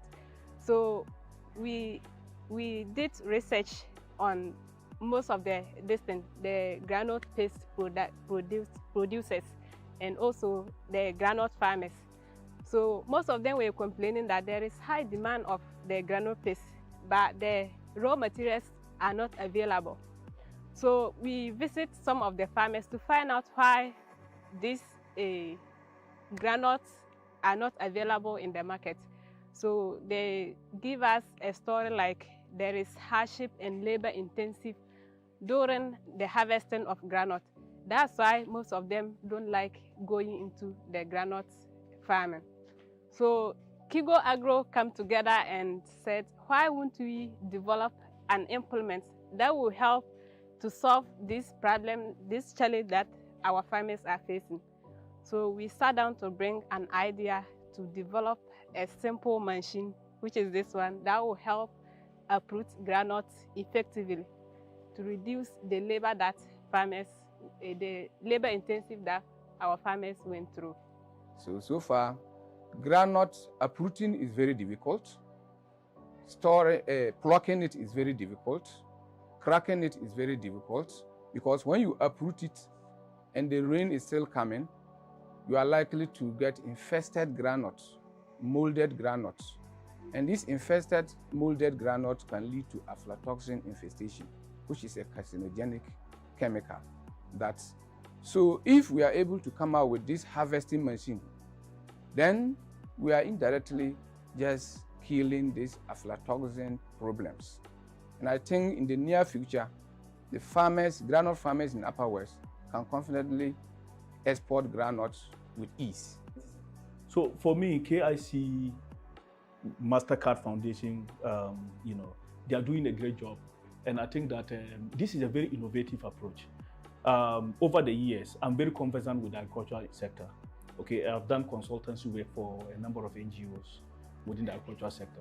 And if you look at the approach that KIC is bringing, it's completely different from what others have done in the past. This one, we are looking at developing the youth, training them, building their capacities to think unconventionally, okay? So that we can actually extend the frontiers of agriculture in Ghana, so that it becomes more rewarding.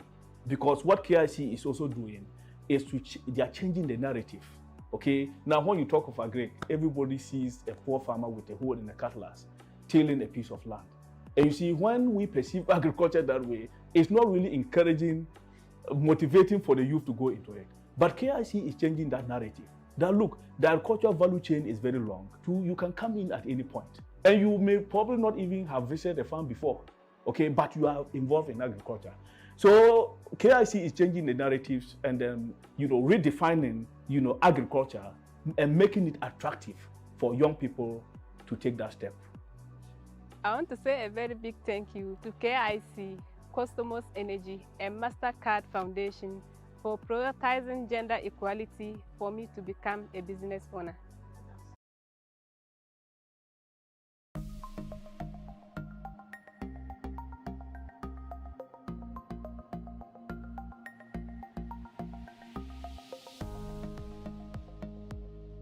I met KIC when I was in school, and maybe I was writing an exam when someone came with a flyer that there is a program out there, people are out there who want to support young entrepreneurs.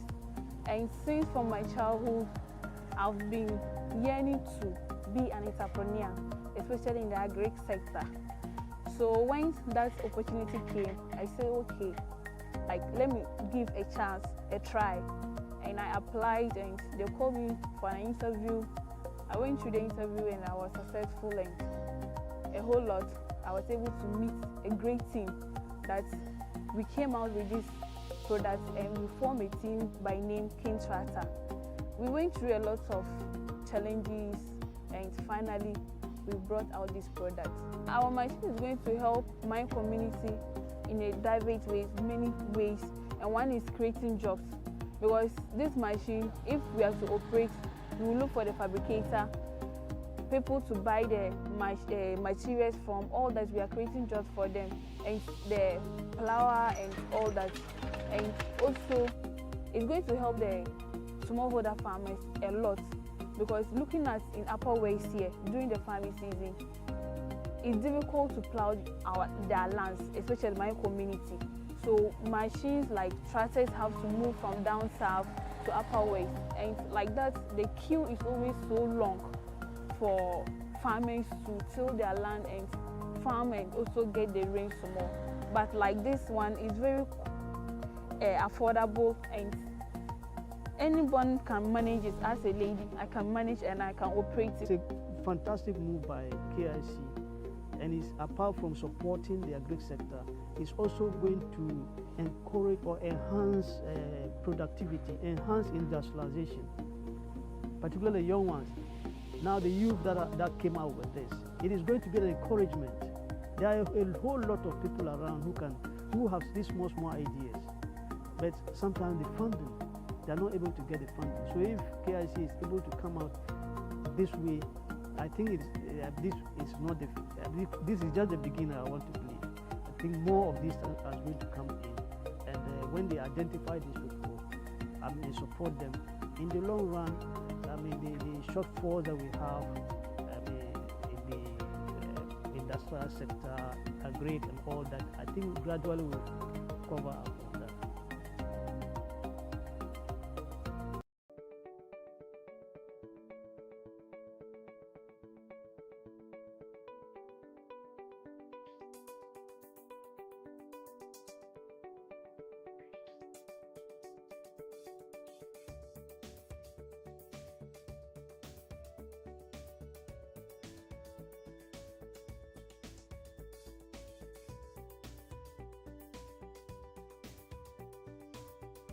Kudu Technology is an agribusiness startup in the northern region where we make affordable. No matter what you study in school, no matter your experiences, you have a role to play in agric.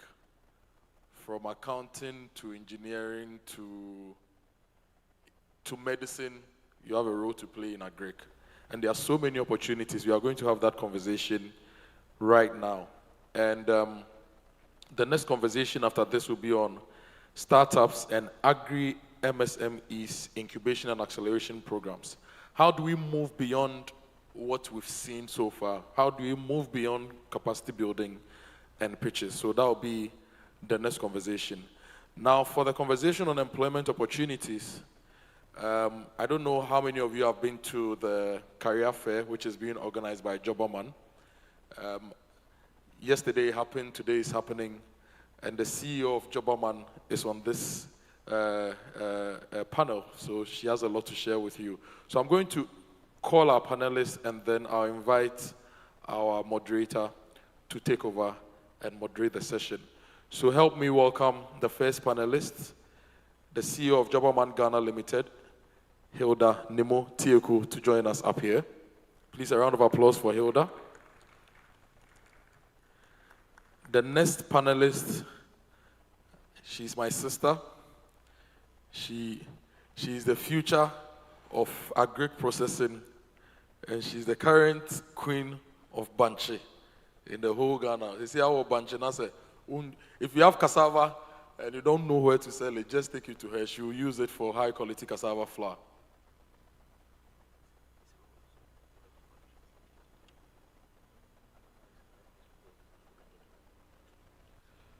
So please help me invite Charity Dupont, the CEO of Mianan Foods, to also join us with a round of applause. We also have the managing partner, EFN Associates, Esther Fefoami. Please, let's welcome Auntie Esther to join us as well.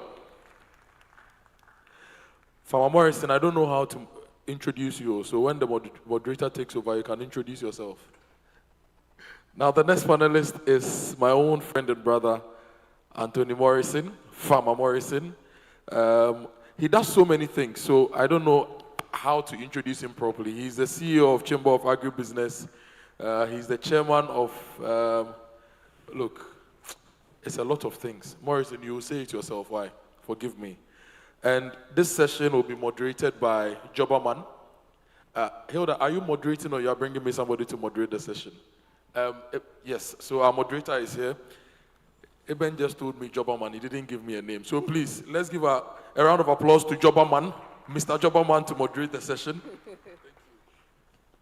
Thank you. So Mr. Moderator is Stefan Dankwa, the Monitoring, Evaluation, Research and Learning Manager for the HAPPY program. So HAPPY is the Harnessing Agricultural Productivity and Prosperity for Youth, which is being run in partnership with the MasterCard Foundation and Agri-Impact Limited. So welcome everyone, and welcome the panel. Good afternoon. So as the the MC had rightly said, I know that at the AIA, most of the conversation has been around youth entrepreneurship, innovation, etc. But we want to focus this conversation on the human resource capacity that will support that engine that we are all trying to build. So who is going to work for that engine? And how do we make sure that the engine is prepared, the human resource is prepared to take up the challenges that would come within that domain. So that is what the conversation is going to be about. Secondly, also, Jobaman, as part of the HAPPY program, conducted a baseline research, which was to understand the labor needs of the market, the agricultural sector, and also how young people are prepared to work in that space, whether they have the skills, experience, etc., to be able to take the challenge. So the conversation will be around this, and we will have time to also ask questions when the time is due. So I will welcome the panel. Thank you so much for being here. The conversation, I want us to start with the opportunities in agri. What we've realized is that when many young people hear of the agriculture sector, they just start thinking about farming, But we also know that there are post-agriculture, post-production opportunities in the sector that may be diverse than what people think. So maybe starting with Mr. Morrison, if you can just enlighten us a little bit about the emerging opportunities in agriculture that you think young people can take advantage of despite their backgrounds, whether the diverse backgrounds we have has something for us to do in the agri sector or not. Right, thank you very much, and very good afternoon to my colleague, co-panelists, and to participants and other protocols earlier observed here. I'm actually the chairperson of the Ghana Agriculture Sector Skills Body of TVET Commission. So my sector is actually mandated to develop all curriculums with regards to starting with the skills gap analysis report for the agriculture sector for Ghana, labor market intelligence, and working around with other academia and research and training providers to develop the occupational standards, and finally, the training materials, and finally to approve the curriculum. So we're looking at, within the TVET concept, we're looking at the National Proficiency 1 and 2, National Certificate 1 and 2 HND, and finally, we have also been able to work on the curriculum or the career framework or the career progression for Ghana for the agriculture sector. We have actually developed and approved in total about 70 curriculums, primarily used at the TVET centers. Those are the accredited and approved TVET centers, the Farm Institute, agriculture colleges, and the technical universities. We are currently working to bridge that with the mainstream universities to see how we can advance the area of TVET training and skills development. When it comes to the agriculture sector, and I want to zero in on the value chain, a lot of people also know it to be agribusiness. So whichever that appeals to you more, the culture of food or the culture of, or the business of food or agriculture is what we call the business of agriculture. Now, we have the industries divided into 3 key areas. So we have the downstream, the midstream, and the upstream. You need to identify yourself with each of these sectors and deploy your soft skill abilities. Within the downstream approach, we are looking at areas of land identification. We are looking at areas of seed, areas of agro-inputs, i.e. fertilizers and agrochemicals. We are looking at mechanization adaptation. We are looking at irrigation, whether precision, or you are looking at irrigation development, all providing some form of agronomical or climate information, adaptative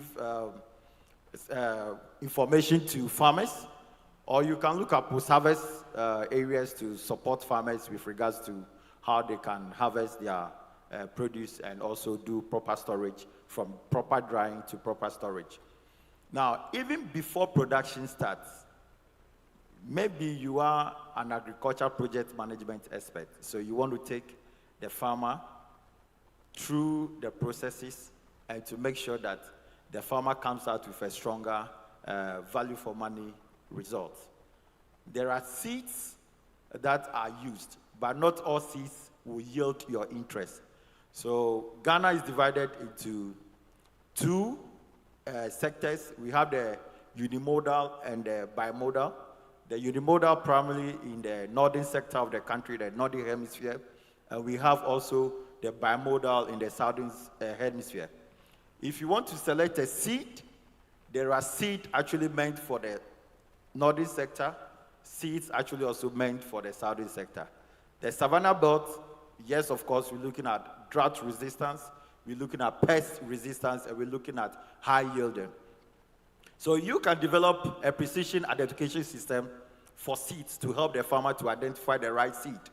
And what can you do? You need to profile the various seed companies in the country, the seed producers, the seed multiplication companies, and the seed breeders. You can use that, onboard a lot of farmers, let them pay a token, and you give them this information as and when there are variability in the weather climatic conditions.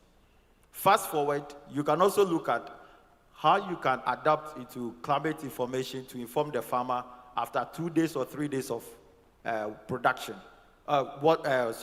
rainfall, so they can plant their seeds. And there is one thing about seeds, fertilizers, and agrochemicals, and what have you. There is what we look at, timely availability of application, quantity, and also how to apply it. Those key three things are very important. Let me move to the midstream, and that is where a lot of youth are quite fascinated about the activities within the midstream. The midstream level, yes, of course, not everybody here can be a farmer.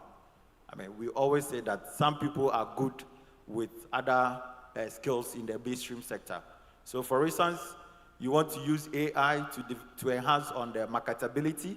You want to use AI to enhance on the post-harvest. So using AI to plot all the warehouses in the country, or use AI to plot all the mechanization service centers, so farmers can easily adapt to them. Or you want to use AI to bridge the supply chain logistics. And what do I mean by that? People are using drones to deliver fertilizers, seeds, and agrochemicals. You can use drones also to deliver very unique products of high perishable levels. You can also use drones to look at, okay, the Internet of Things. How do you mitigate areas of perishing, or areas of somebody in, for instance, Dua in the Sisala West area to reach out to a market here in Accra? I don't know how many of you have actually calculated how much it takes to access a successful customer in the agriculture sector. Currently, 2 years ago, it would have been $13. Now, it will take you $27 to have a successful customer. And that is about you making calls, you traveling, he coming back to confirm your product, test, and vice versa, and finally says, okay, let's have a contract, supply me, I'll pay you at this time. So on that level, you also have the business service development support service providers that are able to take all your company through some level of capacity building, how to strike the best financial models, how to strike the best marketing models, how to strike the best branding, and what have you. All these externalities are all within the midstream. However, the area that a lot of impact on the sector is the upstream, which is the areas of policy skills. How do you deploy policy, decode it such that it benefits your business? It is a skill. How do you adapt and get the regulatory regimes, taxes, and others to influence on your business positively and non-negatively? It's a skill. And these are areas where we talk about financing, you talk about issues with regards to proposal generating and all that. Ostensibly, we have all come to understand the fact that overall, in the agriculture value chain, there are new areas or emerging areas: data analytics, machine learning, artificial intelligence. We're looking at drones and sensors, precision farming. We're looking at new other development areas where we have not actually come to terms with. And very soon, maybe in the next 5 years or 10 years, could be the biggest and the biggest economic sector globally, which is robotics. And robotics can influence everything that we do, from even feeding yourself to bathing yourself, and even producing your food and how to cook it. Robotics is now coming into it. Maybe the robotics will also begin to decode taste. So if your watcher is not cooked up to taste, the robotics will tell you that, yes, this one was prepared in the south and not in the north, because they have developed the cultural taste. So in the industry, there are quite a lot of emerging tools.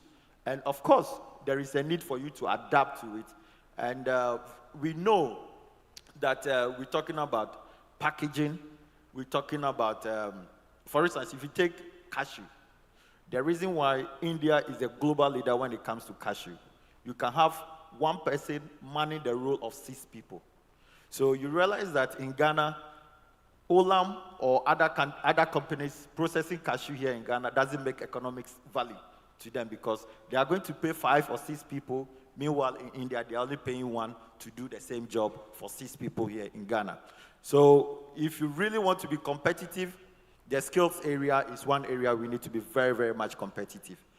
Ghana imports a lot of skills in the agriculture sector, especially if you look at most of the commercial entities. We employ about 70% of the higher managerial skills. And it's something that worries some of us from the skills sector. If you look at UK, when we engage from the skills sector with the UK government, and the same sector in the UK called the Sector Skills Council in the UK, if you look at their labor market intelligence, it is projected every 2 years of 15 billion pounds. 2 years.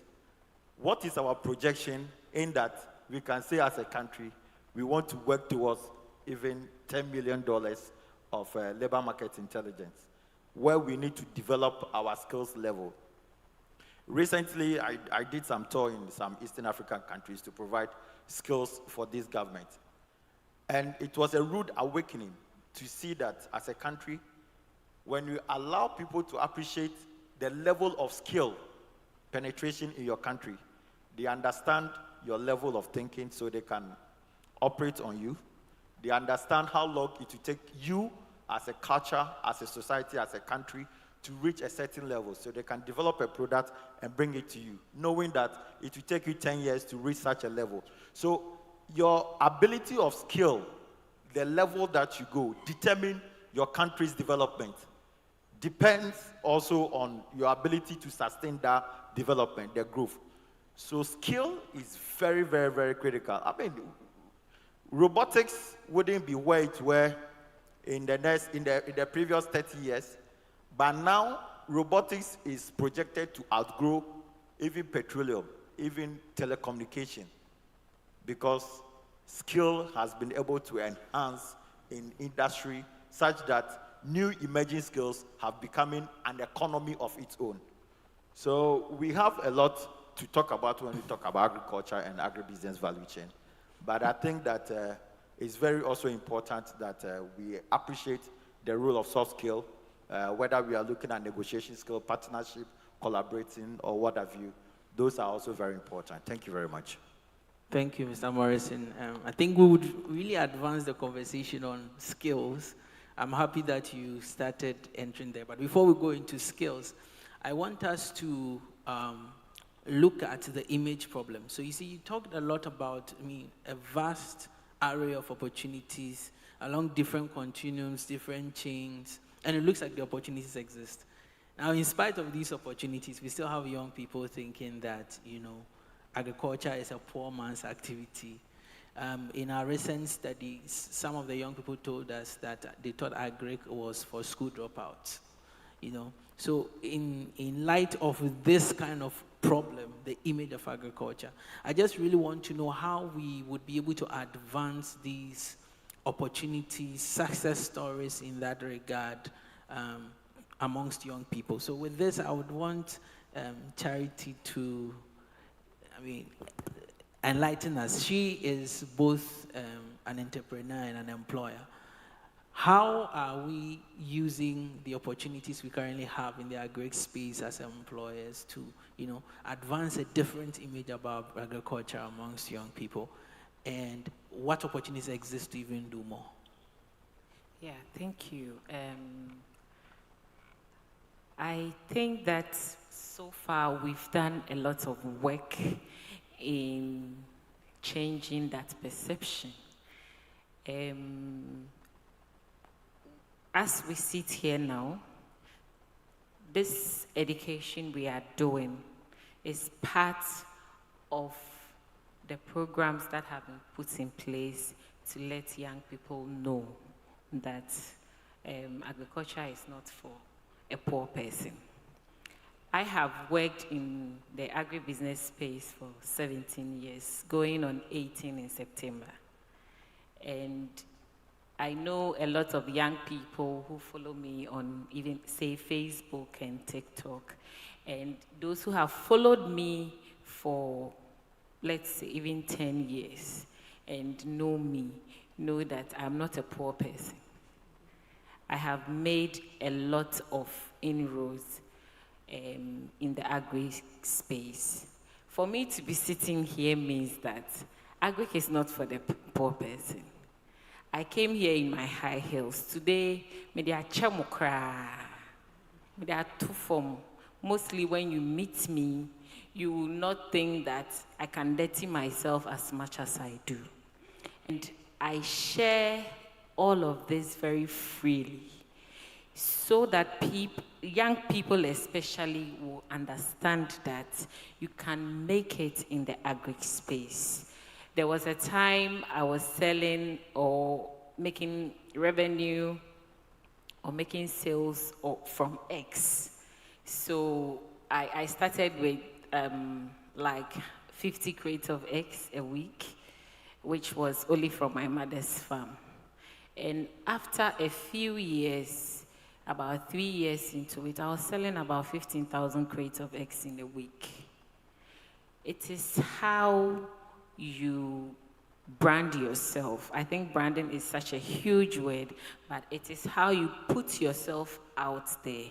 It is how adding innovation and some skill to what you do, that will make people want to be associated with you. Let me give you a little example of some of the innovations I have put to my business that has brought me this far. There were times that I was having difficulties with people parroting or imitating us. So we supplied to both bakeries, restaurants, delis, and in the supermarkets. And sometimes when these delis, restaurants and all use packaged eggs, they just throw around the packaging that we sent to them, which had our label with address and everything on it. And then the market women, somebody would take and sell to the market women, they will use it to sell. And somebody will buy it and call me and say, I bought an egg spoiled. I bought an egg spoiled. And I have a way of tracing my eggs to know that this is not for me, or this is not coming from me. So one day I said, okay, I need to ask questions. Where did you buy the eggs? I bought it from this place, and I said, I don't even supply that person. So I drove all the way there, spoke to the lady politely, and said that you cannot use my packaging to sell your products when you did not buy it from me. So as I'm speaking to you now, you have to give them back to me, or I move to the next step. Oh, she started shouting on me and all. So I entered my car, drove to the police station, and brought the police with me.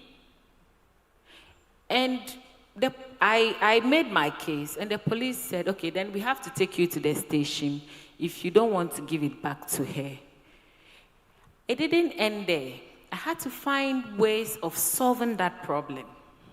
So I started scouting around, looking for ways I could solve the problem. Then I found out that I could get a printer that could put a trace and even expiry date or best before date on my eggs. I had seen that in South Africa and Nigeria before, but it was just the traceability mark. This time around, I realized I could even add expiry dates. So I started doing that, and I had to do the investment. I looked around, and normally you call or you start this thing with the Chinese. I'm not putting them down because I still use Chinese machines. And the first thing is, how much do you have to pay for it? And it's always about the money. But I went beyond that because there are certain machines that are very delicate to use. And I was looking at the long term, solving a problem. So what I did was to go further and ask for others from Europe and stuff. And the machines I got from Europe were sometimes 5-6 times the price I was getting from China. But in my mind, I did a lot of research to know that I need functionality and not just an investment. So I wasn't just looking at the money. I did that. And I think the machine arrived here in Ghana in September of 2016. So from January of 2016 to end of September 2016, by the time we finished setting it up, we had sold, say, 10,000 crates of it. It's just an example.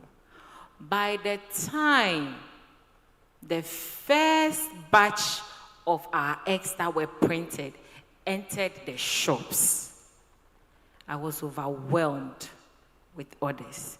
So now, all the people I had been chasing to now give me contracts to supply them weekly demands were now running to me. That was not the problem I was trying to solve, but it solved a lot of other problems for me. And that made me a pace setter in the business that I have chosen to do here in Ghana. And I got a lot of calls from all quarters. The person who called me to be here actually was linked, I got a link to him through my stamping of eggs. And that was somewhere in 2017. You see, so when you have a problem as a business person, that is not the time to run away. It is the time to put your head down, sit down, think through it, talk to people. When I wanted to buy the machine, I spoke to some friends, I spoke to some industry people, I spoke to people I looked up to and said, this is what about 98% of the people told me, who needs a stamp on their eggs? People will say it's fake eggs, it's coming from China, it's this and that. But I was convinced, I trusted my own convictions to do what I wanted to do. And by the end of that year, which was the last quarter, we had sold twice what we would have sold the whole year. So it's only difficult. I say this all the time. It is not impossible. Things happen in very uncomfortable situations. When you have a hard decision to make, that is when things are going to happen for you. Most young people now are very used to fast things. So our mobile phones are easy to use. You swipe, you get that. You press, you get that. And so we don't have the patience to wait, think through things, learn, unlearn, relearn, and do. it will be great. I have mentors all over the place, and I am not stingy with my telephone number at all. So I have gotten people to say, oh, can we come and see what you are doing at your factory, blah, blah, blah. And most of the time, I rather get to learn from them. I get to learn, and sometimes people don't even know I am learning from them. So I just think that we just have to be a little bit more patient with where we want to get to. Whenever you start something, there's a reason why you start. When you have difficulties, remember to look at the goal. Remember to look at the crown. Remember to look at where you want to get to. I am not a poor person at all. I won't classify myself as a poor person. I am very wealthy. I'm very rich. If you see the kind of bag I carry and the kind of shoe I wear, would you say I'm a poor person being in agribusiness? No way. And I brand myself well such that young people would want to do the things that I do. When I just got serious with my TikTok about 6 weeks ago. And in these 6 weeks, I have about 5,100 following. And I have even started teaching people. I have classes for people in Uganda, Cameroon, Nigeria, and Cote d'Ivoire that I'm teaching behind the scenes how to process. I've even had people come from Sierra Leone to be mentored. So it is not a poor man's job. I can't say that enough. But if you look at me sitting here, will you now look at me and associate me or associate agribusiness with poor people? No way. And so this is my admonition to the people who have also started. Look good, look well. It is a flex to look good. It is a flex to be on time. It is a flex to know what you are about. So whilst doing it, do it with a flex. Do it with some steez, as you say. Make it look demure, mindful, classic, and courtesy. Thank you. Thank you so much. So I think you've addressed the image problem from different perspectives, what you yourself are doing, and then what you're encouraging the young people to do. Thank you. However, you see in your conversation, she was highlighting initiative taking, innovation, problem solving. We heard some of those things that are really not technical, like, okay, this is how you have to, wrap eggs, this is how you have to print it. But we could see the soft skills and values being thrown in. In our research, our recently done labor needs assessment, we talked to employers and asked them what they valued the most from people they employ and what they thought people must have if they would thrive in the agri sector. We asked them to contrast the technical skills and the soft skills and tell us which one were their priority. And unanimously, all our employers said they were the soft skills. They are looking for the soft skills, like problem solving, like innovation, conflict resolution, as Charity had highlighted. So I'll go to my boss, Hilda, and let her help us really understand why soft skills are really that important. Because even though I did not ask Charity about soft skills, most of the conversations were around that. Learn how to solve problems. We didn't ask her. It tells us that innately, it seems there's this intrinsic, demand for these soft skills. So we want to know how these soft skills, why they are valuable, and how it will be very important that our Greek sector prioritize soft skills in its ability to have the human resource that is required to let it thrive. All right, thanks, Stefan.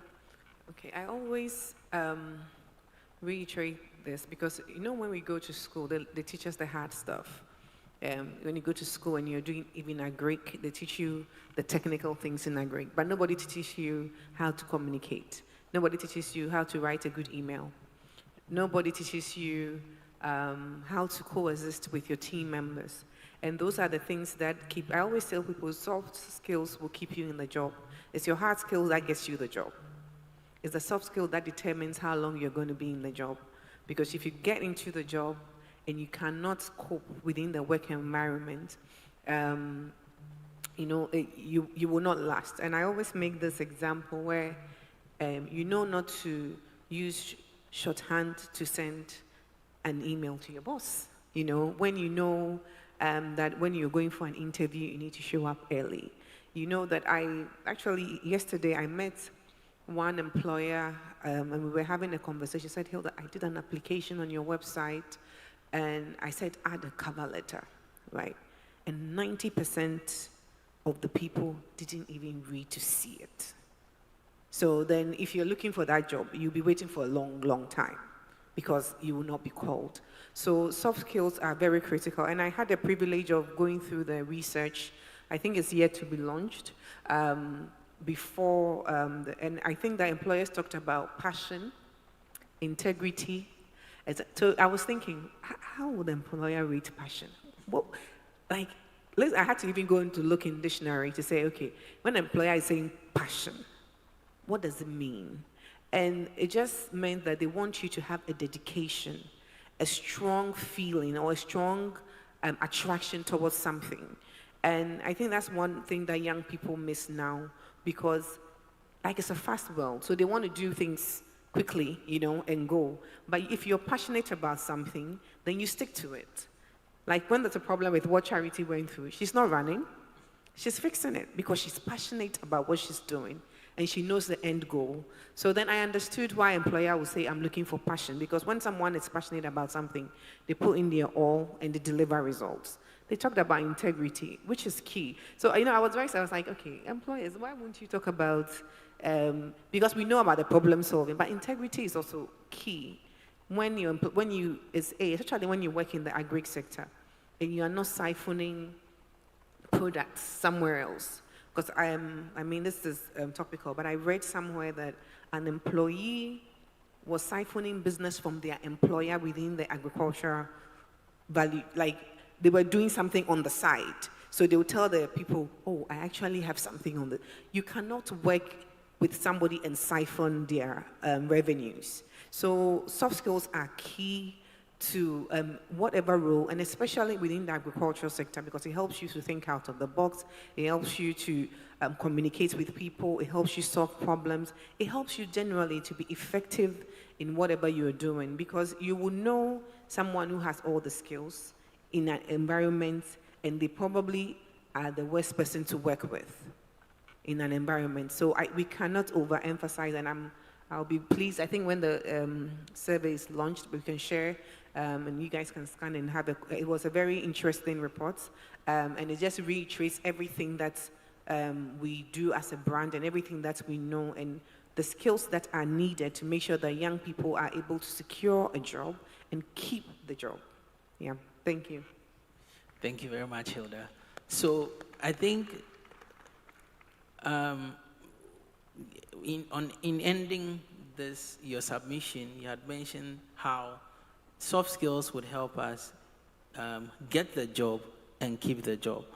I'll go to Esther and ask,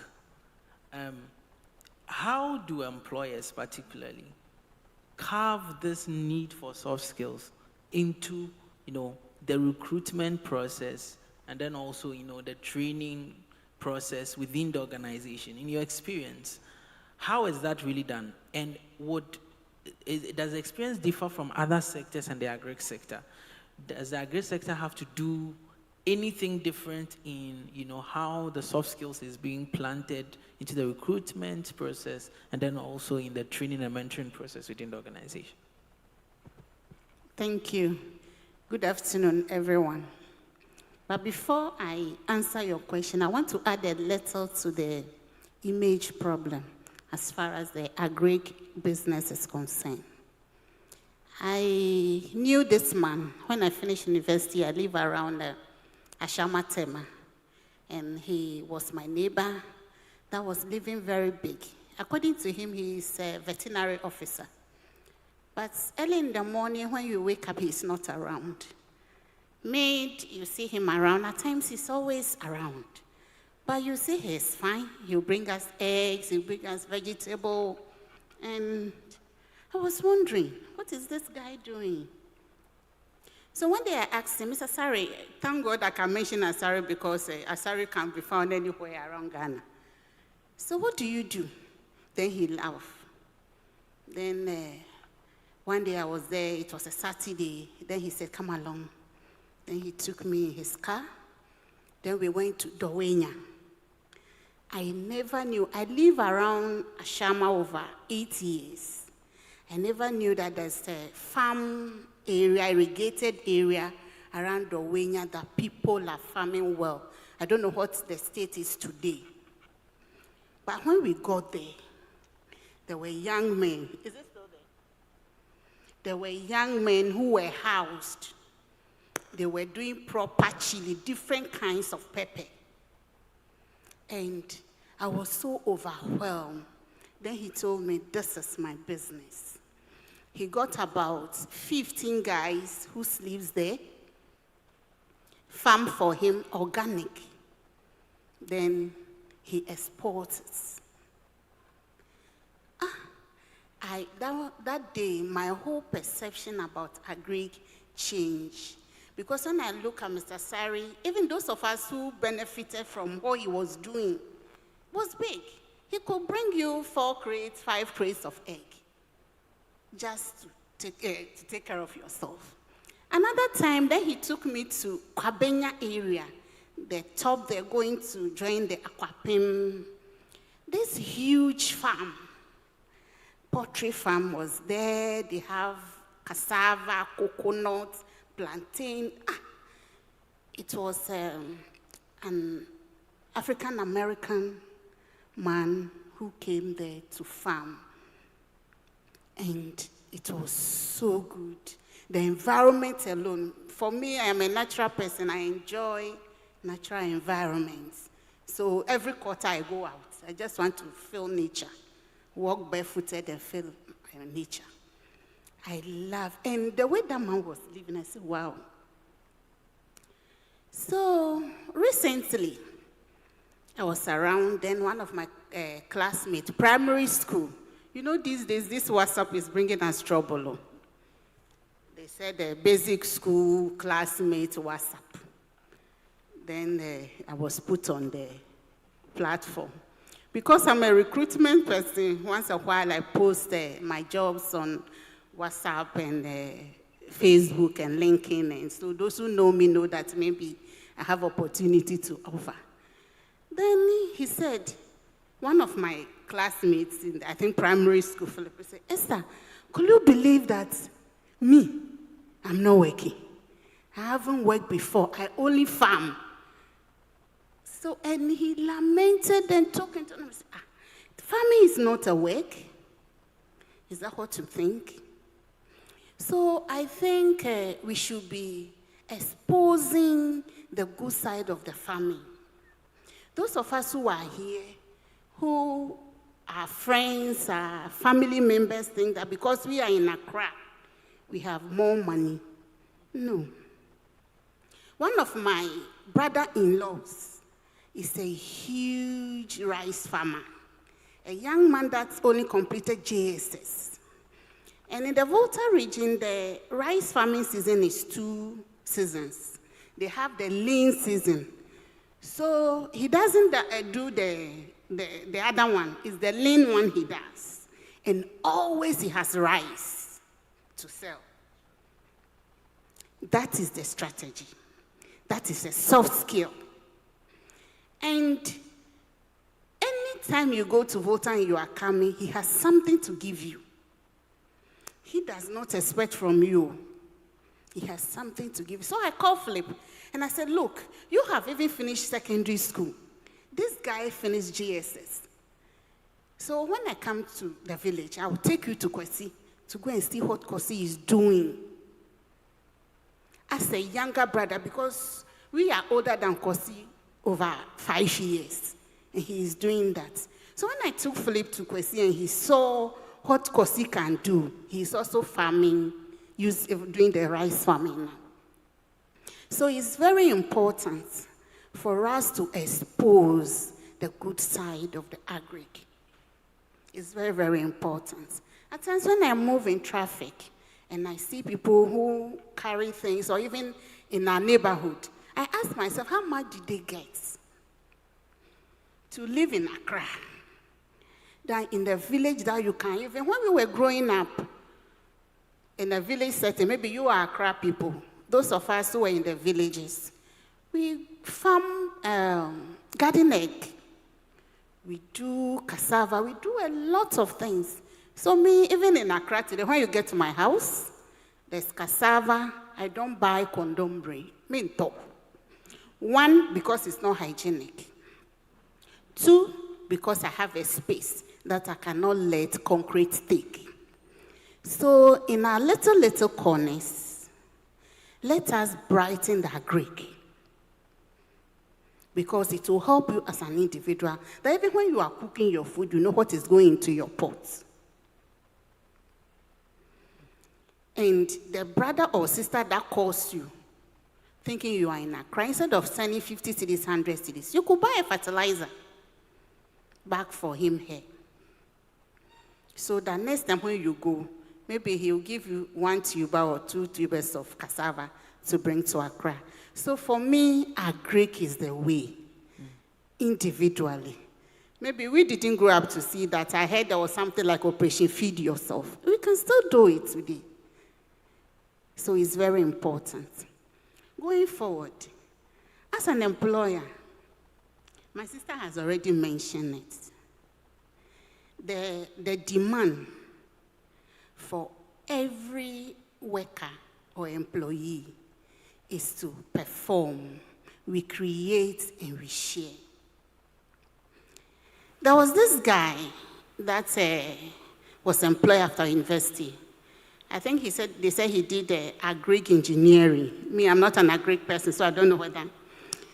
Whilst he was in school, he was coming to that organization for internship. So they know him. Then let's call his name, maybe Dela. He finished school because he has a network around the company already. He was employed. He came to join, and with his master's, internship, and properly crafted CV, he go through the interview. These days, for me, CVs can be copied anywhere and presented to us. We interview you. You prepare before coming. We have various stages of the interview process, from aptitude test to the, what do we call them? All that we do. The behavioral interview questions, the practical sessions, we do all that when you get in. How do you maintain that position? So Dela entered. He struggled through probation because the right skills were not in place apart from the technical. To be able to perform in a team, you need to develop soft skills. You need to collaborate because our roles are interdependent. So you cannot say that you are a technical man. You can operate a machine.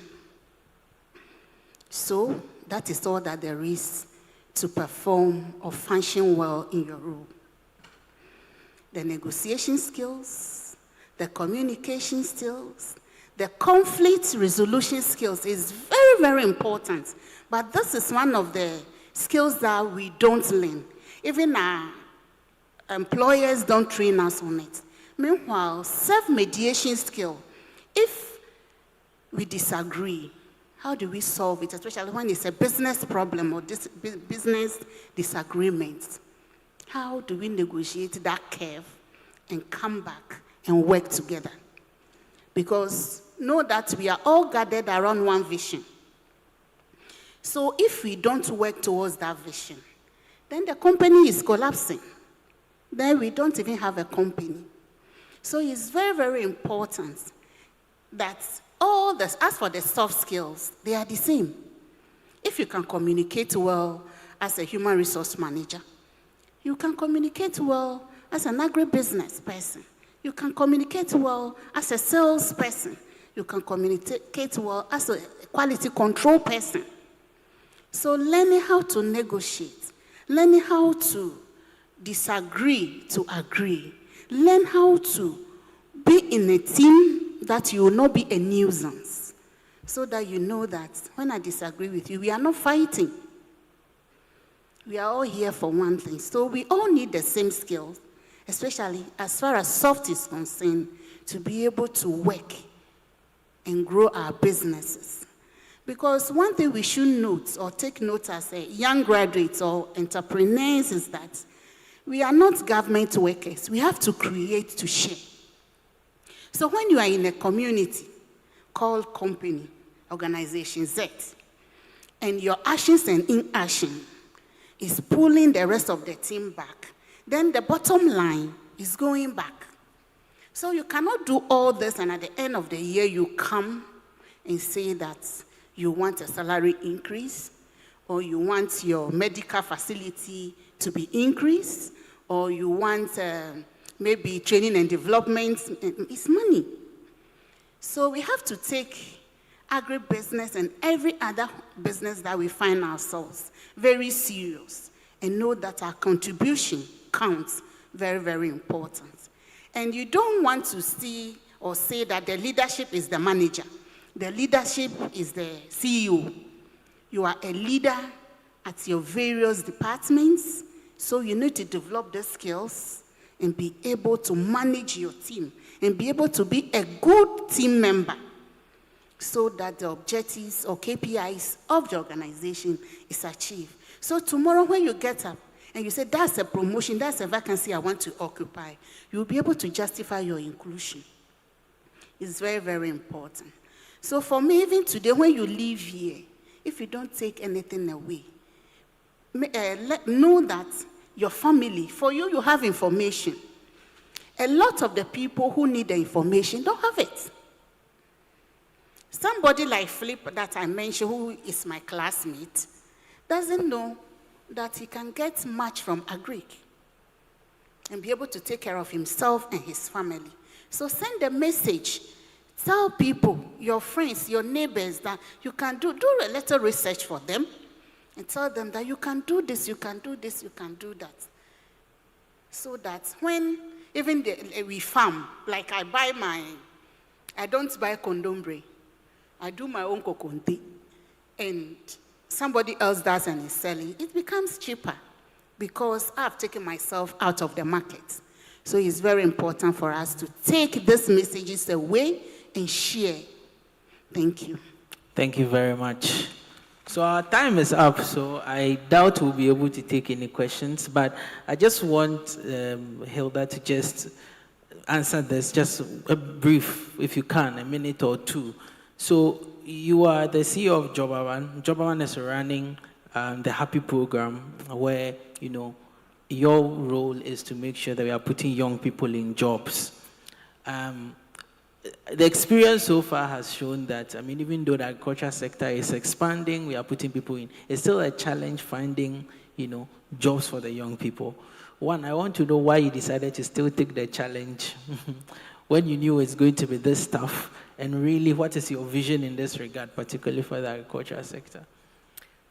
Agriculture is the backbone of any company. I mean, we looked at I think, as part of the project, when we're doing the co-creation, we looked at how much, as a country, we import rice, and how much, you know, when you go cook and it's not perfume rice. They don't like this rice. It's not perfume rice. You know, when we can actually grow rice here, the amount of food we import, it was so enormous that we all want the country to go forward.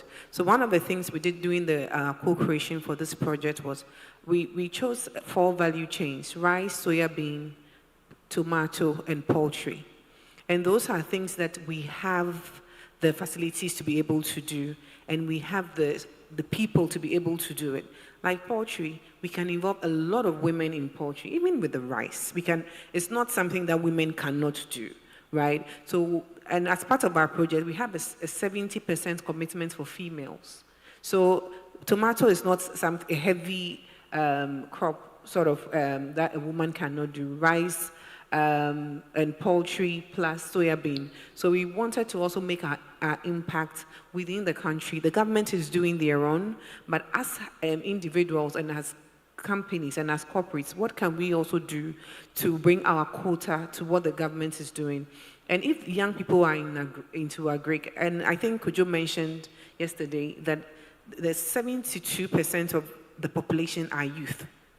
So you can imagine if everyone we are being able to produce our own stuff, we are in a better place, right? So I know it's a challenge trying to get people into formal jobs. I think the team has been on the ground. They come back with the feedback. They go into the districts to try and place people, and sometimes the factories are non-existent. They are not working, but it's a challenge that we want to take on. We have 4 years to do this project, and we are hoping that at the end of the 4 years, we should be able to place, I think our goal is 8,000, but as a corporate, as a consortium, it's 326,000 young people into jobs. So it's a hard job. Someone has to do it. So we are taking our own fair share, and we hope that everybody in the consortium is going to contribute to it. And at the end of the 4 years, we will see value with whatever. This is MasterCard investing in us, because they believe that we have the capacity, we have the manpower, we have the lands, and we should be able to do that. So it's a tough job, but we will get it done. Thank you. Okay, thank you very much. So thank you so much to the panel, and thank you for listening. Thank you, my gentlemen and ladies. Please, another round of applause for them. Charity, do you know that your bag, you can buy knapsack sprayers to spray 100 acres. You are indeed a rich farmer. And if you have maize too, she's looking for maize to buy, right? So you can supply her maize and pepper and onions and ginger. Just everything. If you have stuff, just see her. She processes a lot of food, so you can see her and she will buy some of your stuff. Thank you once again. So we are about to wrap up for the day with our last panel discussion. Now this panel discussion is on youth startups and Agri-MSMEs incubation and acceleration. The various programs we have, how do we move beyond capacity building and pitches? I have been to almost every incubation event, pitch event, and everything in Ghana. In fact, the first pitch event that I was a part of, I complained to the institution that organized it because they spent, that was about 5-6 years ago, they spent close to 2 million packaging the whole event and advertising on radio and running radio interviews. And they gave 10,000 as a prize money for the winner, and 5,000 for the second, and 3,000 for the third. So we've seen a lot of growth in that space with almost a lot of people attempting to do it, but how effective has it been? How do we move beyond capacity building and pitches? I was telling Ken earlier that now most of the successful startups I'm seeing are startups that have been through KIC. And the startups I'm seeing, the businesses that are attracting better funding are businesses that have been through KIC. So indeed, it looks like KIC is doing something very well. How do we even move beyond what KIC is doing? How do others learn? And how do we move beyond the talk into better deliverables and more growth? That's the conversation we are going to have here. So we have a lot of different businesses that are going to be a part of this conversation. So at this point, I'll invite our moderator to take over from me to lead this very important conversation. And I hope that our panelists will be as precise and concise as possible so that the audience can also ask questions. because this has got to do with how we are going to help the startups and the youth. So I hope it runs that way. So please help me invite Dennis Abebio, our moderator, to come and take over from me to moderate this. Dennis is a beneficiary of KIC's work. How are the snails doing? They are doing great. Thank you very much, Kojo. Welcome, everyone. Earlier this month, when I was called upon to moderate this discussion, I was thinking that whoever thought that I'll be the right person to moderate has been thinking alike with me. As a youth startup, I manage Agri-MSME Limited, and I'm in the ecosystem, so I understand how some of these things are working. Currently, you realize that, there are different hubs in Ghana here. And then one thing which is, trending, is that you find that there are startups which are moving from one hub to the other, pitching, looking for funds, and then any other thing else which will make them thrive.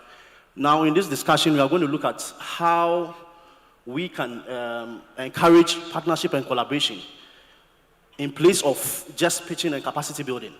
One time ago, there was this boss of mine who was talking about capacity building and how youth startups have been over-empowered, and the fact that the cash to even invest in their businesses are smaller. So, those to be on this panel discussion are very experienced people who are in some of these hubs, KIC included, and from KIC, we would welcome Mr. Benjamin John Kessie, Executive Director.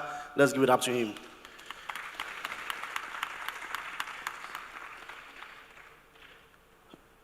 The next person from MEST is Ashwin.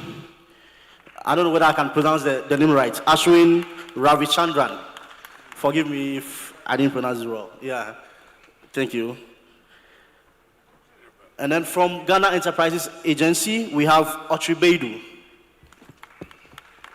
Oh, we can do better. We can do better.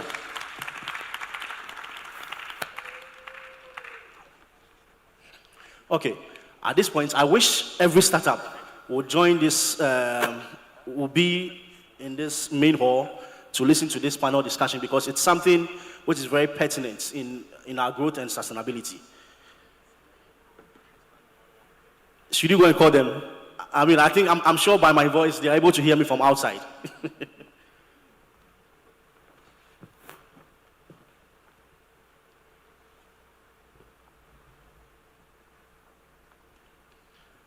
Welcome, panelists. Mostly when MCs are introducing people, they say the last but not the least. But then in this case, I'm the last and then the least among the big men over here, and I'm very privileged to, have this discussion with you. Mr. John Kessie, you are the Executive Director of Cosmos Innovation Center. We want to understand some of the current trends and challenges of acceleration and incubator programs, because I know that KIC has done a lot when it comes to nurturing startups and all that. Can you run us through some of the challenges in doing this?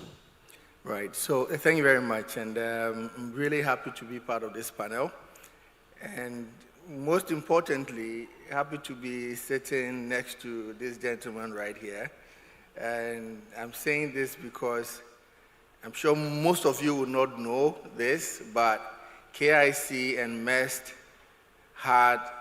we've had a very good relationship since 2016, since the inception of KIC. MEST used to host and incubate our businesses, our startups. So the likes of Galani, Trotro Tractor, Agro-Innova, Complete Farmer, Qualitrace, quite a number of them. And we learned quite a lot from them during that period. So it's really good to be part of this panel. To talk about the trends, I think Kojo has said it, and I think Kojo summarized it very nicely. The trend, bring a lot of young people together, do some capacity building, and then let them go and come up with an idea, and then let them come and pitch the idea. And if the idea is found worthy by the judges who may be coming from academia, industry, or what have you, then we give them some money. That has been the trend. But for us at KIC, since inception, we decided to do something very different. One of the first things we decided to do was that, why would you let someone just sit there and say, I'm coming up with a business idea? Where did they get the idea from? What kind of research did they do, especially in the subject area that KIC was looking at? So we decided to introduce something that has become very integral and very important in our processes called the market research. To be able to understand the pain points of the people that you want to be able to serve or design product for or services for. So that has become one of the things that we do and has become a key trend within the KIC family, now working with 16 universities and colleges across the country. It is mandatory. But the challenge in all of this process, and like I said, so without the market research itself, you get people sitting behind their computers and doing all kinds of research and coming up with something that would not fit the market. It's a huge challenge. And even for us, that we get the entrepreneurs to go for market research, we still get it wrong sometimes because it's not a perfect system. We learn from it every day. The other part is you're giving an entrepreneur $50,000, $30,000, in some cases $100,000, $150,000. What kind of management skills do they have to be able to manage such amount of money? Some will give lump sum. At KIC, we give them in tranches. And then, most importantly, what we decided to do, so for us, we always say we're obsessed with improvement. What we decided to do was that at a certain point in the program, we'll give you some small amount of money to do certain exercises that will contribute to you building your business. But you have to report on that money. Stewardship. So we wanted to make sure that you are able to really manage finances well. Because if you cannot manage $2,000 well, why should I give you 10? Why should I give you 30 and 50? So not to take so much of the time, I think the other panelists would add on it. These are some of the trends and these are some of the challenges that we're seeing. So we're getting a lot of startups coming out and they are not really well cooked to be able to manage themselves and manage the businesses, and they are not able to scale to even raise $1 million later and then $5 million and then the 10 and 100 millions. Yeah, thank you very much. So really, it shows that with KIC, you are already doing something different than just a stand-up pitch where people just come and pitch ideas. Because ideally within me, I always feel that those kind of programs, which, just a one-time pitch and then people win all this amount of monies, are always after, fancy. It's just about it's fanciness. And then you realize that after some months or a year, these businesses are not even market viable. They're not viable for the market. Ashwin, is the case different for MEST? The point of view for MEST? Yeah, so good evening, everyone. My name is Ashwin. I think the case is pretty different for MEST, ideally because I think every incubator today in Ghana is actually doing something different, right? Like, I think from KIC, we learned a lot of what we call right now at MEST as immersion exercises. Like, I remember Ben used to go around with all these young entrepreneurs all the way across Ghana, right? Get onto a bus, and I remember Ben's favorite statement, Ayoko, all the time, right? He would take them, and they would go far, and they would immerse themselves. Because see, one of the things there is a gap in incubation programs and accelerator programs is the fact that we don't get enough market knowledge. And market knowledge is also changing very, very fast in an ecosystem like Ghana. Like, I'm pretty sure all of us know that this week, what happened on Tuesday morning when the government announced a new policy about the grains, right? It affected, I think, close to about 20, 30 agricultural businesses directly. What we have noticed in terms of trends, I think, is the fact that I think entrepreneurs now are becoming very, very, I would say, savvy in also choosing the different programs they want to go to and for what reason they want to go to. Like if I was an entrepreneur today and I wanted to do agribusinesses, I would go to KIC first. I would figure out how to go to KIC first, get talent, get knowledge from the market, and really get that immersion experience going. Post which, I would come to MEST. Why? Because MEST would come in and polish me, help me pitch, help me raise money from VCs, and help me raise money from like international organizations, right? And then I wish there was another incubator where people could go to, where they could learn how to raise debt. Because today I think one of the things which we're noticing, and I'm pretty sure Ben can write the PhD on it, is agribusinesses require debt. And that trend now is becoming even more significant. And I think with MasterCard Foundation, with ABSA and all the banks, I think they're slowly starting to release that. So for us, I think the trends are, I think they're very, very streamlined. I think there's two trends. The first trend is that market is changing very frequently now. It wasn't as before. And second today is that the entrepreneur today has a choice in which incubator program they want to go to for what. Yeah, fantastic. So I think, like you said, markets, with my little experience, market research, like Ben said, is one very vital thing that, all you startups must really go through. And post that, I think go-to-market strategy, because now it's even difficult for some businesses after getting funding, how to even go to the markets, how to understand the market, how to even position themselves in the market to be able to get some revenue, to scale whatever they are doing is even a problem. And I think KIC MEST is doing a very fantastic one. Now, Mr. Bedu, looking at GEA sprung across Ghana now, how are you fostering an enabling environment for these youth startups to thrive? Thank you, and good evening to all of you. My name is Nana Bedu, and I work at GA on the Business in a Box project as Agric and Agribusiness coordinator. Before I get to your question, I just want to say I'm honored to sit here with the likes of Ashwin and Mr. John Kessie, because the very first assignment of sorts that I did in this space, incubation, was in Startup 101. I did some facilitation for a group of young entrepreneurs, and that's when I realized that, yeah, I actually enjoy this stuff.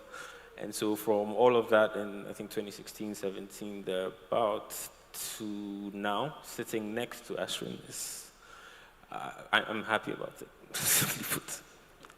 Now, in terms of creating an enabling environment for startups to thrive, that is a very difficult task and a difficult mandate.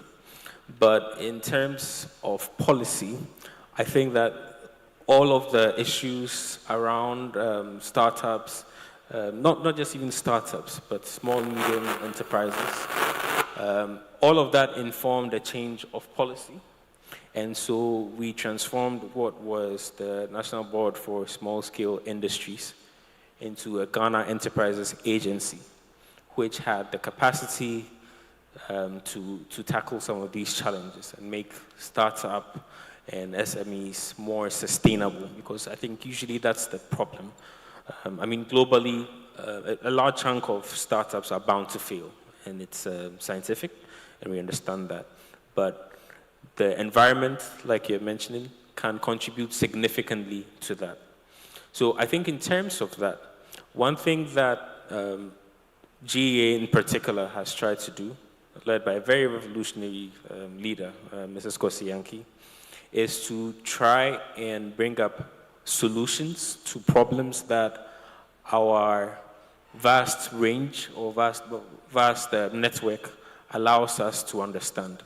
So right from geographically to size, rural, urban, there are very specific challenges that we are able to identify. And I think that's one of the very first things to do. In order to actually solve a problem, you have to understand the problem. So I think that our understanding of the problems on the ground allows us to, in partnerships with the likes of the MasterCard Foundation, Agri-Impact and Co., allows us to curate programs, create very specific interventions that are targeted at some of these challenges that startups go through. And so you find that we're moving from policy to action. So there are lots of programs, projects that offer very specific needs. So some of them are training, some of them are infrastructure related. So all of those things culminate into creating an enabling environment for startups to thrive. Because some of the barriers which inhibit their growth, cause their downfall, for example, access to skills. So through these partnerships that we have, young people are able to get skills that hitherto they would not have and would have perished because of that. Things like access to land, for example, very big problem in the agricultural space. Because in as much as we are promoting things like processing, applying technology to agriculture, all of that rests on a base or a foundation of productive primary agriculture. So if we're not able to build the base well, that is the production side well, then we're not able to process. Processing becomes more expensive, because if you're buying corn for as high as a price as we sometimes do, and you add value, the final consumer cannot pay for it. So it kills the rest of the value chain. So if we are able to give skills to the primary production level to enable them produce more efficiently, then we are enabling the rest of the value chain. And so I think skills is important, access to land. So I think yesterday Stephen mentioned that the government is creating land banks, which allow entrepreneurs to go into a space ready built and then do what they have to do. Through the likes of the GA's BizBox project, which I'm on, we are providing processing infrastructure for communities to go in and produce what it is that they have to do. So I think that key problems like skills and access to infrastructure are being addressed. And in as much as it's at a very early stage, because that's sort of the new trend. And we've had to learn through what Ashwin and Dr. John Kessie were talking about to get to the point where we understand that putting in things like that is important. So I think that as we've started, like things like the Happy Project, the BizBox project, I think those things create an enabling environment, especially for the rural and pro-poor who want to get into agribusiness to fledge. So I think those are some of the things that are important in this space. Okay, thank you. Let me move to Mr. John Kessie. You will realize that the needs of agripreneurs, as we say, are enormous. There are several. How do the programs that KIC, bring out, address some of these needs?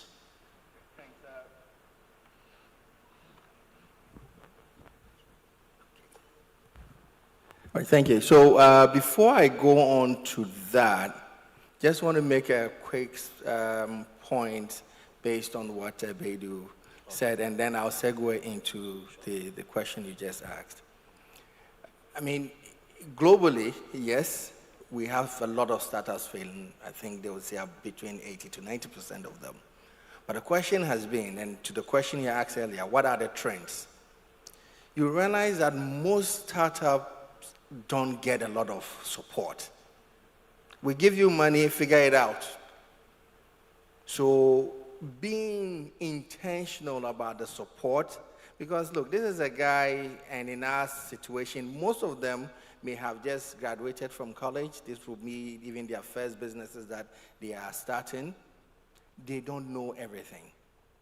They are actually struggling themselves. So what kind of structures do you, or programs do you put in place to be able to support them? And being intentional about the various stages of it. So even for us at KIC, segueing into the question that you asked, one of the things that we realized, and now with working with the MasterCard Foundation to expand our program to reach everyone in Ghana as much as possible, what we decided to do was to break our programs into 3, not now 2. So because we had the training program, then we fund you, and then you get into the incubator. Now we have a training program that happens at the university level, a 7-month, 8-month program, that you go through the rigor of understanding who you even are as an individual, understanding whether you want to be part of the agricultural value chain, and where you can actually be part, and how you can even receive support. And then we'll move you into our investor readiness program that starts looking at you preparing that business idea that you have built the minimum viable product for, preparing you to speak to investors. So now, what we used to have as a one program, they become two programs. We have been intentional based on the lessons that we've learned, and also trying to reduce the failure rate. So before the entrepreneurs get to the agribusiness pro or agritech pro level, we would have weeded those that are not really ready. Some of them are also late bloomers, so we give them pathways to gradually grow. And if you've been to the deal room today, you see some of them that pitched us this afternoon. All right. Now, we will get into the incubation after you have been funded at the pro level. And now we also want to make sure that you're not sitting in Accra running a business somewhere else. So if you pitch your business to be in Sunyani, sit in Sunyani. If you pitch your business to be in Tamale, sit in Tamale. Because you see, the trend has been every startup program would have one space that will host all the businesses. What are they doing there? They should be where the action is. So that is how we have designed the program. And then we have also been deliberate enough to say that after the incubation period of about 2 to 3 years, if you are eligible or you are ready, you can be eligible to our MSME programming, which is also part of capacity building and also creating investor day to create a platform for you to meet other investors who would be able to give you bigger tickets than KIC would do, because we do a lot of the development. And I think Kojo has said it since yesterday that wherever you go, you get to see KIC businesses pitching, and it's because we are focused on really building the right foundation for the entrepreneurs to be able to leap on to bigger heights. So these are the kind of programs that we run. But in all of that, we also are very intentional again here, because when you talk about agriculture, you cannot talk about agriculture and looking at it in the theme that we have for this year's conference, women, gender. Women play a significant role in the agricultural value chain. And when I heard Miena speak, I didn't know she was on bill, but I heard her voice and I'm like, okay, that's my girl. You know, we need to be a bit deliberate about getting women into the entrepreneurial space, especially in agriculture. And I tell you why. A lot of women have the knack for adding value to what comes out from the field. And they are really good at that. Look at Mienan Foods, and even for KIC, you have this lady, what's her name, Maku Foods. You have the fruit flour. Most of the food companies that have come from KIC, they are being led by women. Because of their nurturing nature, they are looking at the nutrition of the family. And nutrition is a big part of the agribusiness value chain. And so we are also very intentional with our women's bootcamp, A, to get more participation for women into the tech space, in the agri-tech space, and B, to get women who also want to do something unique, are already doing something unique in terms of value addition or other production and processing within the value chain. So these are some of the programs that we run at KIC, and being intentional about how they progress to the next level of getting funding or really operating their businesses at scale. Yes, so to you again, Ben. Now, you were talking about not giving entrepreneurs money and then just leave them to figure it on their own. I think yesterday we heard about the collaboration. I've heard it already, but then you announced about the making of the tractors, and then from King Tractor, and then implemented by Kigo Agro. That was a fantastic collaboration from KIC, BTU, and the respective businesses who came out of KIC. Now, how do other businesses also get to collaborate with KIC? Because, I think some time ago I was telling somebody about businesses learning about the best practice which happens within KIC. For example, I mean, when you come into KIC, look at something like safeguarding. As soon as you enter KIC, it is in your face, you understand? M&E is in your face. There are things that, I mean, are emerging, let me say, emerging disciplines that is going to show, I mean, the growth of these Agri-MSMEs in years to come. How do Agri-MSMEs from KIC and outside KIC get to collaborate with KIC in a very long partnership? There are many ways we can do that. We currently have a business development unit that you can actually reach out to them, and then we can look at your proposition and then see how we integrate it into our programming or the way we work. We are very much open. We are happy to actually mentor other hubs if they are willing. And actually, I think during COVID, we started something like that. We started actually bringing some experts together who would also teach other hubs things that we wanted to learn, or things that we have learned and we thought that they were part of the best practices to deploy to support young people. One of the things that you said in your statement, which is very key, and maybe sometimes we don't pay attention to it, is that we, the organizations that run these startup programs, how are we running ourselves? Because you wouldn't be talking about KIC, SM&E if they are not interacting with you, and also A, training you to do your own M&E, B, also coming to you for data. If you had not interacted with them in that way, you wouldn't know.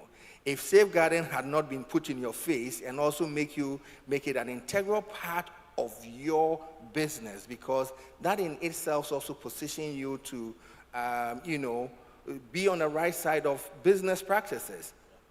So it is how the businesses or the organizations that runs this program, how they behave also impacts the startups that they grow. Fantastic. Ashwin, the case of MEST, the needs of agripreneurs, because I know MEST in the time past have supported some agri-tech companies. How do your programs align with their needs? Yeah, so typically, again, we only started the startup programs, I think, funded by external people. I think in 2016, KIC was one of our first partners in that way. But initially, how we do it is we had a pretty unique approach to our training program, right? If you look at our core training program, we haven't changed it over 16 years. This year is the first year where we're actually changing it, right? What we typically do is we typically speak to startups, corporates, and investors every year, typically between September to December, and we also find out what are the hot sectors, what are not the hot sectors, what the corporates are seeing, what the investors are seeing. And then based on that, we actually cater our recruitment. So we're recruiting also based on what we're hearing in the ecosystem. We're not recruiting blindly. We're recruiting people who have a particular passion and people who have a particular edge also. So what we've done is we've listened to the market, and now we're finding people based on the market. Then what we do is we actually set up our curriculum, right? And just like KIC, I think we've also done a lot of train-the-trainer models. So what we've done is we've basically worked with almost 17 hubs across the country.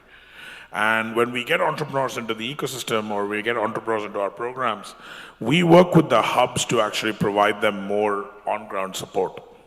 So imagine MESS to be like, I would say like an umbrella layer, and then you have all the hubs to be all of the ends of the umbrella. And through us, we're able to pass not only knowledge, not only information, but also funding, M&E, to the hubs, which also then directly impact the startups as well. So for us, it's been, I think, a pretty staple approach. There's nothing unique about it.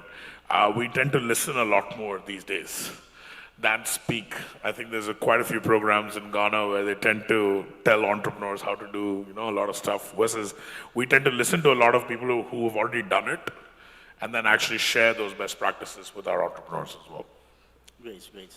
I think that's a great one there. Mr. Baidu, let me come to you. So looking at this long-term collaboration we are talking about, how is GEA moving from just the capacity buildings and the trainings to long-term collaborations? I know your funnel is big, you are dealing with a lot of people, but is there any strategy on how to collaborate with these businesses to thrive over the 1, 2, 3, 4, 5 years that, I mean, businesses are bound to fail. Right. So, as I mentioned, a lot of GEA's training currently, especially for youth and for women, because a lot of the projects that we do are 70% women targeted, 10% PWD targeted, and very active in the rural areas, right? So what we typically do, or currently we are targeted at doing, is the use of what we call skilled craftspersons. So within the community, somebody who has experience, let's say it's in rice processing. So within the community, somebody who has experience in rice processing is the one we contact to offer the training. So they give them very practical skills. We find other service providers to teach them the more academic inclined aspects of it and the business management parts of it. But the good thing with using skilled craftspersons who are in the community is that they become mentors of sorts. So because they're in the same community as the young people we have trained, our expectation is that when they have challenges, they can fall on these skilled craftspersons. Even in terms of being part of a sustainable supply chain, because that's also a very key aspect of ensuring that businesses, as in startups, are sustainable if they're able to plug into a stronger, more established supply chain. So having a skilled craftsperson in your area actually sometimes helps to solve that problem. So these SCPs take these newly trained startups under their wing, and they help them with market access and with the little small skills that they need, support when they fall into the challenges that are typically associated with being a startup. And so that helps. But just like you've mentioned, we found that entrepreneurship is a journey. And so typically, especially in our part of the world, it's a very challenging one at that. And then on top of that, being in the agricultural sector, it's a myriad of challenges. And so you need to be prepared mentally before you even get into that.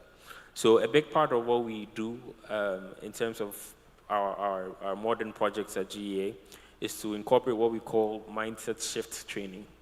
So trying to tune the minds of young entrepreneurs to the fact that, look, the journey you're embarking on is not an easy one. But we can point at people who have made it to assure you that, yes, you can also make it. And then also a part of the mindset shift change is what we keep talking about, the business of agriculture, making sure that entrepreneurs understand that even though this is an agribusiness, it still has all of the features of a white-collar job, which most people would have rather gone to look for. So it's very important that young entrepreneurs have that mindset even before they get into the business. And then once they get into it, it's important that they have somebody that they can look up to and who can support them to get over challenges as and when they come in. And so that is a big part of our monitoring and evaluation. I think from 4 years ago, the GEA implemented the Young Africa Works project, of course, in collaboration with the MasterCard Foundation. And that was some of the key learnings we learned from the M&E part of it. And those are learnings that right now we have put in all of the projects that we work on with our partners moving forward. So support in terms of having people to look up to in the communities, and also that mindset shift change is very important in that regard. Yeah, sure. So before we get to Mr. Jankesi again, the last round of questions, I'll start from you, Mr. Beidou. Right. You know, like I already said, GA sprang across Ghana, and Ben was mentioning about how to keep them wherever they are, leveraging on technology. As a participant of KIC, I mean, we were using a lot of, some Google skills, which even when we started our business, we've inculcated into our business for administrative purposes, etc., etc. How are you leveraging technology for some of these incubation and accelerator programs? Right. I think that, again, for Ghana Enterprises Agency, it's even before you go to the businesses that we are impacting, for the organization itself, it's been a transformational journey internally, right? Because like Mr. John Kessie said, you have to be able to run yourself well in order to make an impact on the likes of you, right? And so within the GEA, we ourselves are leveraging technology a lot, because if you have a network of 224 business advisory centers, and you are implementing projects across all of these centers, it's a huge ask in terms of monitoring and evaluation, project coordination, and all of that. So at GEA, we are also incorporating a lot of technology into what we do to even manage the projects before it even cascades down to our beneficiary companies. And so once we are able to expose them to those things, the next part is to incorporate what technology can do for them, even in their infantile stages, and even for people who have limited education.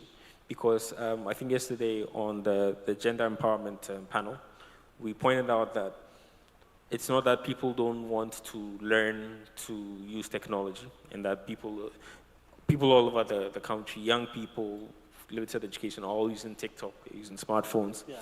And so we also try to bring into our trainings the fact that you can use very basic technologies like Excel, and simple Google Office suites to be able to track your information and generate reports.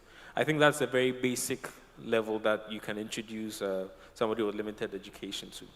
So post that, for the more established enterprises and the larger enterprises that we deal with, again, like I said, that's a problem we've identified. And so in our grant programs, one of which being the Ghana Economic Transformation Project, GETSP and things like that, we identify that some of the funding that these companies get actually go into technology solutions for their business. And what that does is it allows you to scale faster and also allows you to be more efficient. And once we have companies who have benefited from that and have done that, we can use that as case studies in our trainings to encourage the new beneficiaries to also embark on those journeys.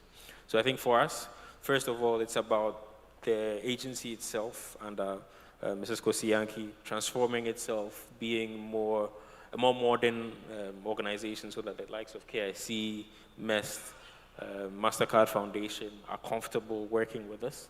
And also for the beneficiaries of our projects, trying to put in those elements specifically into the training and being intentional about showing them how it works and showing them examples of people who have used them on our projects.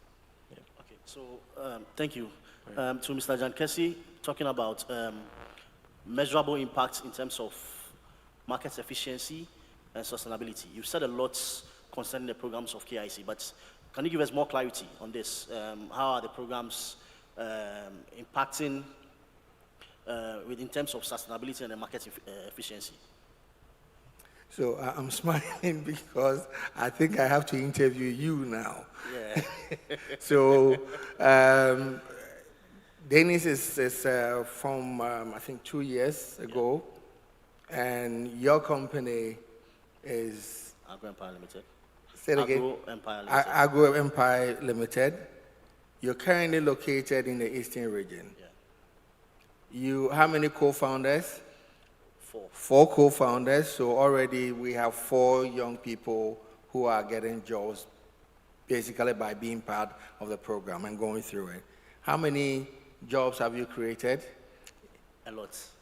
So let's talk about the number of farmers that you are impacting. Okay. Let's talk about the number of direct and indirect jobs that you've created. Okay. So currently our program is touching the lives of Clara is here. I don't want her to come and beat me, so I'll not just give some numbers. But maybe just to give you an idea of what is happening right now as we sit here. We have partnership with 16 universities and colleges across the country. On our flagship program, the Agritech Classic, we have an average of about 130 entrepreneurs in each of the schools. So multiply that by 16.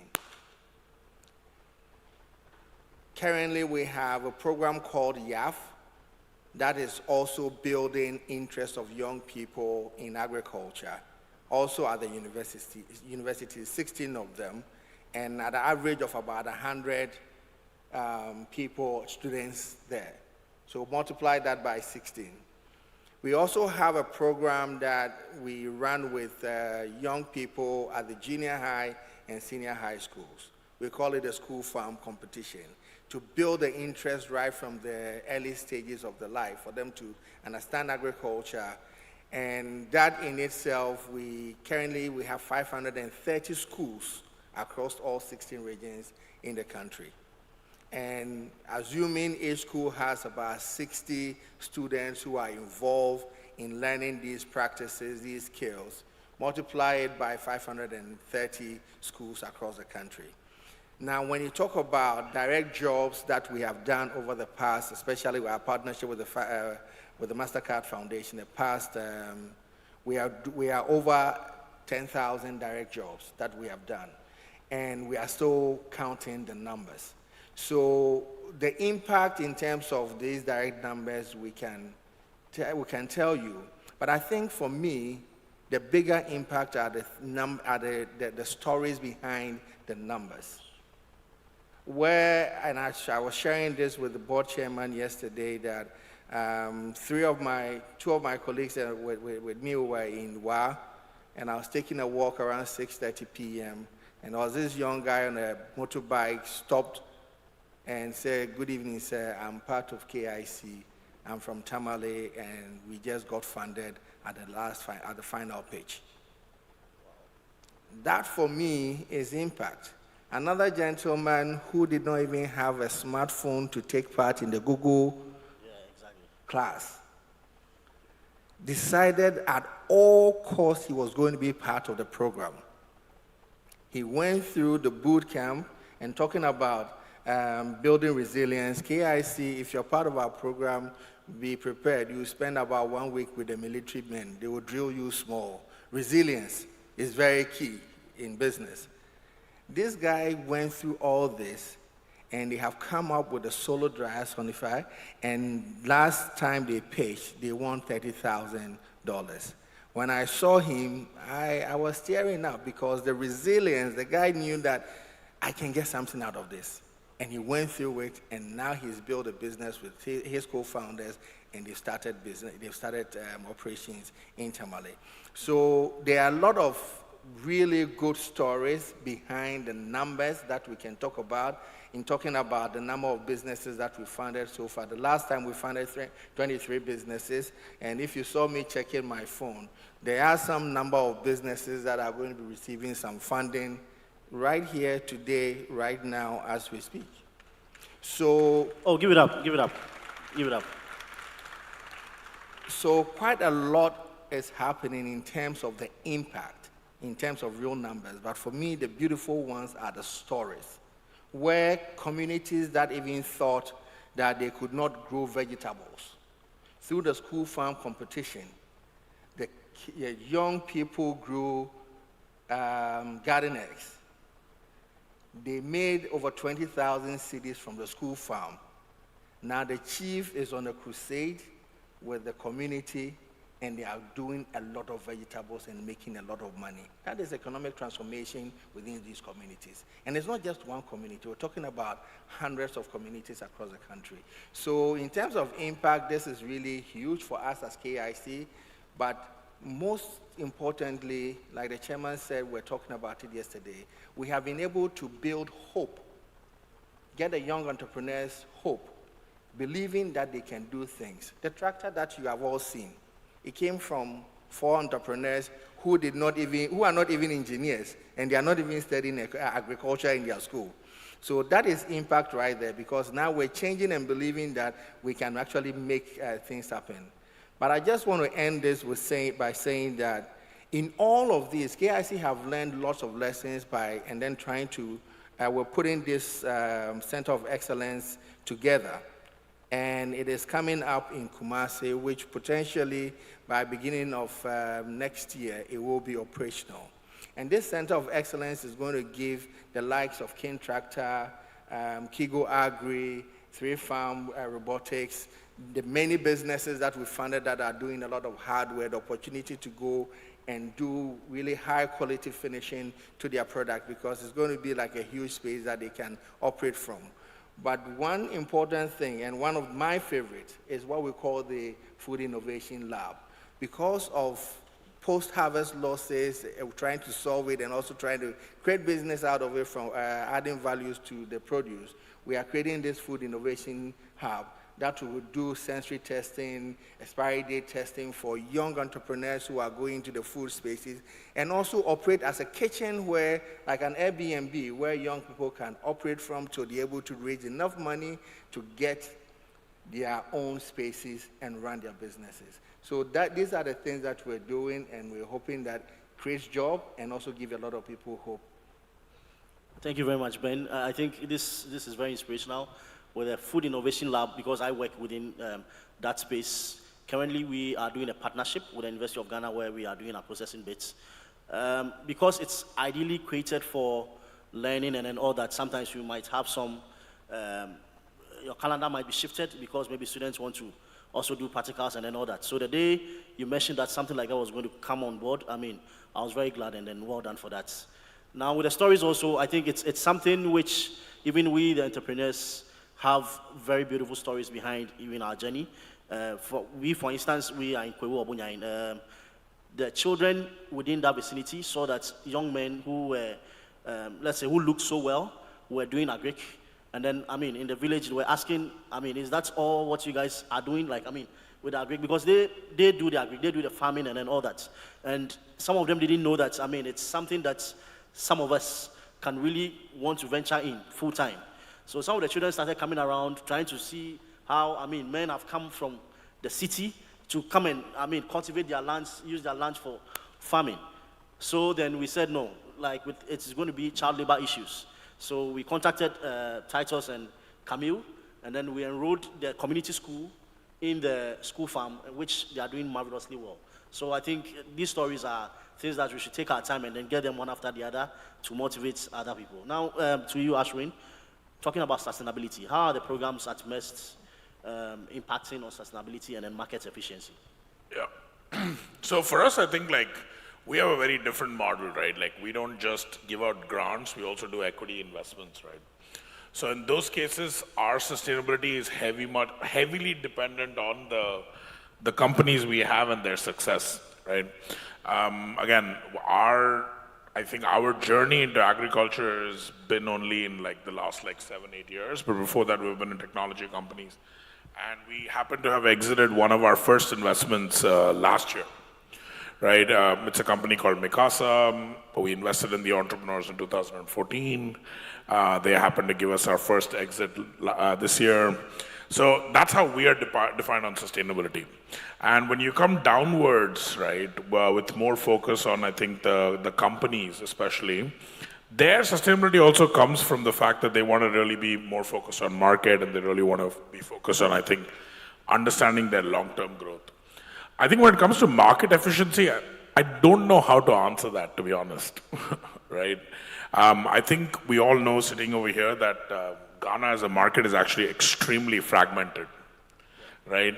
To actually have connections from mechanization to production, to off-taking, to actually even soil or even fertilizer production input, it's extremely fragmented and you don't know what to do, right? I think efficiency really comes from within, I would say. A lot of entrepreneurs I know, and I think one of the ladies who I recently met from the KIC program, Anna from Farmio, right? She was part of the Stand Chart Women's Program. And I remember when I met them about a few years ago, or a year ago, or maybe 2 years ago, right? they didn't know what efficiency was for their own business, but they knew what they wanted to do in terms of success to the customer. So if you ask Anna today, Anna's like, we want to produce everything. We don't want to really focus on market efficiency per se, but really market success, I would say. So for us, I don't know how to answer the market efficiency thing. I think it's in a small market like Ghana, it being fragmented, efficiency comes from within somehow. And people usually hack the solution or hustle the solution as well. Thank you very much. Audience, I think at this point, Mr. MC would want to bring a close. But then before we go, I have this question for Ben, and it may seem funny, but there's a lot that I would want to personally learn from it. On LinkedIn, I follow you on LinkedIn. Mostly, I don't know whether you deliberately go look for KIC businesses who are doing well at places and write, well done, KIC is proud of you. Do you deliberately do that? And what is it about all that? So like, I mean, you see that they've gone somewhere to win prize monies, they are being mentioned at places. So sometimes I'll just be scrolling, just be looking at, you've written, KIC is proud of you, KIC is proud of you. What is it? What is it about that? It seems like I'm being ambushed. Well, of course, I am proud. Yeah. I am proud of all the businesses that we've supported and those that have come through our programs. Sometimes I wish there was a way that I could be at all the places at the same time, but of course I'm human, so I can't do that. And one of the things that sometimes HR is trying to get me to stop doing is traveling around a lot. I want to be where the action is. I cannot sit in the office and just be, signing things, because that's not how I started. Actually, that was not the first job I took at KIC. My first job was be where the action is. So now to be here and signing papers alone is not enough for me, because I want to be where I can be. I think I can support more the young people. The reason is that I was an entrepreneur. I'll say I'm an entrepreneur. I've started business and failed before. And I've always said this. Maybe now I don't get opportunity to say that a lot to the teams that are coming through the program. But if there was a KIC, and then before I go on, I think I met a group, a young lady and a young gentleman yesterday, and they said, they were processing yogurt, trying to interact. So they said, I don't know if they are here. Are they in this room? Okay, there they are, sitting back there. And they're processing yogurt, they're telling me their stories and all of that. I just picked my phone and I said, wait, I'll show you something. I did that to pay my college tuition at my student's balcony. That was what I did. But there was no KIC at the time to support me. There was no structured program to support my kind of people at the time. There was nobody to say, Ben, I'm proud of what you're doing, just keep at it. No, nobody was saying that. And sometimes I believe that affirmation, after going through all the hard work and you are making progress, you need some level of encouragement. And so being the leader of the organization, I believe if I'm able to tell the entrepreneur that we as an organization, we support what you're doing, would give them a lot of hope, oomph, to really keep going. Because it is tough out there. I know, I have been there before. I have failed, I've lost a lot of money in the past, so I know how difficult it is. So if we can give you that support, I would always do that. So that is the motivation, and truly we are proud of all the businesses, again, like I said, and we will continue to support you the best way that we can. And we'll share information with you freely as we get them so that you can continue to run your businesses. Because at the end of the day, just think about it this way. KIC supported Agri-Empire Limited. You're currently based in Eastern Region, and you just said that because of your being in that locality, a school there is benefiting from a program being run by KIC, and you don't know, you have no idea what that means to the young child in that community. The inspiration that you bring to them. They may never get into agriculture. Just get it straight. They may never get into agriculture, but they may get into something else that will benefit their community just because you have been there. And so if you are doing good stuff, we'll clap for you. If you're not doing good stuff, we also have to come to Jesus kind of conversations. And then we will see whether there will be repentance or not. So that's what we do. Okay, so this brings us to the close of this discussion. Thank you very much, co-panelists, and thank you, audience. Mr. MC, over to you.